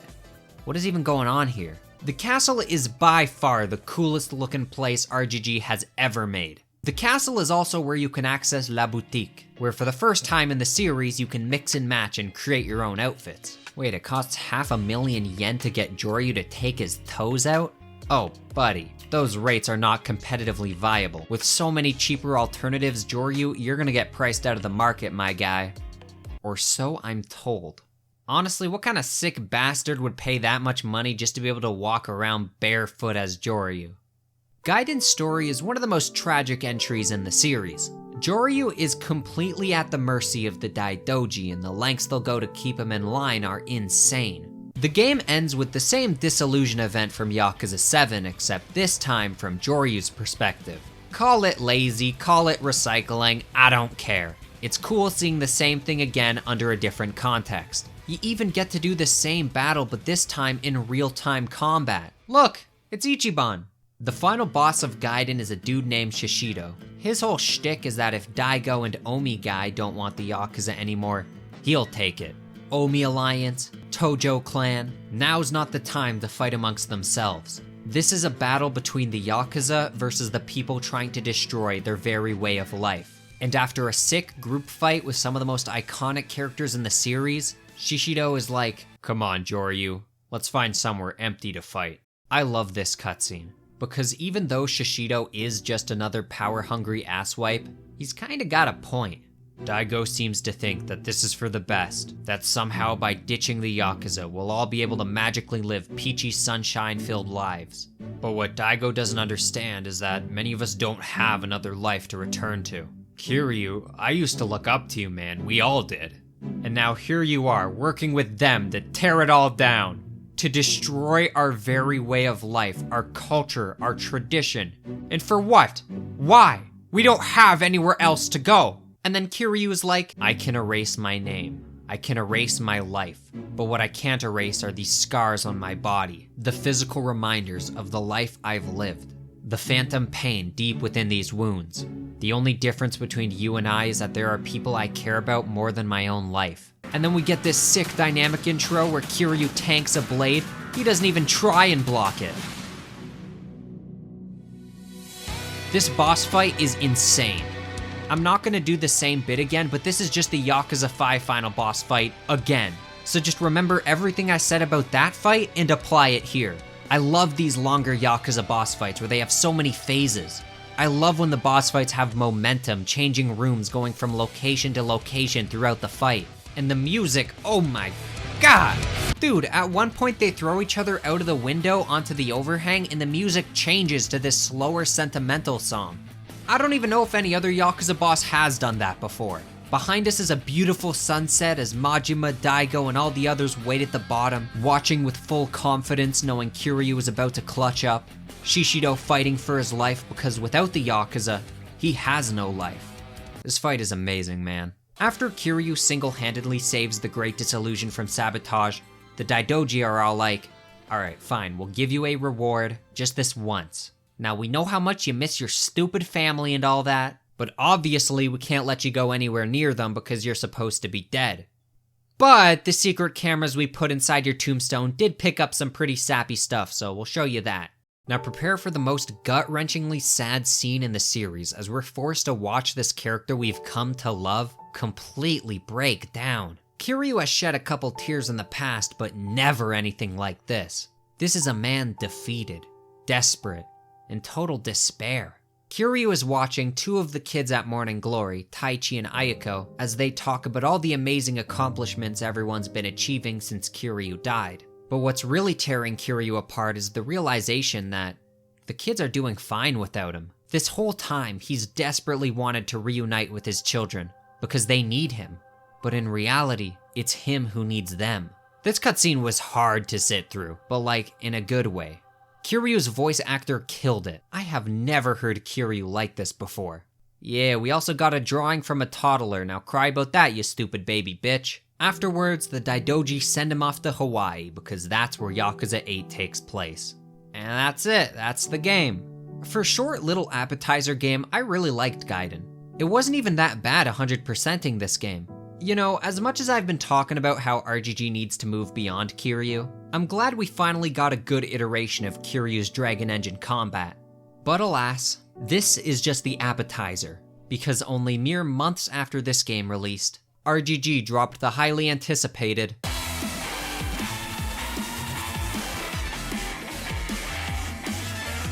Finally, I've reached the game that started this whole journey. The game that looked so good to me that I decided to play all these Yakuza games before it just so I could get the full experience from this game. Well, was it worth it? Yakuza / Like a Dragon 8 Infinite Wealth is the sequel to Yakuza 7, the continuation of Ichiban's story and his second game as a protagonist. I love how this game begins. Ichiban finally has his life together. Ichiban is now a full-time employee at Hello Work, the same employment agency he used to go to back in Yakuza 7. Ichiban's goal is to help all these new ex-Yakuza from the Great Disillusion to find real legal employment, as since he helped out with the Great Disillusion, he feels like it's his responsibility to help all those folks find jobs, especially since he himself knows exactly what it's like to live on the streets as an ex-Yakuza. There's something so cathartic about seeing Ichiban all happy and put together. When Ichiban smiles, I smile. After everything he went through in Yakuza 7, he deserves it. But it's not just Ichiban. Everyone from Yakuza 7 has their life in order. And even after their adventure ended, they've stayed friends, still hanging out 4 years later. Everything is peaches and cream. That is until a popular VTuber runs a smear campaign on her Twitch stream, calling out Ichiban for being a secret, evil, shady Yakuza guy, which leads to him and all of his friends becoming social outcasts and losing their jobs. This is a real plotline in a Yakuza game. But then, as if things couldn't get any worse for Ichiban, out of nowhere he proposes to Saiko, one of the female party members from Yakuza 7. God forbid a guy express his love. Saiko then gets just a little upset, and then ghosts Ichiban for a year. And then, at his lowest, his rock bottom, Joe Sawashiro, his former boss / dad's right-hand man, tells Ichiban that his mother, who was thought to be dead in Yakuza 7, is actually still alive and is in Hawaii. And that since she's getting old, Ichiban should probably go see her at least once. So off he goes to Hawaii.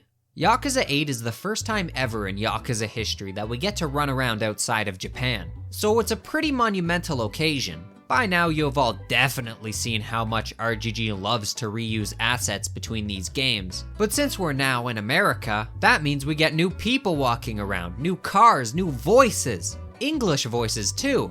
It's actually kinda surreal because in most Yakuza games, the protagonists are always the biggest dude in the battle. But over here, Ichiban he's just a little guy. Hawaii is freaking gorgeous. Like I mentioned before, I love tropical locations, so a Hawaii map is right up my alley. The beach in particular looks amazing. It's so vibrant and warm. I love all the new faces walking around or chilling out on the sand. You can even go for a little swim in the Pacific. My other favorite spot in Hawaii is the Anaconda Shopping Center, a huge mall with all sorts of cool stuff around. I find it really cool when RGG makes these big, expansive interiors. I don't think it's as big as Seiryu High School, but it is definitely much cooler to explore. Also, have I mentioned Ichiban's Hawaii outfit? Ichiban, you are killing it. Since we're now in America, we're no longer using yen as a currency, but good old USD, which I think is cool because now I'm finally able to grasp money's worth. I don't know what 43,000 yen gets me at a convenience store, but I do know how much US dollars it takes to get a hot dog. Ichiban can even say hi to people as you walk by, and they even say hi back. It's such a small feature, but it makes the world feel so alive and so friendly, and it's so good. Hawaii is now the new biggest map in a Yakuza game, dethroning Ijincho Yokohama. To compensate for its size, Ichiban gets a little electric scooter to roam around on to cut down on travel time. Unfortunately, it's not nearly as fun as the skateboard from Lost Judgment, and it has a limited charge you have to pay to recharge, but it's kind of funny looking seeing the whole gang roll out on some scooters, so it's not all bad. Unfortunately, I think Hawaii's size is actually to its detriment. It's too big and open to feel very homey, and Although they tried, the city doesn't get nearly enough development to get me invested in it the same way I did with Ijincho and Kamurocho. Sure, the map is really pretty, but huge chunks of the city just feel dead, which is like the opposite of why people love Yakuza maps like Kamurocho in the first place. But worst of all, do not go to Revolve Bar and look at the bartender. Worst mistake of my life. In Hawaii, Ichiban meets Kiryu. What a surprise. What are you doing here, Kiryu? I've got cancer. Oh! Yakuza 8, man, despite only being Ichiban's second game, they just had to make it all about Kiryu. The man cannot rest. You will have cancer, and you will continue being in these games beyond the end of time. But what I really don't like is that once Kiryu is introduced, he completely hijacks Yakuza 8's story. And like, yeah, Ichiban is looking for his mother while Kiryu is fighting terminal cancer. One is a bit more important than the other. It makes sense that Kiryu's story might have a little more agency, but it feels like RGG is not even giving Ichiban a chance here. This is supposed to be his game, but how do you compete with cancer? Kiryu does not want treatment. His life has been so miserable for so long, he's ready to just let the cancer take him. Kiryu has 3 primary character traits in Infinite Wealth. He's sad, he's old, and he has cancer. Infinite Wealth shows us a very different side of Kiryu, a vulnerable side. Kiryu is just kinda done with life, which ironically makes him a lot more laid back in this game than he usually is. Fortunately, when the GOAT, Date, figures out that his best friend Kiryu doesn't want to get treated, he makes it his goal to show Kiryu that life is still worth living. Date does this by helping Kiryu find closure with important people from his past, like his former taxi boss from Yakuza 5. I love these scenes. Some of the highlights of the whole game, honestly. They feel like not only closure for Kiryu, but closure for us too. But I have to ask, of all the important people in Kiryu's life, there is one huge, gaping, missing Korean person. Where is Sai? Oh my god. Oh my god, it's actually happening. After all these years, after all these games, I don't know if I'm ready. This is all too soon. The last time Kiryu saw Sayama was 15 years ago, when she told him to wait for her. Even though it's been so long, and even though Sayama heard the news Kiryu is dead, she looks down at her wedding ringless hand and says, she's still waiting for him. Man, I feel so bad for Sayama. She spent the last 15 years of her life waiting for a man who has no intention of ever seeing her again. And I know that because even Date starts to feel bad. He gets ready to spill the beans that Kiryu's still alive, and then Kiryu's like, Date, stop! Even after I die, I want her pining for me for at least another 10 years. Wow. Okay, dude. The best aspect of Infinite Wealth is the combat. Like its predecessor, Infinite Wealth is another turn-based JRPG, except this time, it's better. Pretty much every single problem I had with Yakuza 7's combat was fixed in this game. My new favorite feature being that you can now walk around. Why couldn't I do this last time? The addition of movement adds a whole new dimension of strategy to your decisions. Now you have to take into account where party members are, where the enemies are, and what environmental hazards or objects in the playing field could either help you or harm you. Kiryu is a party member like any of the others, except not like the others because he's different. Kiryu does not have the time to put up with Ichiban's turn-based bullshit. Kiryu has the ability to temporarily break the turn-based system and turn the game back into a real-time beat-em-up, where for a few seconds you can just go hog wild on the enemies. In fact, Kiryu is so powerful that he breaks the game in both senses. Because he's so strong, why would I use any other party member? The second best aspect of Infinite Wealth is Dodonko Island. Dodonko Island is the main big minigame of Yakuza 8. It's a full clone of Animal Crossing. You get your own little island and you can collect bugs and stuff, build buildings and decorations, and even fight off pirate invaders. I got really into Dodonko Island. Ichiban, your mom is gonna have to wait. Kiryu, your cancer, you're just gonna have to suck it up. I got bugs to catch. I was grinding Dodonko Island like it was my 9 to 5. I sunk more hours into Dodonko Island than I have entire games. But enough glazing. Unfortunately, Infinite Wealth is not perfect. I don't think the story lives up to the gameplay. I like the setup, but once Ichiban gets acclimated in Hawaii, the story kinda stagnates. I like the characters like Tomizawa, the taxi driver, Chitose, the girl. Even got a villain with a crowbar voiced by Dio. But then they hit you with the whole cult plotline with brainwashing and child soldiers and ancient Hawaiian gods and the nuclear waste monsters. And it's just all kinda... what? At some point, it just stops feeling like a Yakuza game story. It's not bad, but I can't help but look back on Yakuza 7's story and feel disappointed by this game's story. But by far, the worst thing about this game, the one thing I cannot excuse any longer. Why on God's green earth is this game called Infinite Wealth?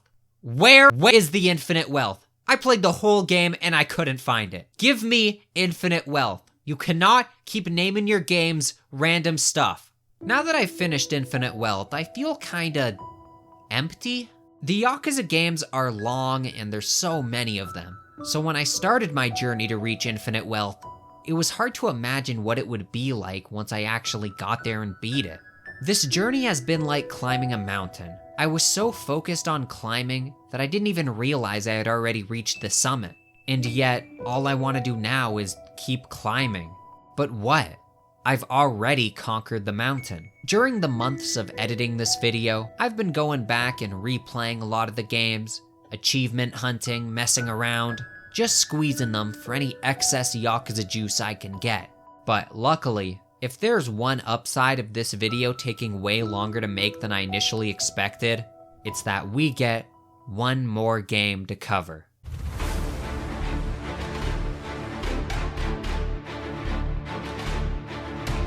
Like a Dragon Pirate Yakuza in Hawaii is currently the newest Yakuza game in the series. It's so new, in fact, that I wasn't even planning on covering it in this video because I was planning for this video to come out before the game released. Turns out, yeah, I had no idea how long a video like this would take to make. After Yakuza 8, the community was split on what's next for the franchise. Many thought the new tropical and beach assets from Yakuza 8 meant we were in store for a Yakuza Kiwami 3, a modern remake of Yakuza 3. Many others, myself included, thought it was about time for a third Judgment game, a Found Judgment. But then, a weird 4chan post started gaining traction. Some random guy who claims the next Yakuza game was going to be about Majima getting amnesia in Hawaii and becoming a pirate captain. Now, that just sounded too ridiculous to be true. I mean, we all know by now the Yakuza series can be pretty wacky. But a Majima pirate amnesia game? I mean, come on, be for real.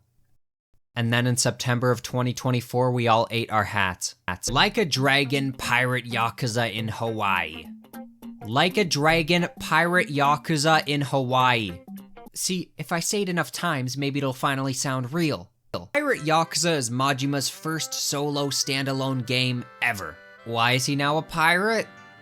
Well, according to an interview with RGG studio director Yokoyama, since Majima is known as this crazy Joker-esque dude, he would never work as a protagonist for a game. Therefore, the only way to make a game about him would be to either set it in the past or give him amnesia. What?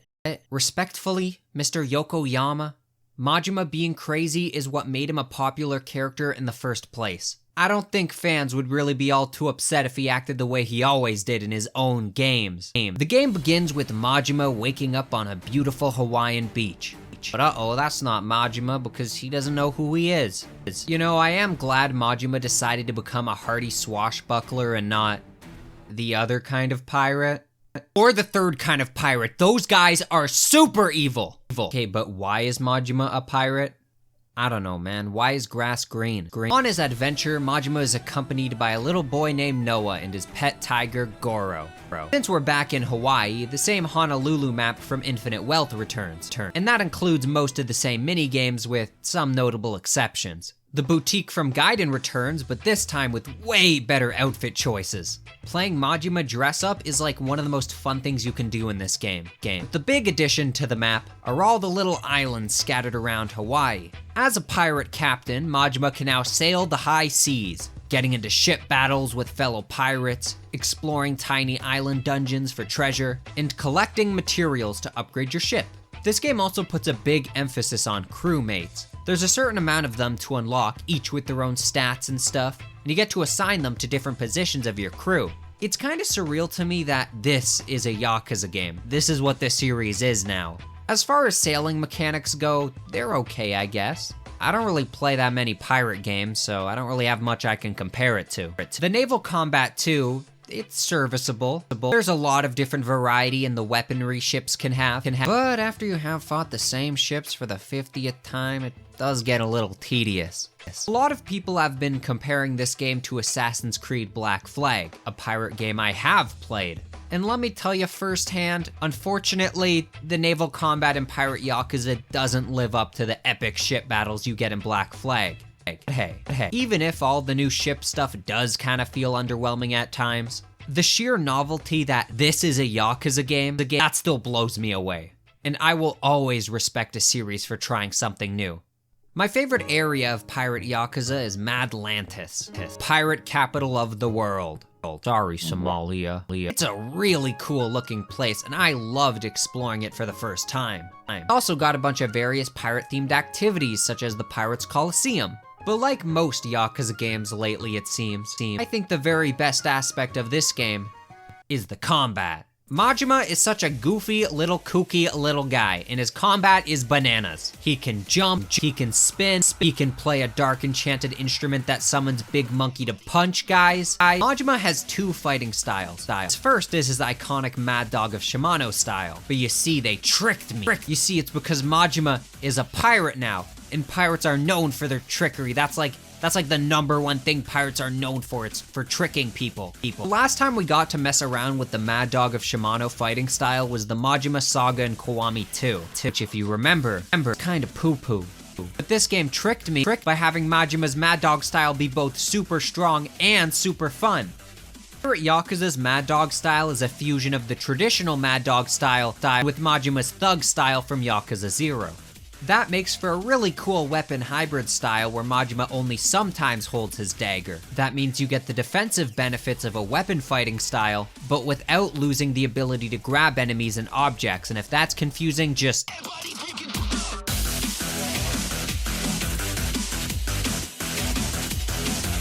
Majima's second fighting style is Sea Dog.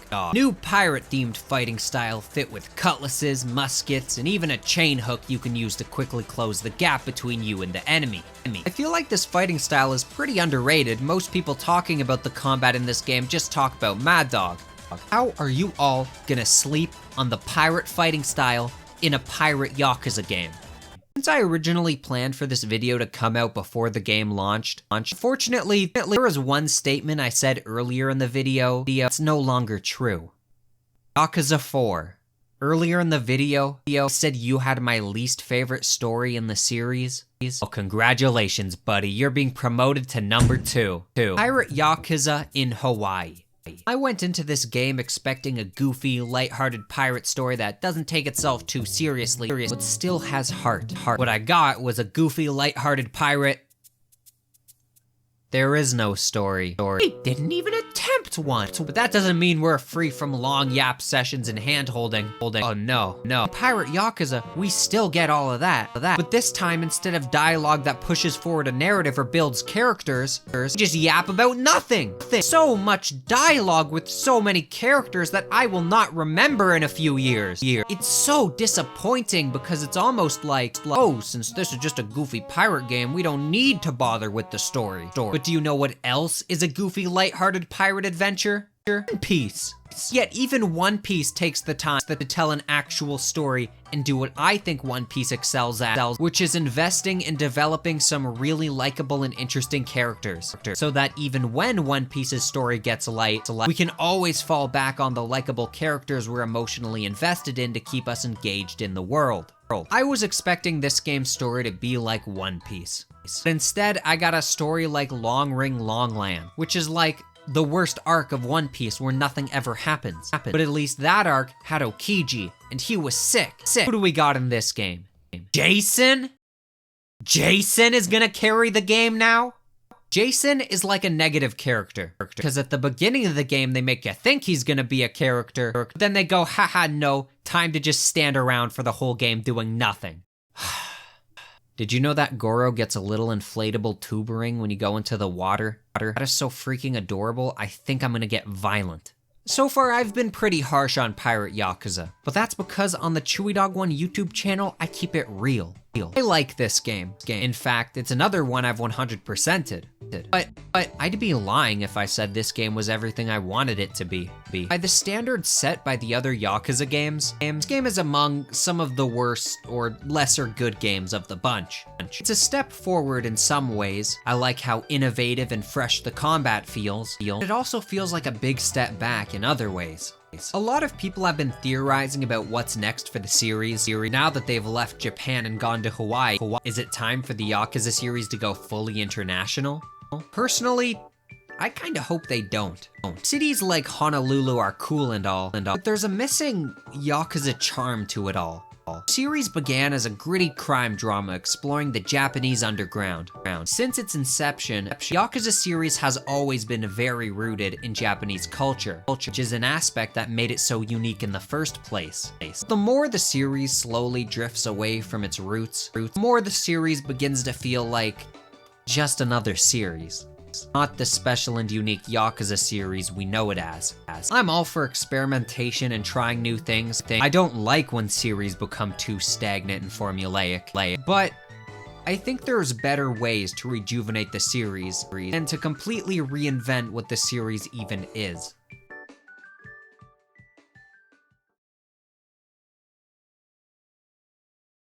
Well, that's it. 12 and a half games, and hundreds upon hundreds of hours later, that was my Yakuza journey.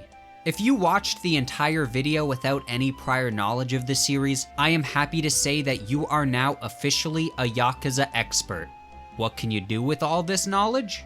I don't know, go get into stupid fights with random people on the internet, I guess. I struggled writing this final section for the video. How is it possible for me to encapsulate everything I've talked about today in one little closing statement? It's weird to me that in such a short amount of time, the Yakuza series has become one of my favorites. I don't have the years of baggage with this series other people have, and yet I strangely hold it near and dear to my heart. There's still other Yakuza games I haven't yet played, and not just the third-person zombie shooter Dead Souls. There's of course the original PS2 games, Yakuza and Yakuza 2, but there's also the Kuroyo games for the PSP, Yakuza Kenzan, which hasn't even been translated yet in English, and they even have a Fist of the North Star Yakuza game called Fist of the North Star Lost Paradise. But the main one I want to play is Like a Dragon Ishin, a historical Yakuza game that takes place during the late Edo period of Japan. I actually did plan on playing this one for the video, but well, the video had to come out at some point, so unfortunately I decided to give it the axe. This is by far the largest project I have ever worked on, ever. Like, in my entire life. For those curious, the script alone ended up being around 52,000 words. That is more words than some entire books. And not to get too sappy, but for those who stuck around and took the hours out of their day to listen to me yap about something I'm passionate about, I am genuinely very thankful. And if you want to support me, honestly, the best way you could would be to maybe leave a like before you go. And if you're feeling really charitable, seeing some nice comments always warms my heart. Mainly because the validation that people actually did enjoy the video, and the confirmation that I didn't just waste months of my life for nothing, would do wonders for my mental state. But obviously, I can't control you. Do whatever you want, man. You don't owe me anything. As for what's next for the series, I'm not entirely sure. Considering how quickly these games are released, there probably will be a new Yakuza game at least within a year. RGG has announced an upcoming name with the temporary name Project Century. Whether or not that is a Yakuza game or something new entirely, we've yet to find out. Also, I can't believe I went the whole video without mentioning this yet. Did you know the Yakuza guys make the Monkey Ball games? So, I don't know, maybe a new Monkey Ball is next. Personally, I do think a Kiwami 3 is likely. It's a lot easier to make a remake of an older game than to make something new entirely, especially since they can now just reuse all the tropical assets from Yakuza 8 and Pirate Yakuza. Personally, if I got to pick, I want another Judgment game, but who am I kidding? I will play basically anything they release. And now, what's next for me? I don't know yet, but for all of you, there's only one way to find out, and that's to subscribe.